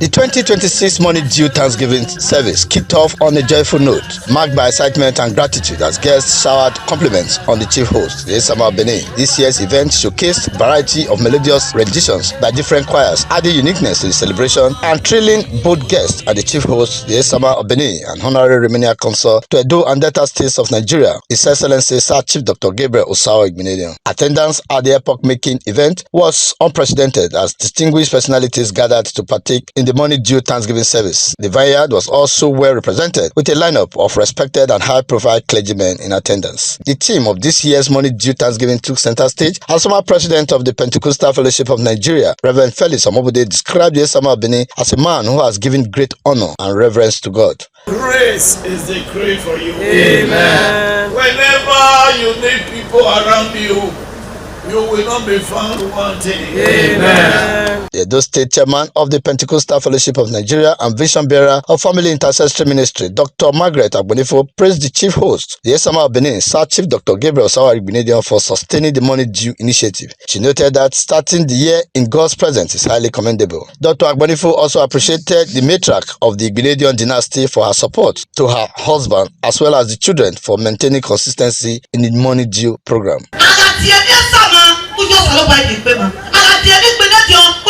Wherever your name will be mentioned, the glory of God. Why? Because a son that gives his father glory, the father honor. Special prayers were offered for the Esama of Benin, his wife, children, grandchildren, and great-grandchildren. The high point of the day was the Thanksgiving dance to the altar.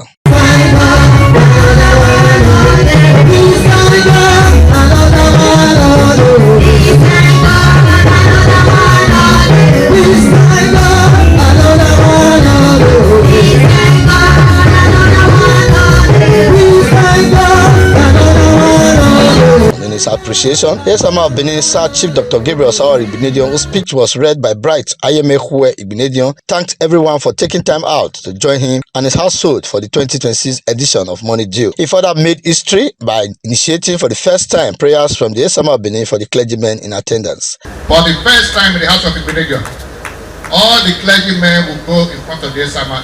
They are going to receive special prayers from him this year. Now, the Esama is going to pray for you all now. Something that's never been done. If you talk about man being in the spirit, there's no better person. If you talk about experience, there's no better person.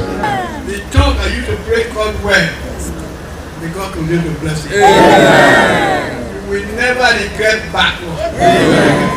Amen. Amen. The ITV radio family was fully represented at the event, led by the managing director, Engineer Elvis Obaseki. The event later shifted to the reception ground. From Benin, Efosa Wangwe, ITV News. As a follow-up to that report, we told you during Weekend Review that dignitaries at the 2026 early morning due service heartily eulogized the commitment of the Esama of Benin Sir Chief Dr. Gabriel Sawari Igbinedion for consistently holding the program every year to honor God.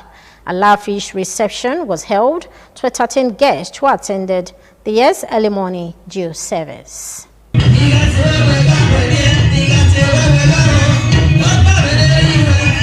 The early morning due service was a conglomeration of dignitaries from all walks of life, prominent clergymen and women, friends of the House of Igbinedion, as well as dignitaries from different parts of the country converged for the service. Okada Avenue residents of the Esama of Benin and the adjoining streets were packed full with vehicles, pointing to the caliber of guests at the event, while the program was broadcast live on ITV and radio simultaneously. Some dignitaries who described the gathering as a true manifestation of the glory of God said the Esama's love for God is unparalleled. He understands the source of his strength. So, and he honors God when it comes to the things of God. This is the opportunity to let you know that Esama is not just human. Esama is a spirit. Esama has special assignment. And what he's doing every year is in obedience to God's instruction. Coming there is always one of the best ways to start a new year, because you can be sure of quality praise to God. Now gathering people together to have an early morning worship is worth emulating. He's a man you will love to know. You see us here, everybody's happy, you don't see anybody squeezing face. We have all gone into it. A clergyman, Prophet Sunday Ukperi, MD ITV and radio, Engineer Elvis Obaseki, and others commended the Esama of Benin for being consistent with the program and prayed for God to prolong his life, for humanity to continue to benefit from his wealth of experience and magnanimity. That is the secret of his longevity. That is the secret of his established heart. That is the secret of his prosperity. Our chairman Esama of Benin is a man that loves God, and he's never shy to tell the world in thanksgiving how much he feels and reverences a God. The Esama of Benin, an honorary Romanian consul to Edo and Delta states of Nigeria, His Excellency Sir Chief Dr. Gabriel Sawari Igbinedion, has for decades hosted the early morning due service in demonstration of his love for his creator. I thank God Almighty for see today. I never work for next year, the same day. God Almighty, I pray God will do it for me. From Benin, Pius Nsogo, ITV News. Still on the New Year celebration, we told you during Weekend Review that Independent Television and Radio on Thursday last week ushered residents into the new year with a colorful, high-energy celebration tagged Isenugbe Groove, held at the station's premises in Edo State. The New Year Fiesta, which attracted management and staff of Independent Television and Radio partners and members of the public, featured an exciting blend of music, dance, games, and prize-winning activities. Management and staff of Independent Television and Radio, led by the Managing Director, Engineer Elvis Obaseki, joined children, their parents, and other fun seekers on the dance floor to celebrate the station's annual New Year event, Iselogbe Groove. In an address, the Executive Director of Finance and Administration, Lady Celerina Ojomo, said the event provides an avenue for children and their parents to welcome the new year in a relaxed, entertaining, and family-friendly atmosphere. It is our first show for the year 2026. So we are very glad you have found time to come and celebrate the first day of the year with us. Sponsors of the event, including Engrace Smile Travel and Logistics, Sunpeak Energy Solutions Limited, and Bet King, also delivered goodwill messages to guests. I must confess that this is a wonderful way of celebrating the new year. Sunpeak Energy Solutions Limited is an outfit that is into sales and installation of solar materials. At Engrace Smile Travels and Logistics, we offer VIP treatment, providing a first-class experience for routes like Benin to Lagos and beyond. We at BetKing want to use this medium to say a happy new year to everyone here. BetKing is into a profitable business with steady income. Highlights of the celebration included a New Year resolution and prayer dance presentation by members of the planning committee. No to laziness, no corruption, no to prostitution, no to robbery. Children and parents took part in various competitions such as gele tying, tie nodding, step dance, balloon busting, as well as children, youth, and adult dance contests. Anytime.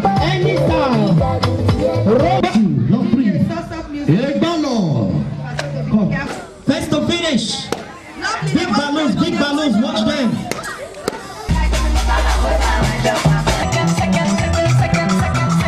Winners in different categories received prizes presented by members of management, including the Executive Director of Operations, Chief Elder Ogbede Uwunwose. I feel great about today's party. I want to say thank you for all you have done for me. I really appreciate it. Thank you so much. I feel fantabulous, thanks to ITV. For this great gift, thank you, I love you. In a closing remark, the director, Independent Radio, Pastor Dr. Dan Omozusi, expressed satisfaction with the success of the event. This would not have been possible without the platform vetted by our chairman, His Excellency, Sir Chief Dr. Gabriel. The Iselogbe Groove once again reinforces Independent Television and Radio's role as a unifying platform that promotes entertainment, culture, and community engagement in Edo State. From Benin, Jola Dioju, ITV News. Workers in Edo State Civil and Public Service during the week-end review were thrown into celebratory mode following the sustenance of payments of the 13-month salary by Governor Monday Okpewolo as Christmas bonus aimed at boosting workers' morale. The extra pay and improved welfare packages are intended to bring joy and financial relief to workers amid prevailing economic hardship and the expenses associated with the festive season. The financial relief provided through the payment of the 13th month salary to Edo State workers is expected not only to boost morale, but also to help them prepare adequately for the new year, a period often marked by economic challenges. In several ministries, departments and agencies visited, the excitement was palpable as workers commended Governor Okpewolo for his worker-friendly policies, including the implementation of the new minimum wage and the prioritization of workers' welfare under the administration's Shine agenda. I'm saying God bless you. Thank you for making our Christmas and New Year celebration colorful and memorable. Those who have children fees to pay, they will pay it without stress. We thanked him for at least sustaining the tempo. At least so far so good. He has been doing very well. I checked my phone. Honestly, I saw it. I screamed. I was really excited because we know December being a festive season, it comes with a lot of expenses and all of that. So with this coming, in fact, I was just so overwhelmed. Speaking on the development, Edo State Commissioner for Finance, Honorable Manuel Okoebo, said the extra pay and enhanced welfare packages, beyond bringing joy and relief to workers, demonstrates the governor's commitment to building a motivated and productive workforce. The government is very prudent, and provision was made specifically for this purpose over time. It's also worthy of note that we will not borrow money from any bank to fund this 13th month. And as a state, we have not borrowed. Workers in the Edo State Civil and Public Service on Tuesday morning received alerts for their 13th month salary, fulfilling Governor Bolo's promise to cushion the effects of expenses incurred during the Christmas festivities. Kingsley Uchebu, ITV News. Independent Television and Radio rounded off the year with its 2025 end-of-year dinner and award night held at the Uyi Ground Event Center in GRA Benin City. The event, which celebrated excellence, dedication and teamwork, featured the presentation of awards to staff who won in different categories. A special award was also presented to the managing director of the station, Engineer Elvis Obaseki, in recognition of his commitment to staff welfare. The Uyi Grand Event Center in GRA, Benin City was agog with festivities as Independent Television and Radio held its 2025 end-of-year dinner and award night, bringing together management, staff, sponsors, and several dignitaries to celebrate dedication, excellence, and teamwork. In his remarks, the managing director of ITV and Radio, Engineer Elvis Obaseki, expressed appreciation to the founder and ASAMA of Benin, Sir Chief Dr. Gabriel Osawa Wigbenedio, for providing the enabling environment for the station to attain enviable heights. This is what we are out here for this evening. Celebrate you, reward you, appreciate you, encourage you, and motivate you to be better than you are this year. Highlights of the ceremony was the unveiling of ITV and Radio First Brand Ambassador Sydney Shoka. Some of the dignitaries presented awards in various categories to winners. GM Group Commercial Services, Mrs. Odum Balogun, emerged Best Manager of the Year. Deputy General Manager, Programs Division, Dr. Sonny Duke Okosun, won the overall Best Staff of the Year award, and Jolade Ojo won Best Staff in the Newsroom. Other honors included Departmental Best Staff and Supermarketer of the Year. I'm highly elated to win this award back to back.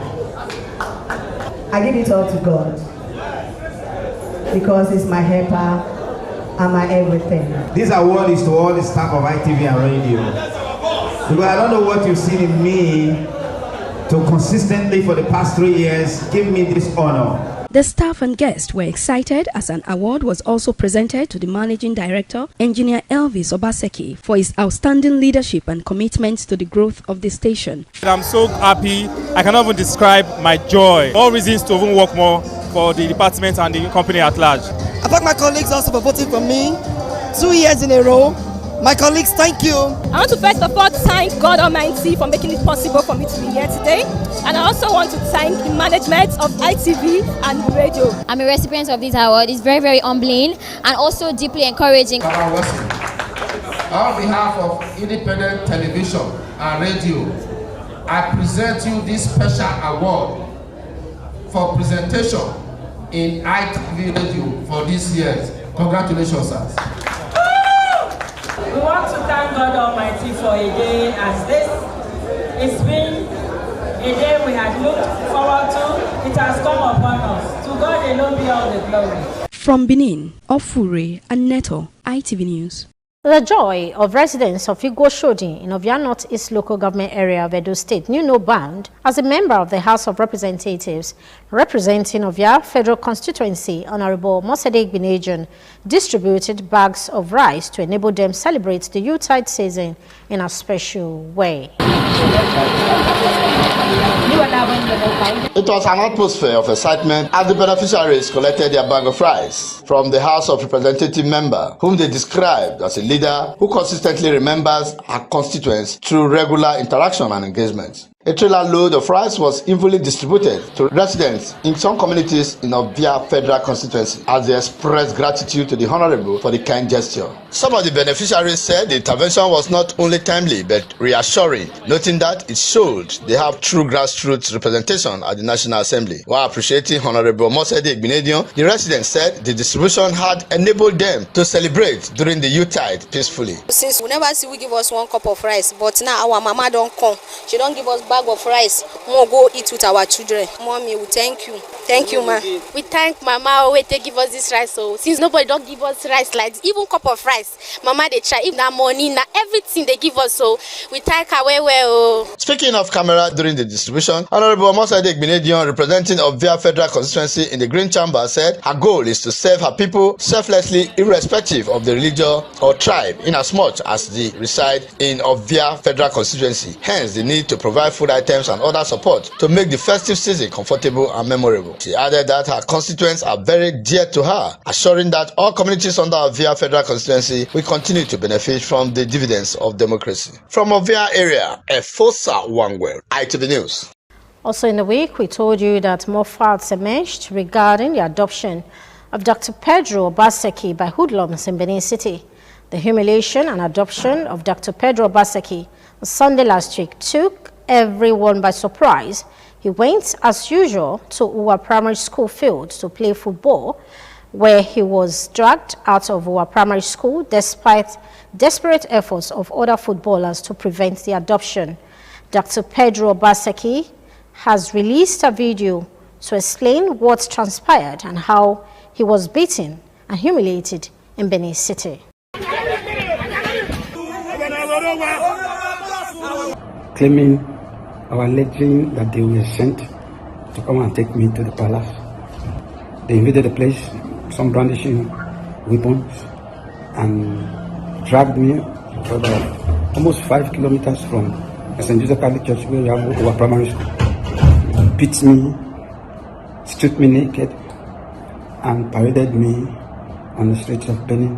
Allegation was that I was in an event in London where I spoke to Edo people, and that at the end of my speaking, I said Edo Ratokbe, meaning may Edo people live long, instead of me saying Oba Ratokbe, may Oba live long. I was basically abducted by hoodlums.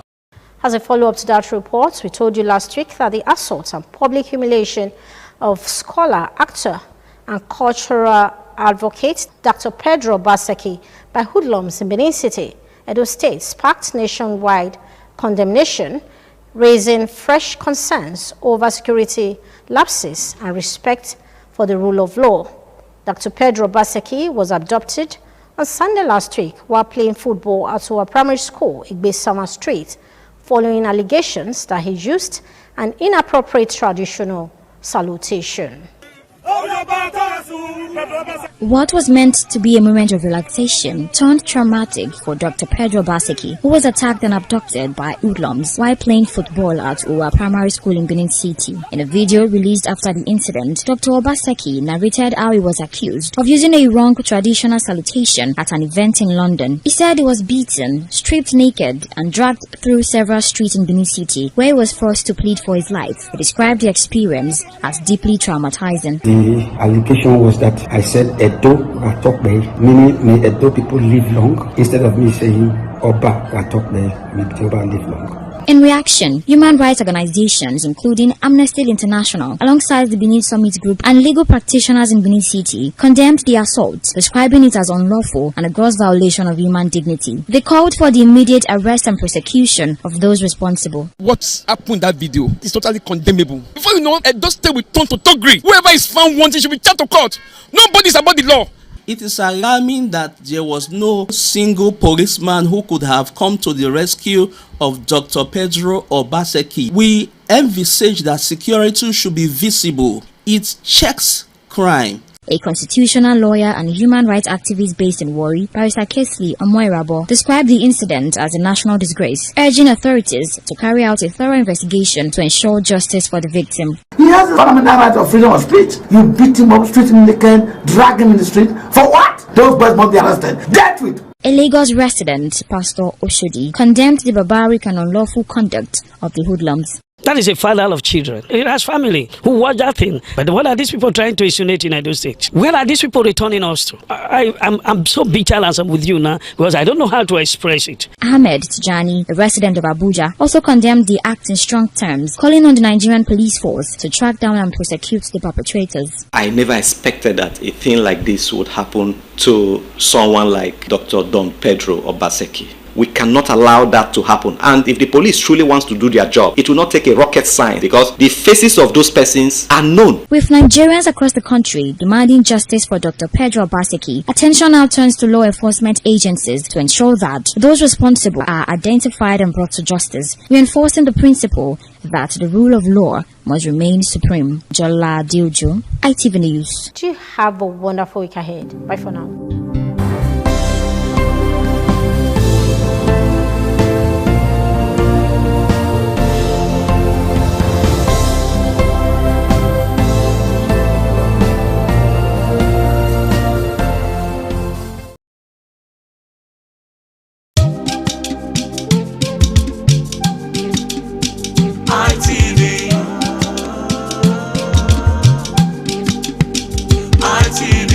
ITV, certainly the best.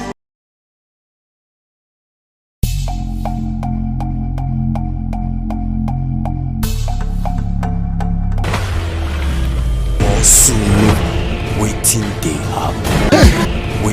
they happen. You understand? Lose the rope. Everybody don't run, leave me. Oh, they're not green stay again. They pass this place, you go, they shake the house, big, everybody. All my children, they run. They're not green stay. Even my neighbor, they run, come on for here. Now let me one, come there for here. Come down, follow me, come down. Oh. Every day, she they call.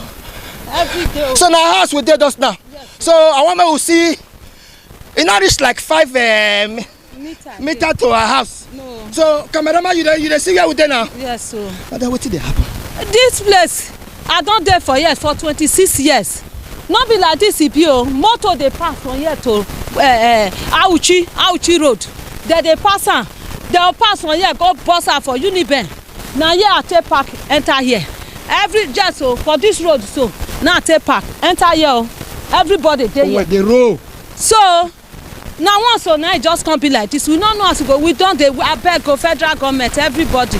Me una can't help me, me una can't help us. Not be only me, all my neighbors they don't run. That one when they there, so the mama, you have to just be like that. The soldier enter. If you just get hypertension, just die. The mama, me una can't help us. We not dey sleep, I not fit go pay for rent. Nowhere to stay. Nowhere, no rent. If I come out here and I say make the come pay rent, so I go say 500,000. Where money? I beg go, me una can't help us, federal government. I beg go, see and I down near my house.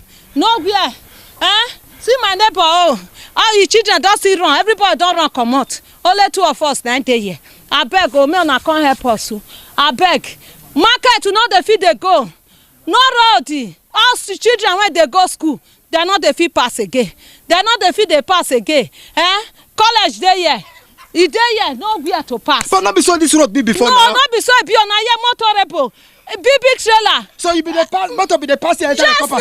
Motor. We get motor now. Get 3 motor now. Not the feed come out again. No motor. Nowhere to pass. Everything they don't they enter inside sand. There for backyard. Nowhere to pass. I beg, oh, I beg. Jay! Now, from here now, come this house now, not far again. Olamo! I pledge to Nigeria, my country, to be faithful, loyal, and honest, and to serve Nigeria with all my strength. Now, erosion, I cut here like this, oh. Now, so it's supposed to be. Madam Do, welcome, oh. If from the fire before this area. No, they come out. They say yeah na road before. Yeah na road before. This place when I did some motor, bike, different things they pass on a road, oh. But don't tire.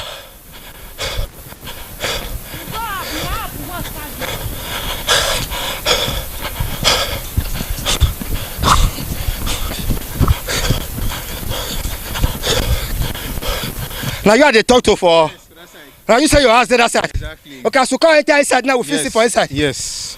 Thank you. Do, sorry, not easy. It's not easy. It's not easy, do.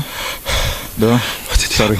My brother don't tell us. So you're saying when I buy for that place here, I drive from this place like this, go that side, go reach this in Orio, Palace Road, Oberida Road. But now, no road again. We just come on to see it, the fog, bam, bam, bam. Till now, so just reach. We don't tell many people, but nobody come to our assistance. What do? We can't do it on our own. So before you drive motor pass here? Yes, now. From here like this, I'll go Bowo. If I come back, pass through New Benin, enter here. If I don't go Urura now, I'll pass it, go Orio. That Azura, this thing, what do you call it? Plant. We'll reach there.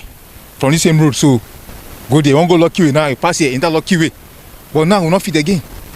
We'll not fit. See this my house now. Won't collapse.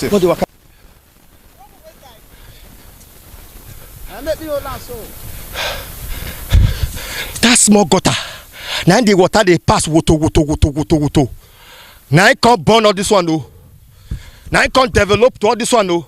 You see, I can't kill myself. I can't kill myself. Oh, I can't kill myself. Help. I can't kill myself. Oh, I can't kill myself. I don't already kill myself.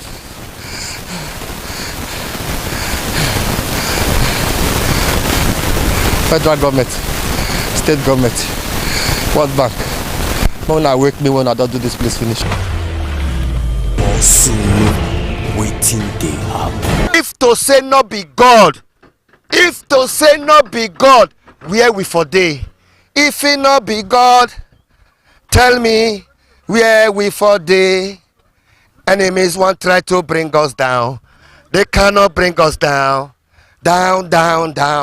Anywhere you there for Nigeria, you there for Edo, for Lagos, for Abuja, for Sokoto, anywhere you there for house, you there for your working place, you there for your business place, you there for America, you there for Europe, you there for UK, you there for Nigeria, you there for Africa. If to say not be God. However, we are there 2 years ago, 2 to 3 years ago, I come this place. Landlord and landladies wait there for this Ekiwa Ute Road. Many of them leave their house. Erosion carry many. Where are they so? As 2 to 3 years ago, it go swallow 2 upstairs. In fact, 3 upstairs. Where are they so? But in case you wonder, are they for Ekiwa Ute Road? Landlord and landladies, tenant, all of them don't run. Landlord don't run. Many houses don't destroy. They come the chateau.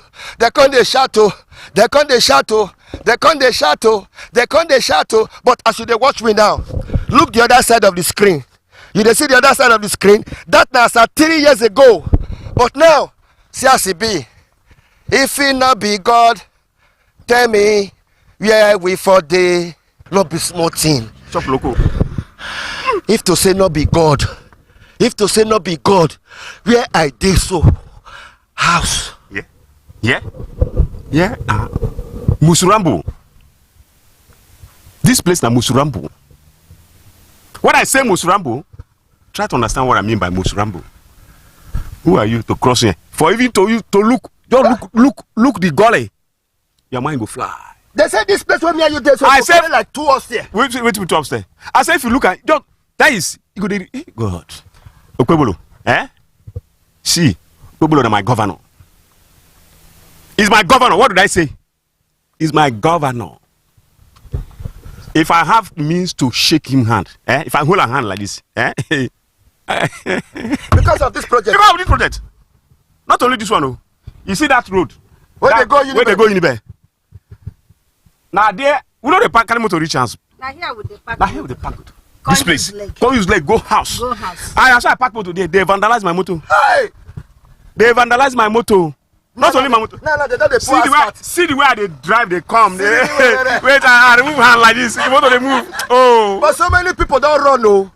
Landlord and landlady, many of them. They don't run. See, some buy land here. They sell them. People will buy them. They still sell them.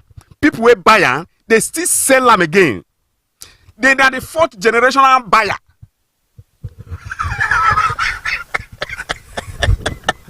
What's to know? So today happen. What's to know? Shop logo. If to say not be God. If you don't say not be God. If to say not be God. If to say not be God. If to say not be God. Also no. Our leaders. Now, wow. As you dey watch am, shut up.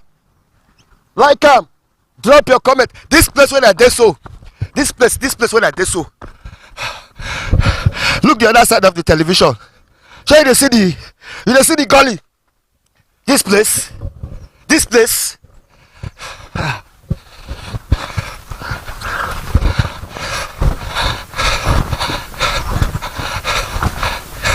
So you dey see when I come here 3 years ago. Then they show for the other side of the screen. So, wow.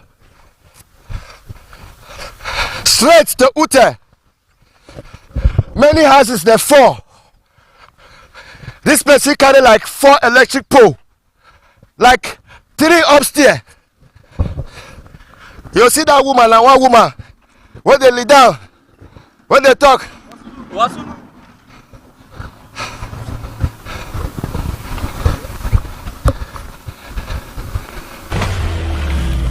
Also, waiting they happen. Make it better pass like this. Say make it better pass like this. Say make it better pass like this. Also, waiting they happen. Oh, near me I used that 3 years ago. Now we know this show. Eh? See where we do. Yeah. You know this.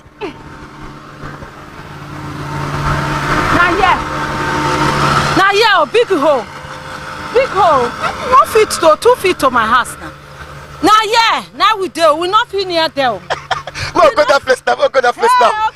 Now see you they watch now for the other side of the screen. Thank you. Now you be this. I don't come out for as they carry me come out.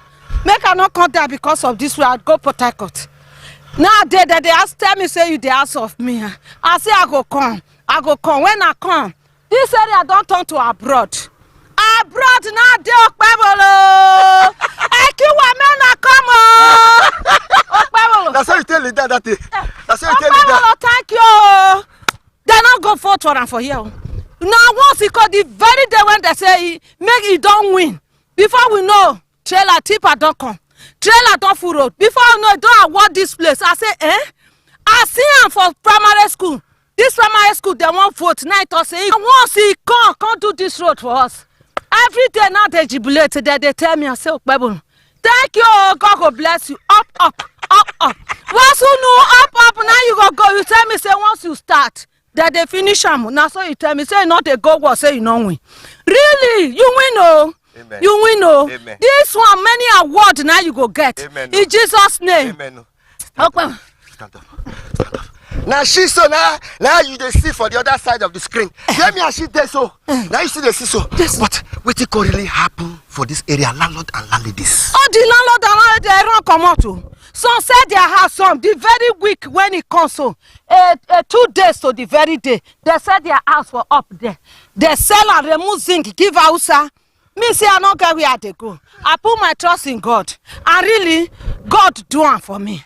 You ask me, they say, people when they get money, I say money not, they say na God. Say na God, now go do it for us. Really, the God come. Through you, when they video me every time, people they tell me from abroad that they call. Say that they show me, I say na this road, Okpebolo come. Mo waka for the road. Mama Christo. Yes, sir. Now that gully. See road, I come now. I dey worry since. I come out on Thursday. When I come yesterday night, now I come. I see say the door was stole for you. Hell, Okpebolo, thank you. Okpebolo, thank you. Erosion no carry our house again. Up you go. All the people when they pursue you, they go fuck. And you go up. You go up.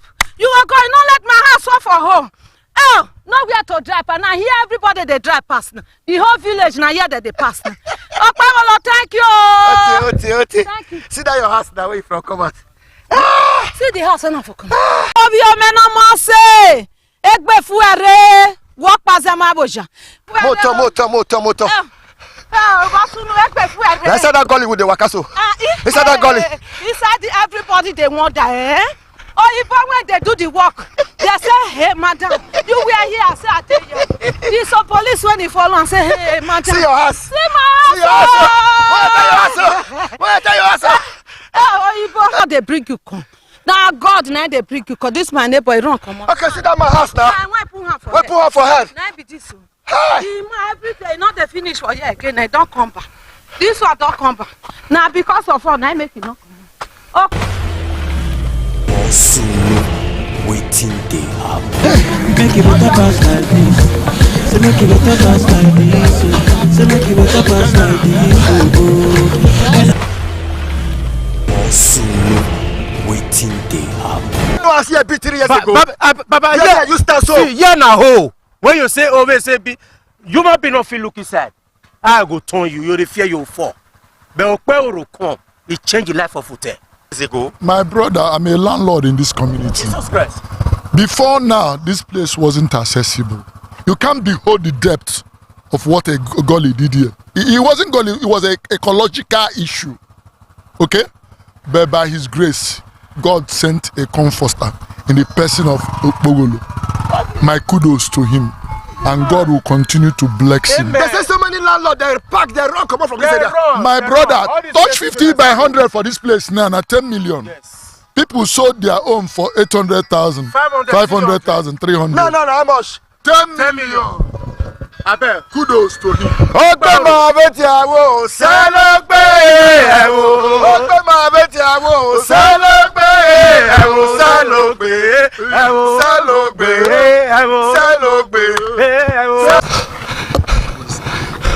You know, say 3 years ago, you know if you pass here. No be smart you. 3 years ago, nobody they come here. They pass. They say this person swallow like 3 hours here. Ha! He pass. God is using him mightily. May God bless him and his family. Where you go? I'm going to my work. Where's your bike? I'm going to my store. Where's your driver's license? Your fire extinguisher, your NIN, and your engineering ID card. Which kind of engineer you do? I'm a mechanical engineer. Mechanical? Yes, sir. Thank you, sir. Thank you, sir.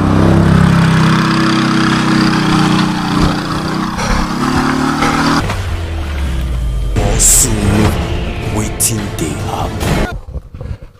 Agumede o, agumede o, agumede o, agumede o. Before, how this road be? Valley. Deep way. Deep way. If you go to tempo. Tempo. Many houses. Many houses for go that side. If you go that side, you see house where they up from TC read down. As governor don't come down so. But they take am.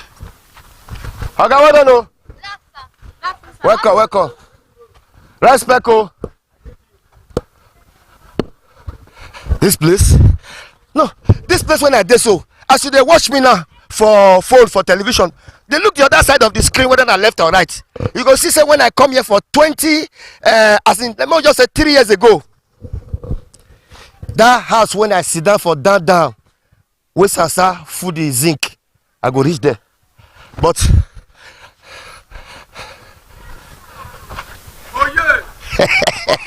I want for it.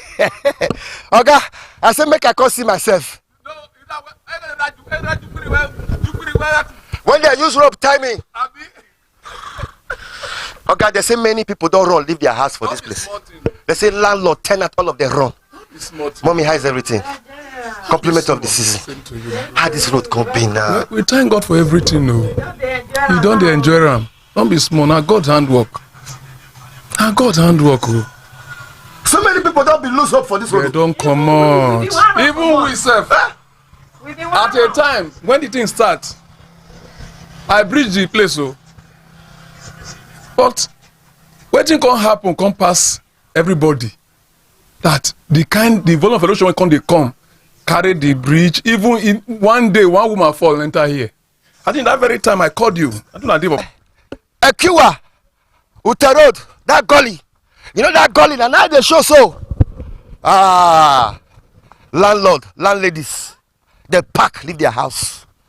Many houses with their houses be there, yo. The four enter inside here. You know how many houses they inside here?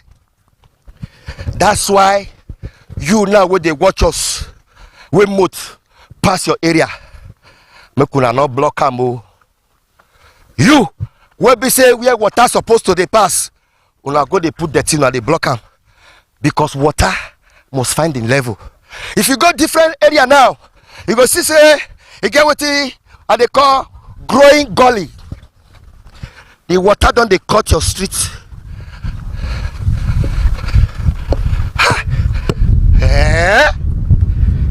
Let me say.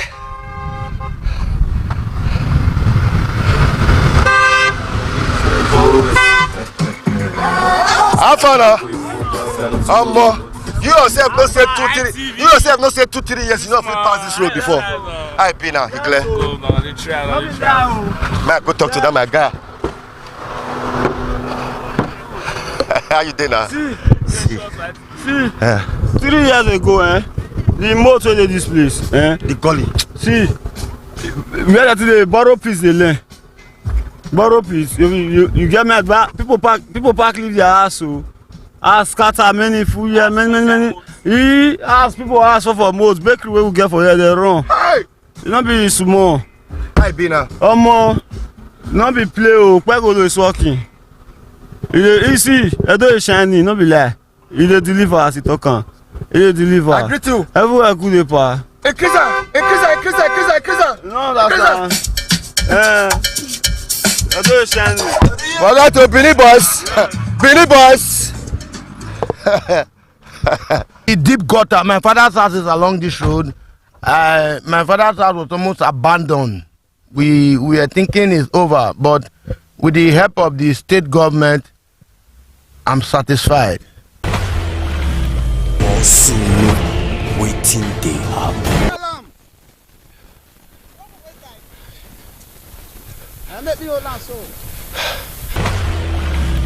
Also, waiting they happen. Hello. As I don't tire. Never see off your camera. I will not go off now. Mimi. Yeah. Slam, go up, sit down. Executive. Thank you. You're welcome. Obonana, they do this road though. Now we they do it this way also. Plus this one. You know say we me you this so. 3 years ago now I said call you with this so. The time when we started we be saying that 2 years go to finish am. But God help us with the hard working to finish and to up to deep because it's too deep.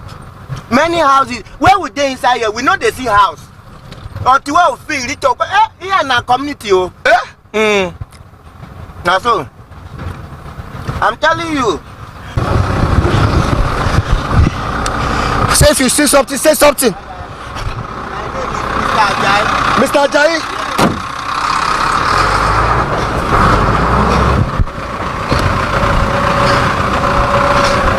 So now this one lead to Akiwa Uta Road. This one lead to Uniben. The contractor is tested. I want to go show now one house when I go. Hey!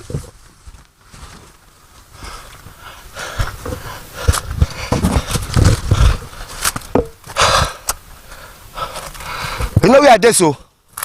Look this video where they show so. That house where I lie down on top of the zinc. Now the house, now the building be this. Now top of the roof now they so. That roof now when I lie down now top of the building. May you know how erosion. Many landlord and landladies run leave their house. Many landlord and landlady house gully bury them. That house when I lie down on top of that zinc. Now be this. Drop your comment. Like I'm thank you for the time until they watch also.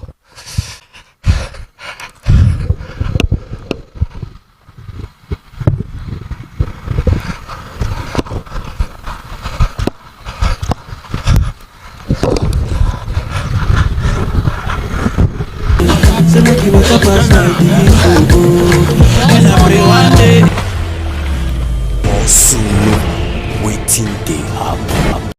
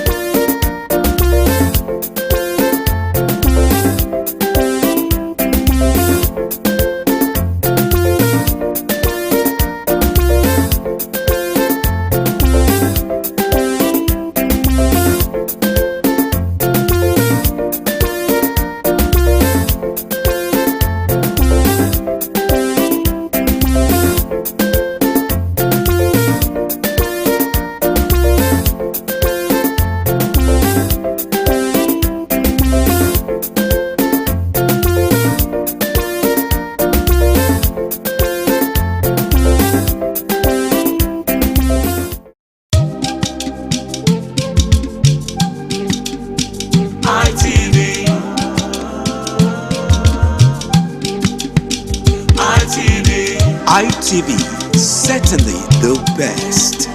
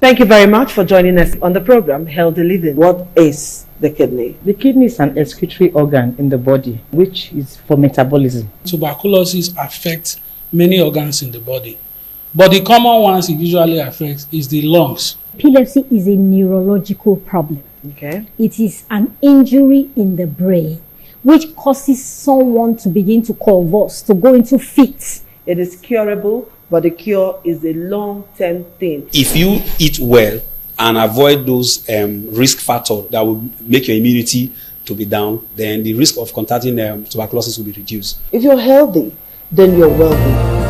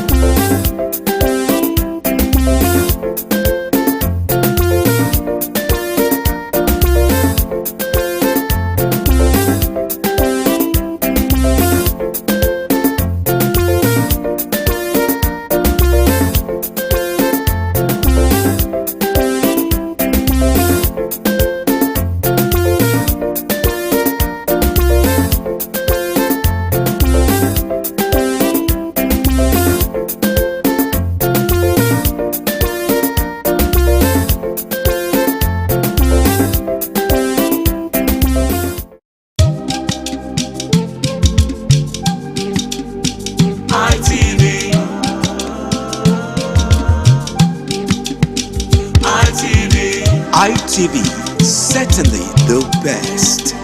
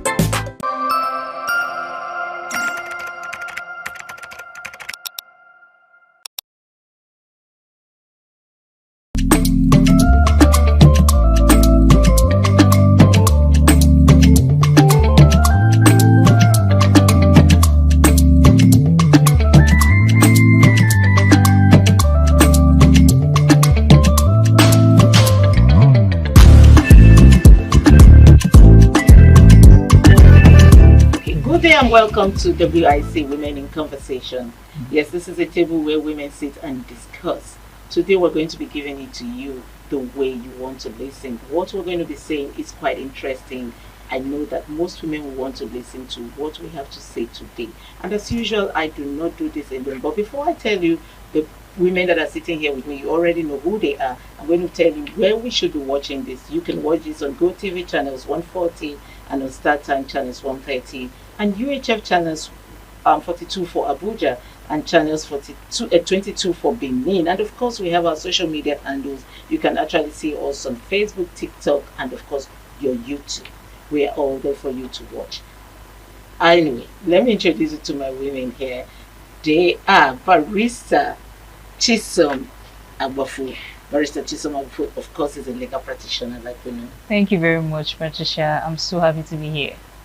I know you're going to be doing justice to the topic. Of course, I'm ready. If our Nigerians are waiting to hear this from us, because you know it's a topic that is actually making round now, and they've been wondering why is Women in Conversation not talking about it. We're going to talk about it today, and of course, also to my left, I have Princess Edith.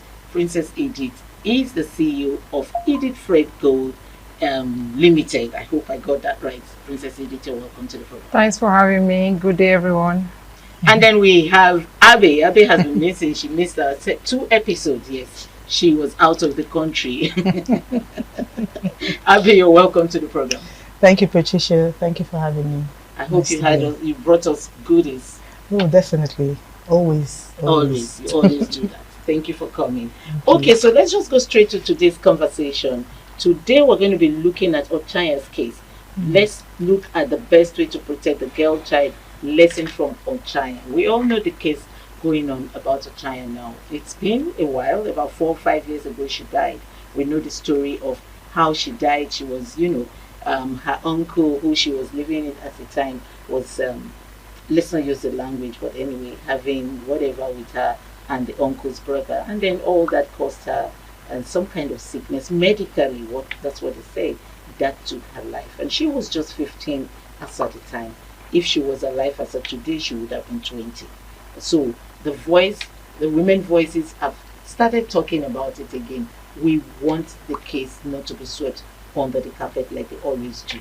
So, Barrister, we're not going to be looking at questions today. We're just looking at the topic, the best way to protect the girl child, taking a lesson from Ochaya. What do you think? How do you think a girl child should be protected? Okay, first of all, I would say that in this Ochaya's case, every woman has one thing to say. Because the first time I heard of the case, I broke down in tears because it's a lot for I think she was 8 when it started, and 13 when she died, and it's really tragic, knowing that a young girl, I mean, by now, like you said, she would have been working towards being a lawyer, or maybe in school working towards her dream and all of that, and it's cut short because of the incidents that happened to her. So for the girl child needs to be protected from zero, I think from infantry till I can't even say a particular age, because a girl child needs to be protected. And how does she need to be protected? Is the society. Because I feel like the society have to, we have to build a society where silence is impossible, where accountability is inevitable, and where justice can always be accessible for the girl child. So that is a system that we need to build. That is the mindset that everyone in Nigeria needs to have for the girl child. So Ochaya's case I think is one of many. I don't think it's just because this one has a more public view, but then there are a lot that has happened that has been ignored. Cases has been, because how will you just discharge them? I mean, the court acquitted them, saying there's not enough evidence, to prove beyond reasonable doubt. The prosecutor didn't bring enough evidence, the DNA and all of that. But then they still went ahead to punish. I think the mother went to jail for negligence for 5 months. So knowing Ochaya's mother, yes, Felicia, I think Obuja also. What are the not her mother, the guardian, the wife of the uncle, yes, uncle. The ones who So knowing that, okay, the punishment is even minimal. I mean, 5 months in jail just because she's negligent of, while the people or the persons who are, you know, mainly the cause of this problem. I mean, do you know what it is for? I'm telling you, do you know what it is? They were not sentenced. They were acquitted. They were acquitted at the Benue State High Court. You know, I think 2022. Are they that influential? That there's not enough evidence. You know, when it's getting to a case of something like this, an abuse, you hardly get justice, especially for the women. So that is the reason why we should be talking about this. A child of 13 that was diagnosed with, I think, vesicous. You are looking for substantial fistula. evidence. That is a very, she can't even pass a screener. That is, I mean, it's enough evidence. Well, let me come in here. What do you think made her to keep quiet? Was it threat? She didn't keep quiet. Okay. She wasn't quiet. Okay. She told I think she told somebody in the family, and then the family, the person who she told, reported the matter to, I think, the parents, but then nothing was done. Nothing was done about it. I read it. I read it to some extent. I saw it on social media. It's really disheartening. It breaks you down if you're a parent or you're a woman. It will break you down. You know, I think she was quiet at a point.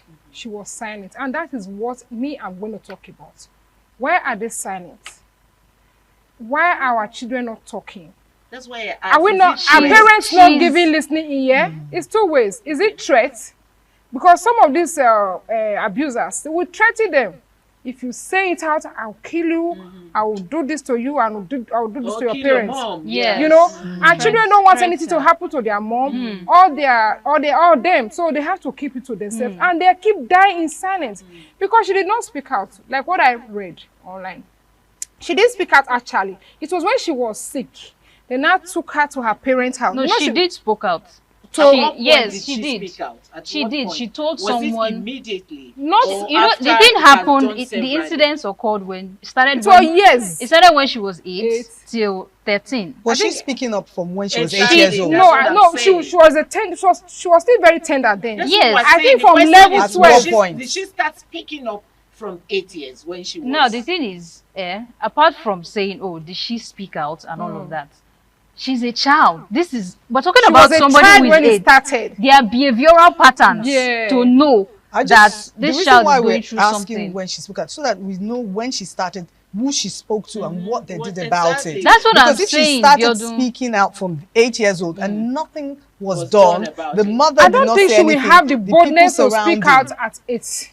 And if she eventually speak out, maybe it was when she was like 11. That's when she started speaking out. That's what I'm saying, that she spoke out so between the ages of 8 and 13. Can I just come in here? Okay. Number one, this is an 8-year-old child. To me, because I'm coming from, as a social worker, from a developed country. There's something they called safeguarding. And the children's protection. They've got the acts, which I know that we have in Nigeria. And what he says is every child matters and everybody is responsible for anything. So if you see a child being abused, you're supposed to report it. From education, from the hospital, even your neighbor. You see, if a child spoke out, even if you are not the family or relative, you need to report it to the authorities to protect that child from there, because that thing was going on for years. And a lot of people must have seen it. Because even in school, she might not have been able to sit. That's why I said behavioral patterns. She's a child. There are behavioral patterns that must have occurred. Even when she was in the hospital, the nurses must have seen it. Sorry, that 5 year they gave the guardian as a fine. That's 5 months. 5 months. They should just. Can't they record the case? No, that's what they're should record the case. How can you say a child under your care?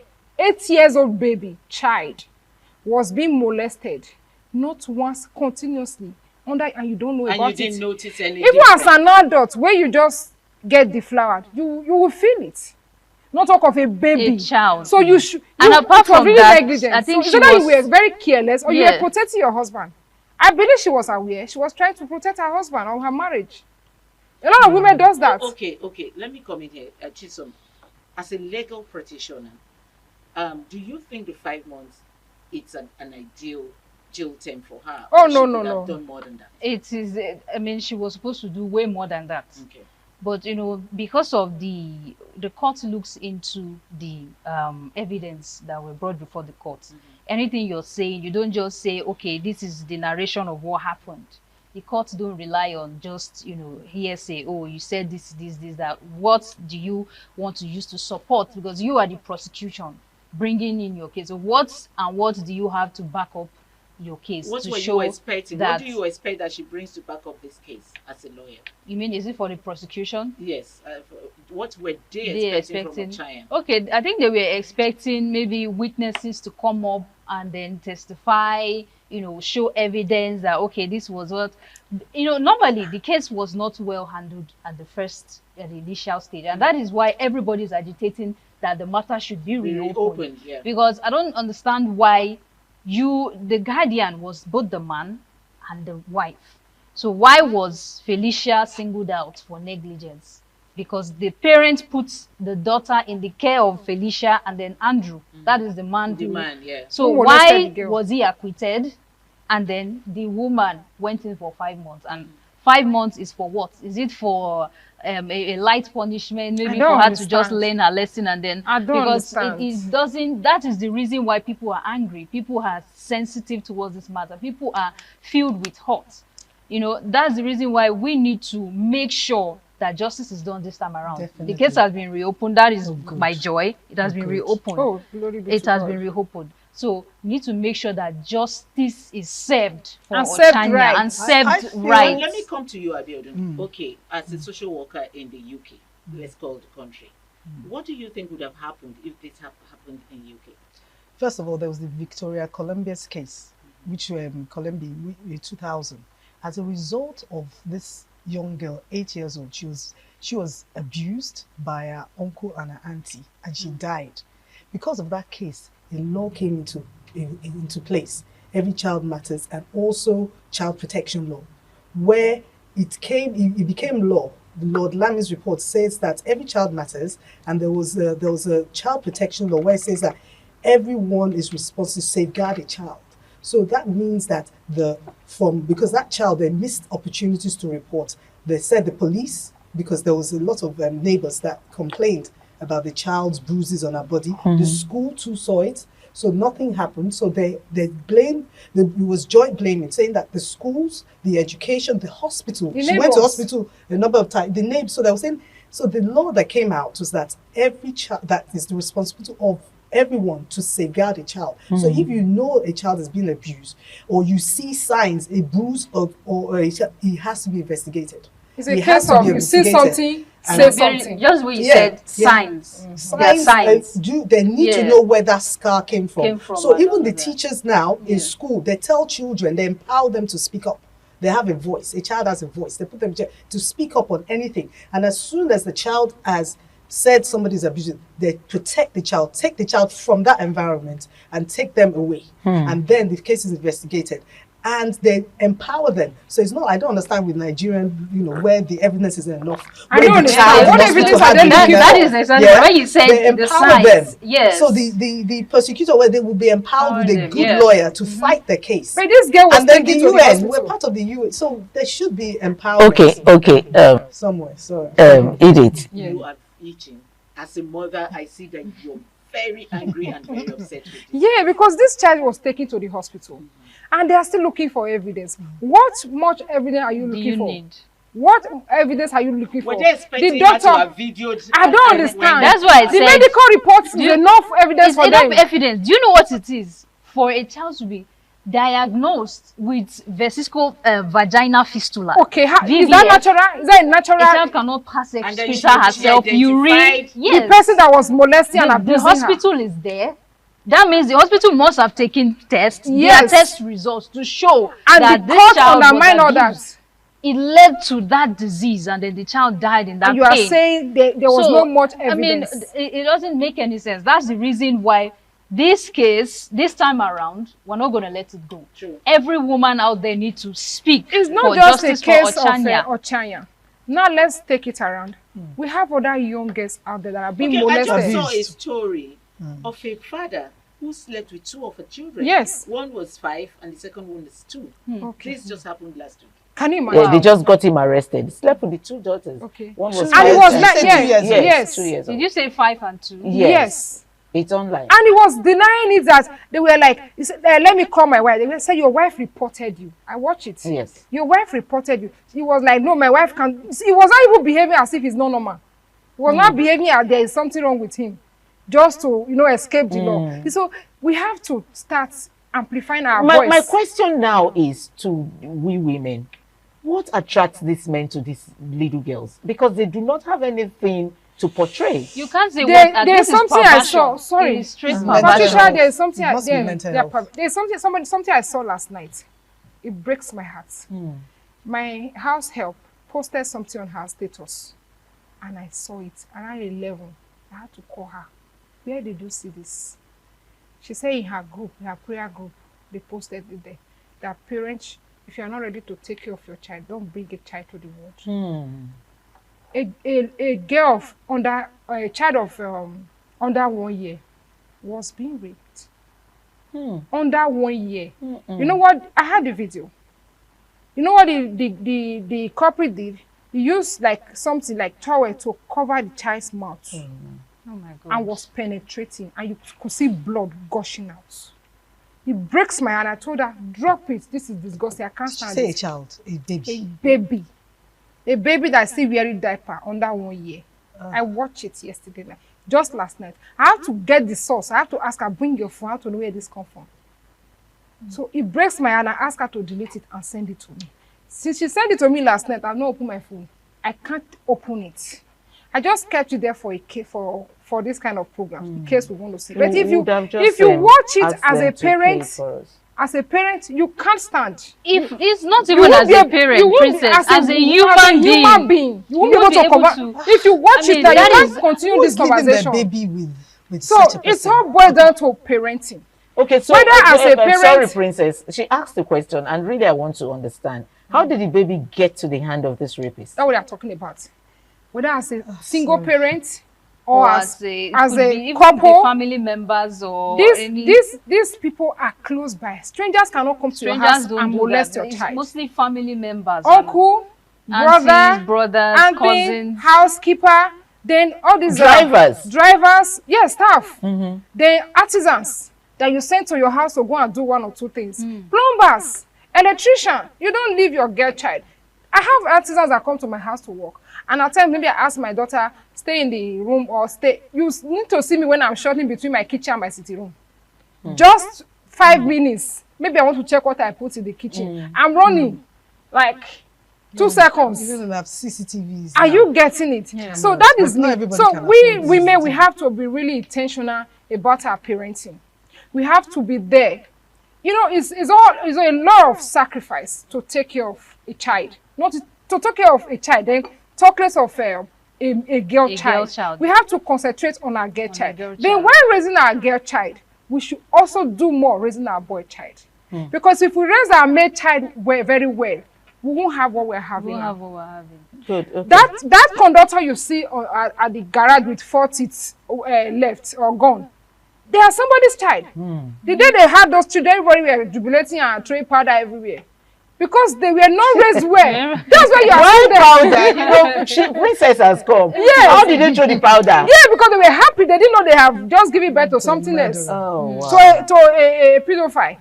Are you getting it? So, while raising our girl, we shouldn't concentrate on our girl child only. We should also concentrate on our boy child. Okay, princess, thank you. That brings us to the real question. Okay. What's the best way to protect your girl child? Okay, first of all, I think the issue of trust is what destroys, it's what causes this issue. When you trust family members, the only person you should trust is God. You trust family members, you're inviting family members to your house, come and stay 3 days, in-laws, this, that. It causes this kind of, it introduces perversions of different kinds. And these people are not even, they don't have that conscience to say, this is just a child and all of that. They are acting on the instincts, their predatory instinct. They will act on a child, a 1-year-old child, not minding the bloodline Because Ochanya case is the same thing. Yes, the bloodline. This is your niece. This is you're related, and she's a child. So I think that for the parents should do more of observation and thorough listening. You need to listen because children, they could tell you things through behavior. Children are very honest. That is one thing about them. They might want to tell you something in a way, maybe you shut them down, you know, and maybe you're asking them, oh, what do you say? Say it again, let me hear. All those They type might of not things. want to open up again. They would just withdraw. Once they would withdraw. It will take them out It time will to take come them back time again. to come back again. So when you see that this child is acting funny, this child is behaving a certain way, you try to inquire into what's going on with the child. And let me further buttress that. And, you know, let's show our children love. Let's show them love. By the time you teach them love, see, there is nothing, of everything you're going to give your children, let the best of it. Number one should be love. By the time you love your child, you love your child enough to be friendly with that child. So you open room for communication. Yeah. You understand? Yes, so the so child that- will be free to talk to you, on to gist with anything. you. Yeah. Even when you are angry, the child will know my mom is angry. I think I'll talk to her later. You understand? Because there's this relationship, there's this friendliness between mother and the child. Okay, you understand? Princess, thank you so much. Let's go on a short break. We'll be back to continue this discussion on how to protect a girl child. Anyway, let's go on a short break. We'll be back.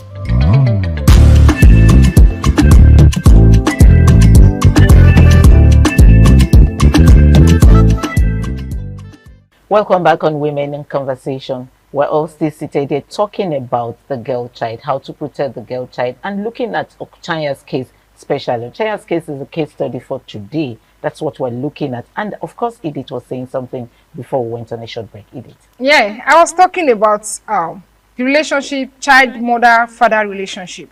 That we should create an atmosphere of love. That above everything you give your child or your children, let the number one of the list be love. And open room for communication. Let there be this cordial relationship. I don't like this warrior soldier thing parenting. I'm not the calm, you know, gentle parent who, but at times you balance it up. You understand? You create room for time to be very stiff and harsh, but at times to more of friendly, you know, cordial relations. So that there will be communication. If there's love and communication, there's no way that child will be silent. You know, and whenever the child wants to talk to you, give them opportunity to talk. Listen to them. Even when you are tired, you are not listening. Your ear doesn't have any energy to listen. Doesn't need extra energy to listen. You know, you just keep it quiet and the child speaks. Okay, let me come in here. The child might really want to speak, but there's a threat on the child's life. Like, you know, they will tell them, if you speak, we're going to harm you or harm your mother or harm your brothers or harm your sisters. And you know, for a child that hears they want to harm my mom, the love they have for their mom, they will keep it and swallow it. In this case, what should the child do? It's still boiled down to the parenting. Yes. You teach your child right from 4 years that the only person that have rights that can kill you is God. Your mother or your father can't do you anything. I started teaching that at Form 4. You understand? So start letting them know that if anybody threatens you, if you tell your parents, if you tell your teacher, I'll kill you, I'll kill your mother, they can't kill me. They can't kill you. Okay, for me, I think this is a case of trust for your parents. So that's why I mentioned trust. Yes. By the time you know you trust in your parents, that your parents can actually protect you. Yeah, so you quickly go and speak out. Not just speaking to the parents alone. Sorry, darling. Yeah. Talk to your teacher. Anybody you can see. Because if you say only your parents, and if your parents are not available at that moment, keeping it to yourself can endanger your life. You can talk to teacher. You can talk to your neighbor. You can talk to your auntie. Anybody that you see around you at that moment, speak up. You know, it will take between school and house. Have you not seen a case where the driver that goes to pick a child from school molests the child? Where does he do it? Right in the school compound. Because you normally go late, so that every other student would have left the school. So in that case, the only person that child has access to was the security man that saved the day. The security man in the school. So if you teach them to speak to anybody, it will help them a great deal. Teaching them to speak to anybody. Yes. What about the case of the 1-year-old that can't speak? That's why I said apart from teaching the child and all of that, we have, like you said, 1-year-old. It still boils down to the parents, Yeah. the issue of trust. Now, you bring in somebody. Oh, please let me take care of my child. Let me quickly answer a phone call. Let me quickly. Why are you trusting that person?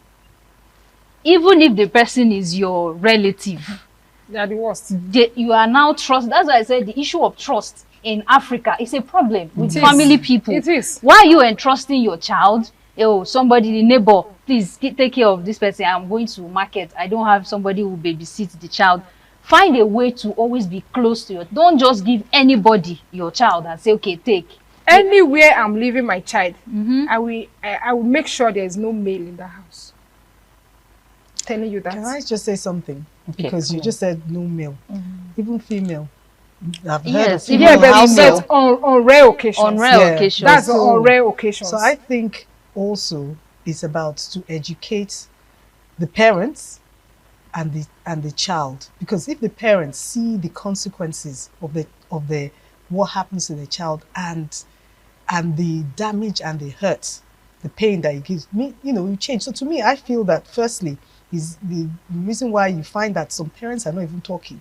They're probably collaborating, because you see that a lot. Because where is that parent? Is people of poverty? Maybe they've left that child with somebody of more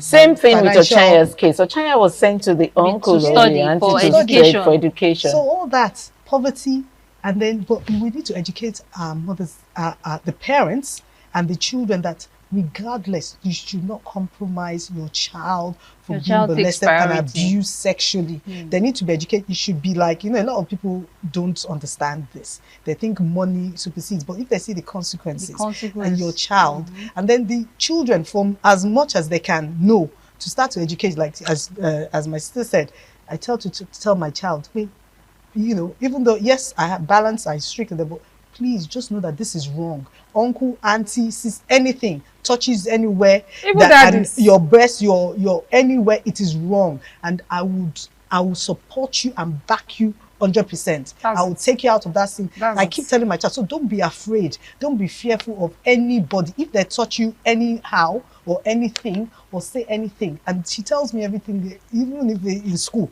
a boy can come, she comes, to that level where it's like a no. So I think we need to educate our children. We need to educate the parents. And in this is a problem in Africa, because we're still developing. Other countries now, they know that you'll be jailed. They know the consequences, but we cover this, that is a family thing. Let's not expose uncle that has done this and that, which is wrong. They need to be jailed because they'll do it to other people. Yes. And where the parents need to sit up again is observant. We should be more observant. A child that is staying with you, either your house help or your sister's daughter, whatever, or your child that is staying with you or that is living with you, you should know their body language. You should be able to know, okay, this is how this child reacts. This is when she's angry, when she's not happy, when she's happy. This is how she reacts. This is her mood. When she's overfed, some children, when they are overfed, they have this, this hyperact. You know your child, study your child. So when you have somebody staying under you and you see the mood swing, and this doesn't come often. All of a sudden, she started having mood swing and she's not active as before. She's being reluctant to do some things. At times, they give sign, like you said. They give sign. The signs are there. They may be reluctant to go to their room. You can send her to the other room, your husband's room, to pick something, and they don't want to go. Maybe you send them on an errand. They don't want to go alone. You see them trying to cling to you. But Ochanya's case now, is it the auntie or the uncle's wife? Okay, the auntie was jailed for 5 months. Negligence. For 5 months for negligence. Okay, do you think she spoke with her, but she tried to cover up just because of family, like Abiodun said? That is exactly what we are saying. Ochanya spoke up. That is the painful part is Ochanya spoke up. Ochanya had a lot of behavioral patterns. I think there are even some people, there's a lady who went to school with Ochanyas at that time that said her behavior was a little bit weird, more quiet, hardly participate and all of that. So there were signs. She spoke up to somebody.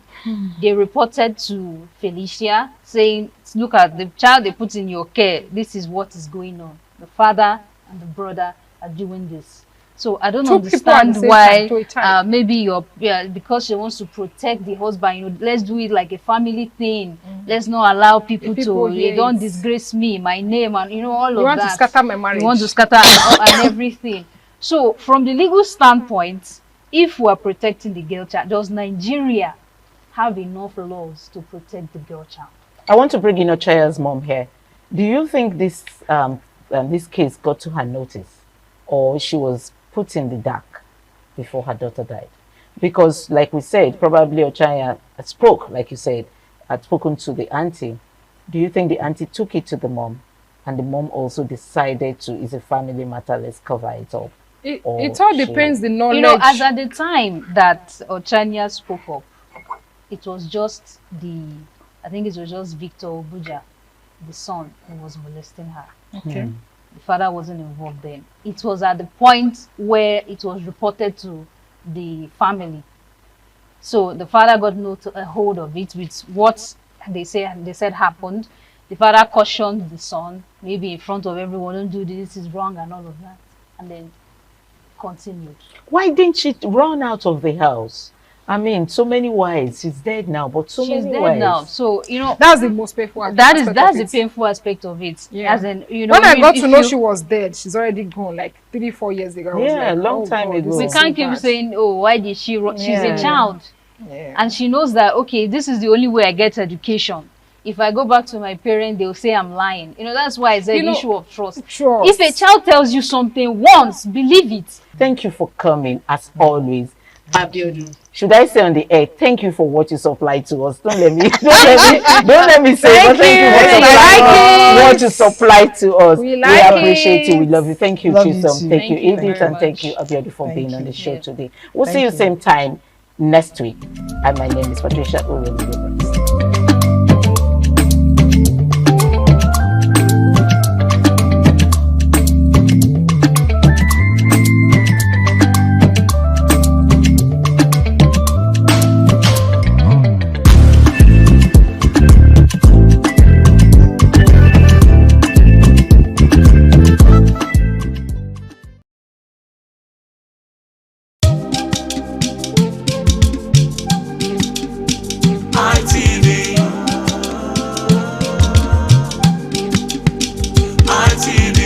ITV, certainly the best.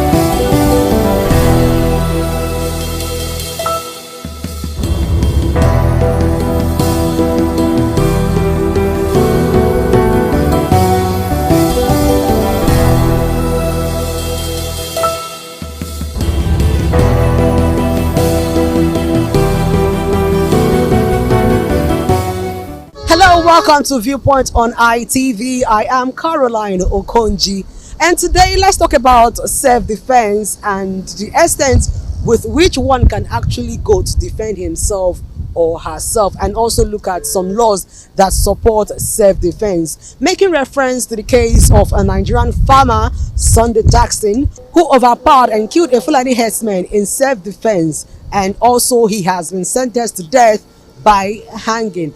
Despite claims that he acted purely in self-defense, the Supreme Court of Nigeria on March 7, 2025 upheld a lower court verdict, ruling that rather than retaliating, he should have fled. It's Viewpoint on ITV, so let's go meet and sample opinions of resource persons regarding this topic. I don't think there is any extent that is too far when it comes to a life, an issue of life and death. It is the right of every individual to go any length to protect himself, his properties, and loved one. And that is why the 1999 Constitution has amended, instructed the government of the day that their primary responsibility is safety of the life and property of its citizens. Therefore, if you narrow it down to an individual, it will therefore tell you that his primary responsibility is to ensure that he defends himself, he protects himself and his property and loved ones from any attacks that may lead to life or a loss of life. And in the case of Sunday in question that was sentenced to death by the Supreme Court, I would say ordinarily it is regrettable, it is appalling, and it is very disappointing. The question I would have loved to ask, and I want to ask Nigeria, who were the prosecutors? Who prosecuted Sunday? Is it the Nigeria state that prosecuted Sunday, who defended himself in a situation where security agencies and the Nigerian system were unable to defend him? And I will also ask, what was the fact that were before the judges and the court?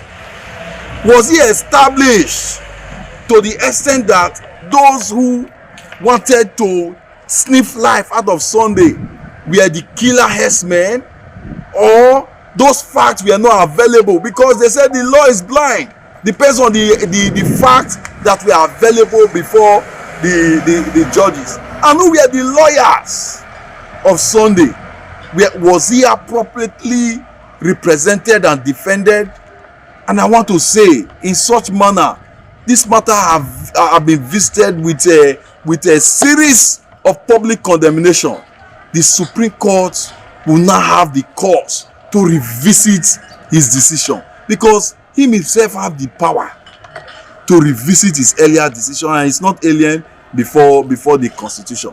So in this case, I say it is sad and it is evil, because if this is sustained, we are indirectly giving the killer herdsmen the impetus, the encouragement to further attack innocent Nigerians and innocent farmers, because the law, it seems to defend their actions. Self-defense, one have to, even if you are not prepared, or you with the current situation in our country, let me just boil down to our local government area where we are of their notice, with the current situation of security threat and all, one have to be ready for anything. You self-defense for yourself, because one, the police cannot be everywhere, the security operatives cannot be everywhere, but that does not warrant we owning rifles, assaulted rifles, which is not registered, which is not does not comply with the government regulations. But we should be prepared for defense, because we don't have much security personnel that will go around or be better to each and every citizen. But one should be ready to defend himself when you find crisis, or when you find something like that's going to endanger your life. So we should have that at the back of our mind. Well, that is APEP's court.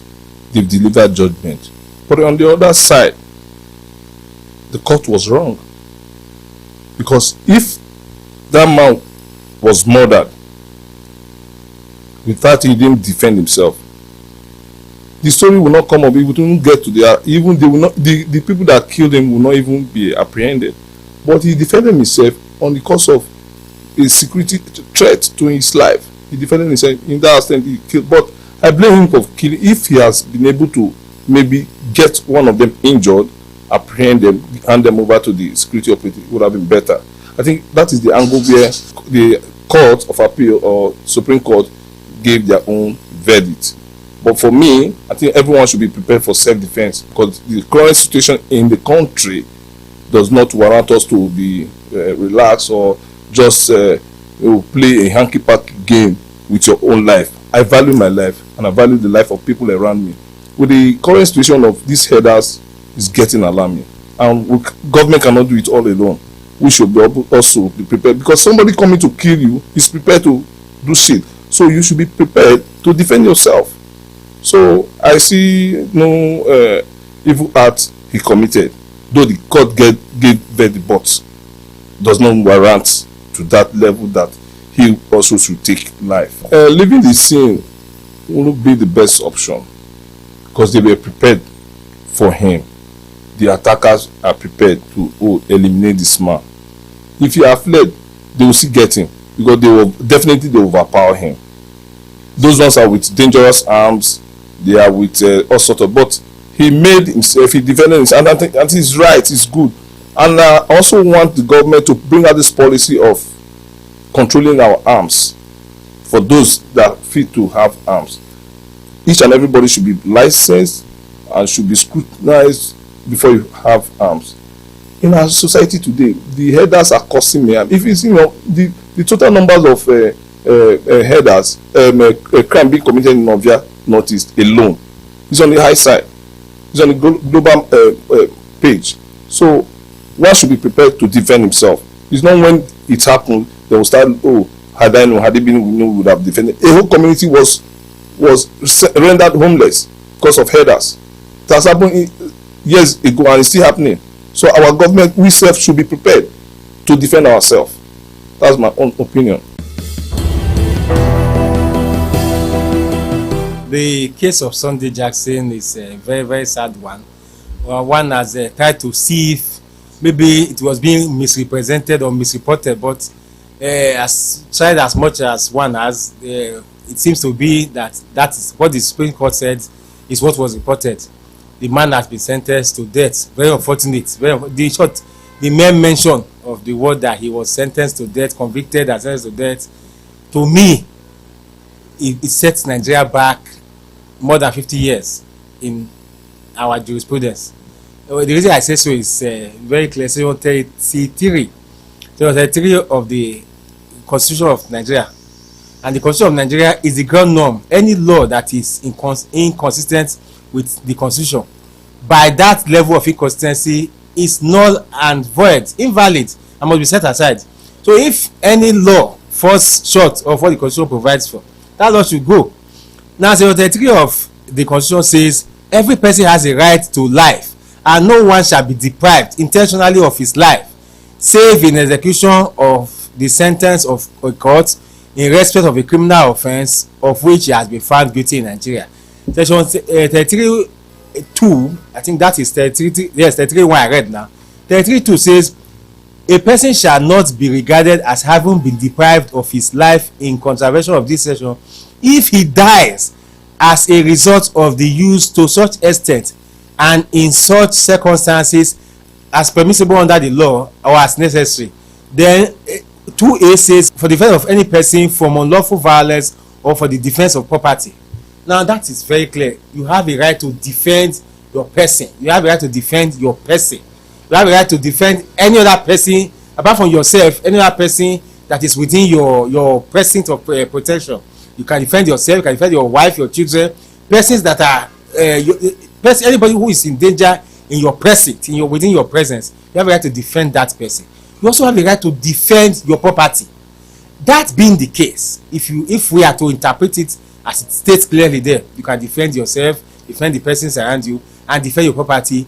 A person who was farming in his own land, in his own farm, in his own land, he was there sitting in his doing his business privately. He didn't go to attack anybody. He was doing his legitimate business, and suddenly he was attacked from nowhere by another person who left home with the sole intention to go and do harm.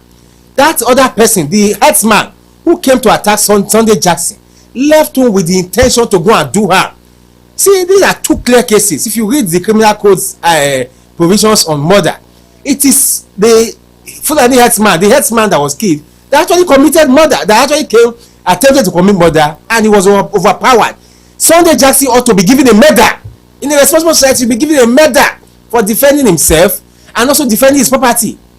The reasoning of the Supreme Court is that so far as Sunday Jackson had been able to overpower his attacker, the herdsman, he ought to have run away. Our people must learn that in this life, there are things that are born with you. You have certain rights that are born with you. If you are sure that you are within your rights and you have not committed any offense, and somebody just came to attack you, he's attacking you, you have done all that you needed to do to avoid the attack, but he's attacking you on your own property.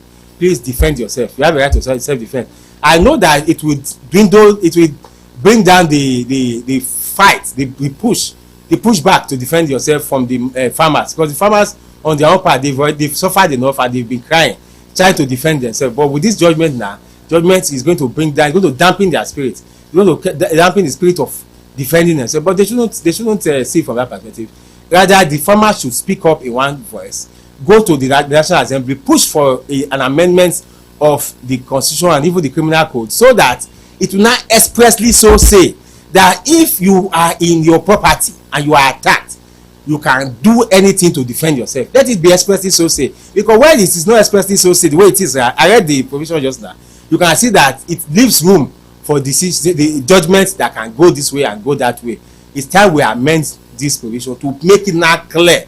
Even though it is so already, but it should now be very clear that anytime you attack a man in his own property, you can be killed and nothing will happen.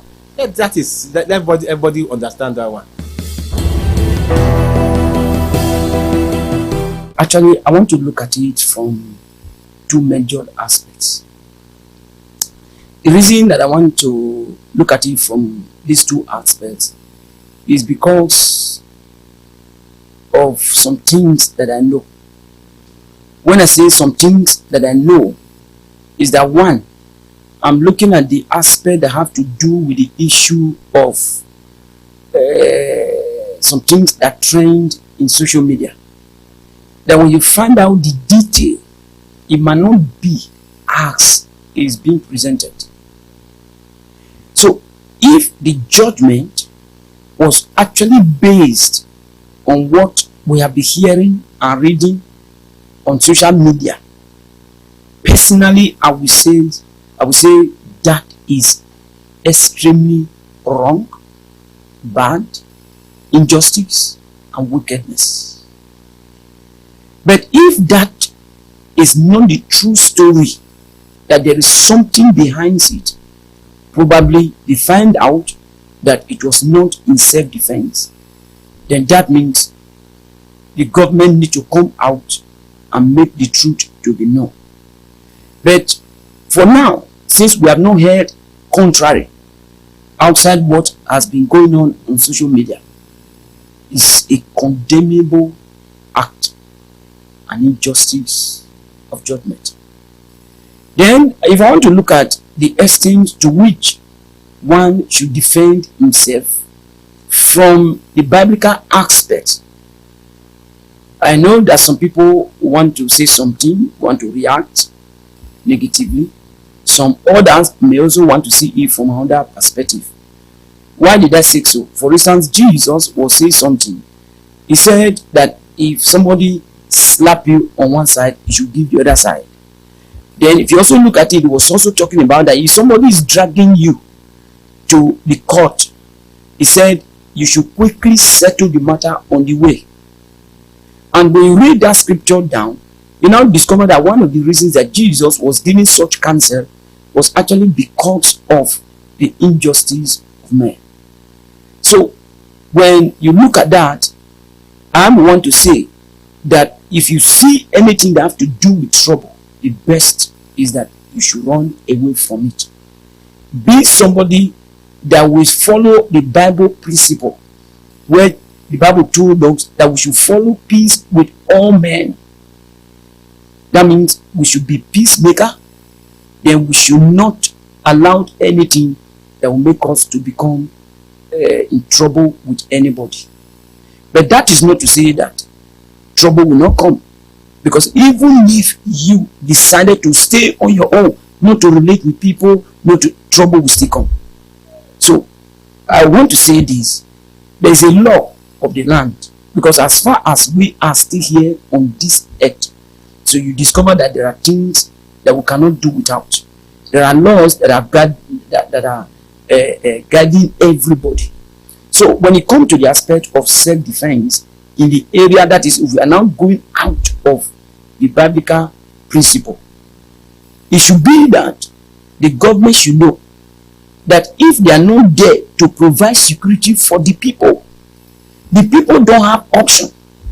Now for them to at least to also want to rise up to say let them defend themselves, because you can't watch an evil man coming to you to take your life and you now say because tomorrow they will judge and you will not be defended based on to say you kill the person that is trying to kill you, that you should allow them to just come and slaughter you before your face. So you have to also rise. So I want to use this opportunity and this medium to tell our leaders that they should rise up to their own responsibility. They should rise up to their own justice. They should not make those that they are leading to lose confidence in them. Because the truth is this, as far as Nigeria is concerned, the summary of our justice is injustice. It's something that is condemnable. So rise up and do the right. Something whereby how to defend myself. Just like the way I'm working right now. This is my factory where I'm doing my production. Someone can just walk in down here now and tell me that he wants to come and take over this property from me, and which I knew is for me. It belongs to me. I will take it to the extreme lengths the way I could, because I have to defend the property for myself. Because I will not want someone out there to come and defend it for me, because I own it. I know how I purchase it. And at the same time again, for someone else to just come in and badge on me to tell me that he owns this place, that he won't take it from me, I will go to extra length to fight and defend myself. If I can defend myself and take a weapon for him, I will not hit him. I can only paralyze him. I won't kill him. I will paralyze him and I will call the police to pick him up. In English, they have a word called defend. And for somebody that I didn't know, to barge into my personal life, just for him to come and show me, even for any form of intimidation, to go as to something that will affect life, I can go as far as to defend myself. First of all, first defense for my own self, for him not to take my life. Understand? What about if I didn't defend myself and eventually he now succeeded to kill me, for example? I didn't defend myself. How will I learn to take God? And everybody must surely blame me. I must try all my best. But if it happens, something must kill a man one day. You understand? You first try. If it now happen mistakenly, the man now died. But in the law court, I don't know, that is for lawyer, I don't know whether if they have a way of they will not use because of, if they are finishing, that's why police need to be there after finishing the investigation. They know whether if I'm really I'm guilty, I intentionally did it, before they can take anything that they wishes them. Self-defense is provided for under the criminal code, which is applicable in the southern part of Nigeria, and as well as the penal code applicable to the northern part, which of course where the Jackson incident took place.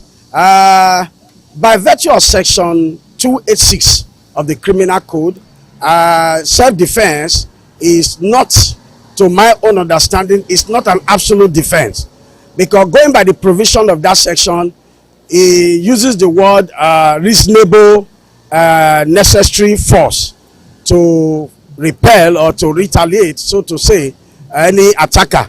And of course, we all know that what is reasonable and necessary at that particular point may not be to the ordinary reasoning of an ordinary man. And we are looking at the Supreme Court here. Their judgment, they have their own reasoning why they come to the conclusion that he should have fled while after disarming his attacker. But the question that is begging for an answer is this: when your life is at stake and someone has come to you to kill you and you are able to disarm him, I think in my own little legal knowledge, if you can disarm him and the weapon with which he attack you, you use it against him, I think that should be regarded as self-defense. But still, I think Supreme Court may have their own reasoning. They are the apex court, and they have their own reasoning why they come to that conclusion. Like I said earlier, self-defense is not an absolute defense in law, because if you look at the defense of property, it's different from the defense of one's body. And in the defense of property, it will be said that until the attacker is within your premises, before you can actually say he has come to attack. Self-defense, to my own best understanding, is not an absolute defense in law. Going by that provision that you have to use reasonably necessary force. A semi-war between the Christian and the Muslims, and that's the gospel truth. If Jackson was one Alaji Usman Dafodo or one Malam so and so, they won't say this. They will take self-defense. Okay, you brought animals into somebody's farm to destroy his crops, and the person was trying to like, okay, please stop this your cattle or animal or whatever from destroying my crops. Then you attack the person. Self-defense. The person trying to save himself took the knife from you, and you could see the mark all over him. Fought back, and in the process, the other person lost his life, and the Supreme Court was quick to pass judgment. They will not be so quick to pass judgment when it comes to politics, when it comes to what you call it, election and all that. So I think it's one-way ticket. The Christian Union, Christian CAN, PFM should wake up to their responsibility. They should stop fighting themselves. This is a clear motion for believers to think about. Stop fighting yourself and focus on better things. If the Muslim nation can just pass this judgment just like that, then I think this is Nigeria. Nigeria is not a Muslim country or a Christian country. It's for everybody. Whether you're Muslim, whether you're Christian, whether you're non-believer, whatever you're serving, that Nigeria is for everybody. And so the law shouldn't favor one side. So the favorism is going to one side. You can say an Hausa man. Sorry, I'm not trying to be partial here. Selling dagger, knife. Then nothing. When the police, in fact, they won't even arrest him on the street. But you and I, if we walk by the street, there is a knife in our car. The policeman will ask, what are you doing with this knife? When you get to the station, you will explain. But there was some man when they sell out for street, we carry dagger, carry knife. They hawk them. Nobody harass them. So that's Nigeria that we are. We're going to be wrapping it up on Viewpoint on ITV by letting you know that in any situation you find yourselves, and if you must defend yourself, you should be ready to do it in accordance with the law. Don't take laws into your hands, and don't do it the way that you will end up in trouble. I am Caroline Okonji. Bye for now.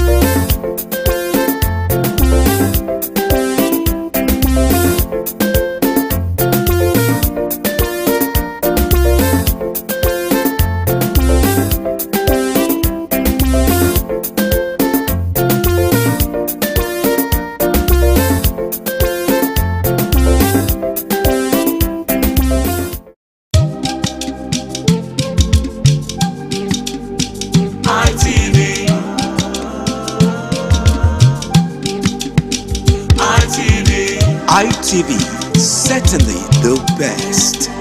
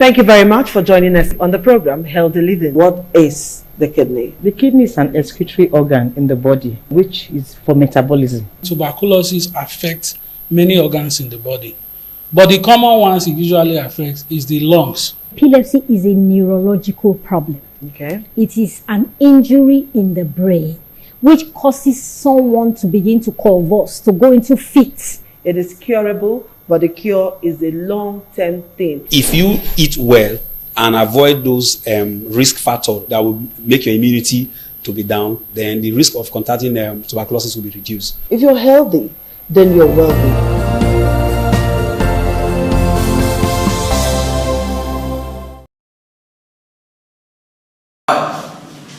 Once again, welcome to this fitness show on ITV this morning. I'm Gato Destiny, aka Man of Steel. Already, I've introduced us to the use of cardiorespiratory exercises, and aerobics. This morning, once again, we want to take another variation of the aerobics. Thank you as you watch. We will be stretching first, of course, otherwise called the warm-up, which is very essential and necessary in every workout. Afterwards, we'll do a cool-down. 1, 2, 3, 4, 5. Inward please. 1, 2, 3, 4, 5. Outward. 1, 2, 3, 4, 5. Please return that, please. 1, 2, 3, 4, 5. Inward. 1, 2, 3, 4, 5. And outward. 1, 2, 3, 4, 5. Alright. For our waist and of course our torso, we have to do some stretching. Please place your hand by your side. And let's go. This direction first, please. Let's go. 1, 2, 3. Alright, that will be fine. Now go this way. 1, 2, 3. Alright. And before the last one, let's place our hand behind our back. Mind you, it's proper this way. Don't go like this, it's wrong. Just do this or alternatively do this. Alright? Well, I prefer this personally. 1, 2, 3. Yeah, that should stretch your back for you. Of course, let's do our thigh stretch. 1, 2, 3.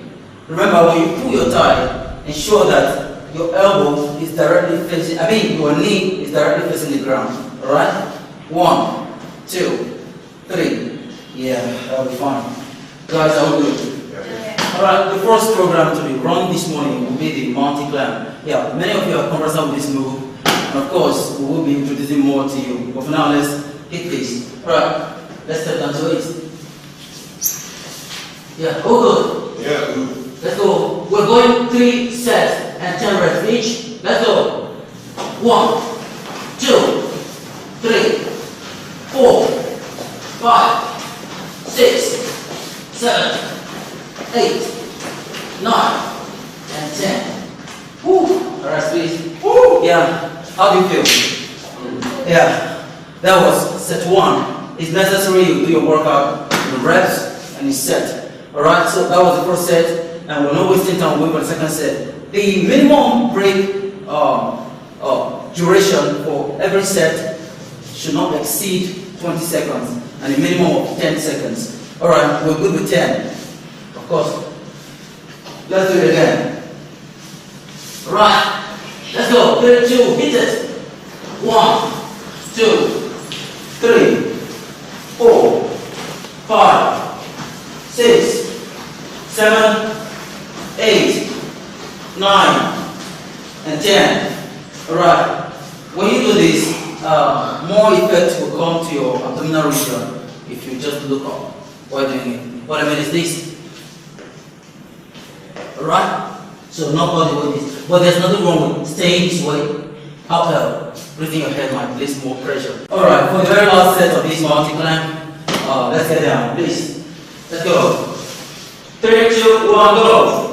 1, 2, 3, 4, 5, 6, 7, 8, 9, and 10. this junction, we will take water break. We'll join you in the next workout for this very session. Thanks very much. Once again, I'm Leader for Destiny. Alright, let's do this. 1, 2, 3, 4, 5, 6, 7, 8, 9, and 10. Whoa.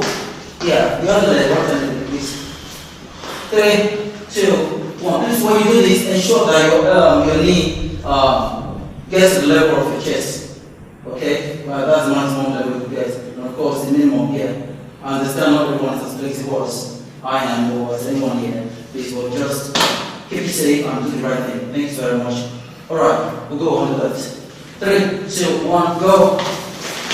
1, 2, 3, 4, 5, 6, 7, 8, 9, and 10. Whoa, that's exhausting. How do you do? Yeah, thank you very much. And this is the last set of this workout.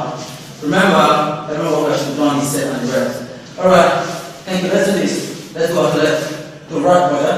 3, 2, 1. Let's hit it. 1, 2, 3, 4, 5, 6, 7, 8, 9, and 10. Yeah, we'll also 3, 2, go.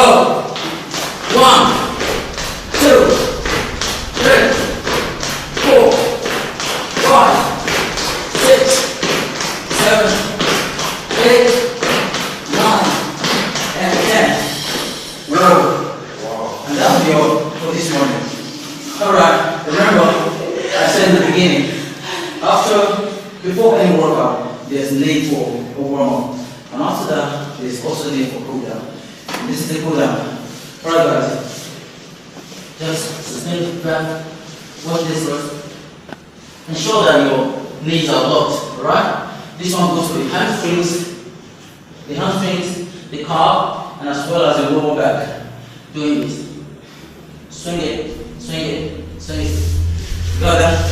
Alright guys, let's do this. 3, 2, 1, go. 1, just 5, 2, 3, 4, and 5. Alright. So, lastly, what we did before we started, let's stretch it. 1, 2, 3, 4, and 5. 1, 2, 3, 4, and 5. So, did I say lastly? Yeah. Please let's target our hamstrings. Do this. Just sit inside of it. Alright? Please don't stand on it. Keep that shape, that means this. And both stand just this.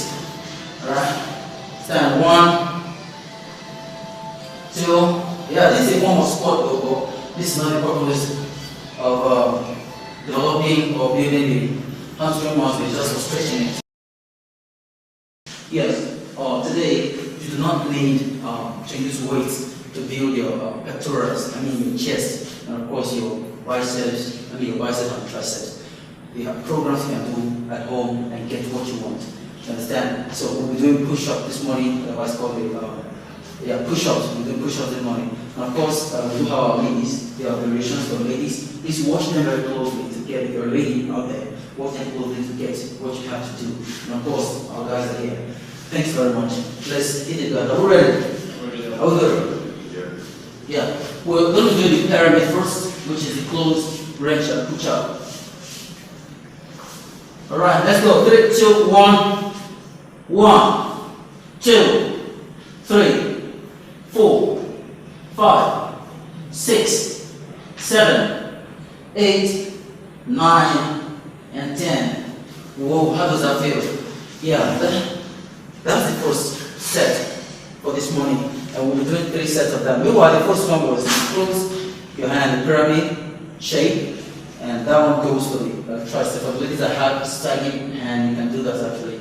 and it will help you. And of course, this time around we're doing mid-open, and finally we'll do wide range of it. So we're going there now. The mid-open, let's go. 3, 2, go. 1, 2, 3, 4, 5, 6, 7, 8, 9, and 10. Alright, that's okay, big open. And someone wants to ask, why exactly are the ladies crossing their legs? I mean, why they cross legs for the ladies? Now, you understand that the guys have more defined muscles, and of course, to bring more weight on the upper body, we go on the, what's called the toes, picking all the weight in the body to the upper body. But for ladies, they do not need much weight, just that. So we break it down at the knee level by crossing the legs. So the weight used starts from this very region. You understand? Alright, thank you for watching. Alright, for the last very set of these exercises, the wide range or the push-up, particularly intended to build the, the side of the chest. Do you understand? Alright, let's hit it. Okay, this is wide enough. At least double your shoulder width. Double your shoulder width is enough. 3, 2, 1, go. 1, 2, 3, 4, 5, 6, 7, 8, 9, and 10. How many of you noticed I cheated there? I actually did 1, I did 2 and called it 1. Yeah, just to lay more emphasis on that part. But today, thank you guys, yeah, we're awesome. But today, we're done with this. Thanks very much for watching. Please, be safe. In the morning sun, searching for a longer day. People feeling like the light has just come. We must never stop the way. Birds chirping and I hear my name, grasping into a life. Life is happy but it's so insane. We must merely make a start. Savannah, I'm coming home. Savannah.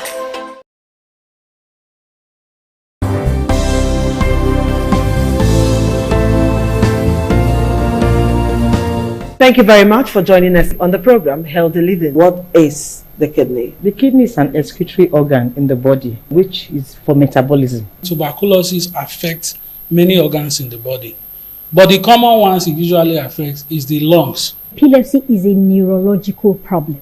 Okay. It is an injury in the brain which causes someone to begin to convulse, to go into fits. It is curable, but the cure is a long-term thing. If you eat well and avoid those risk factors that will make your immunity to be down, then the risk of contracting tuberculosis will be reduced. If you're healthy, then you're wealthy.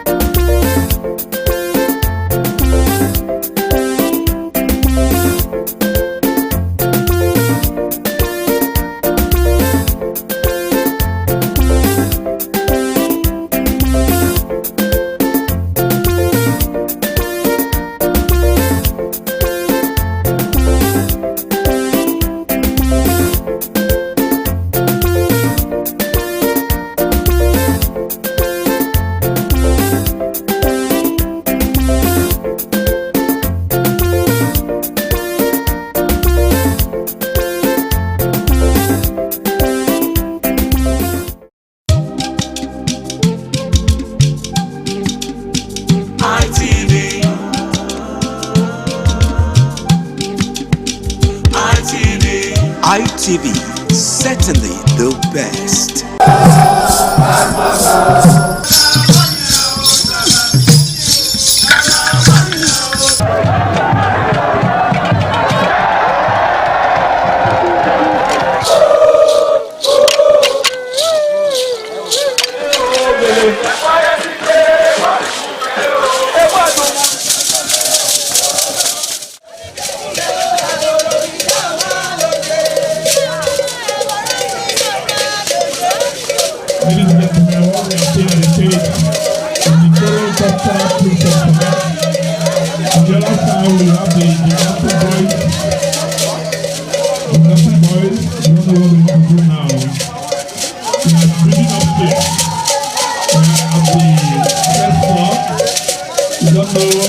going to do with second song.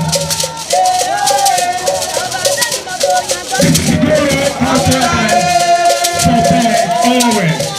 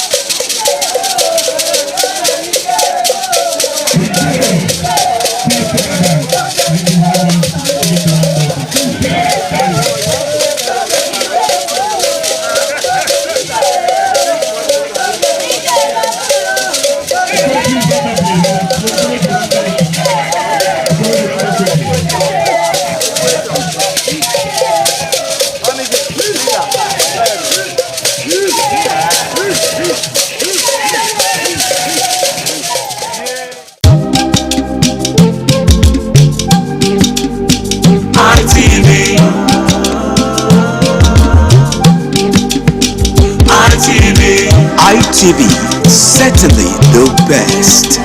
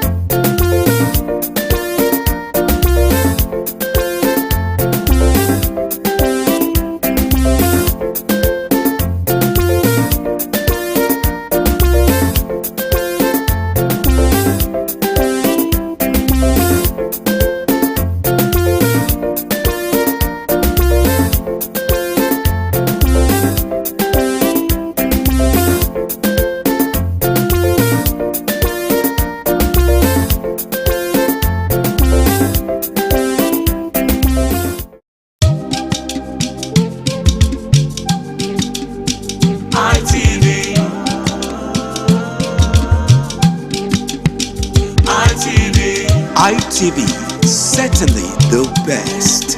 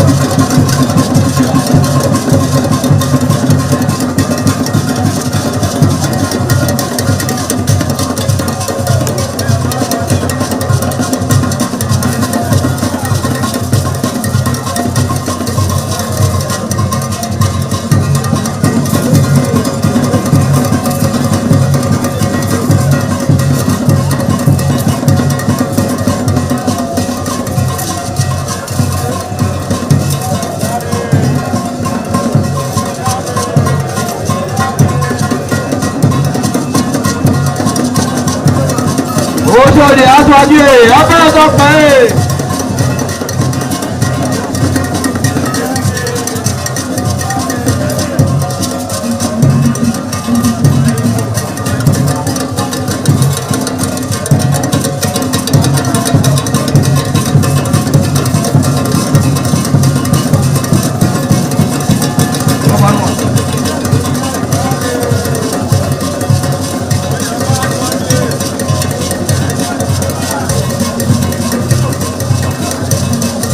Ayabadage, Abẹ́ẹ̀dọ́pẹ́.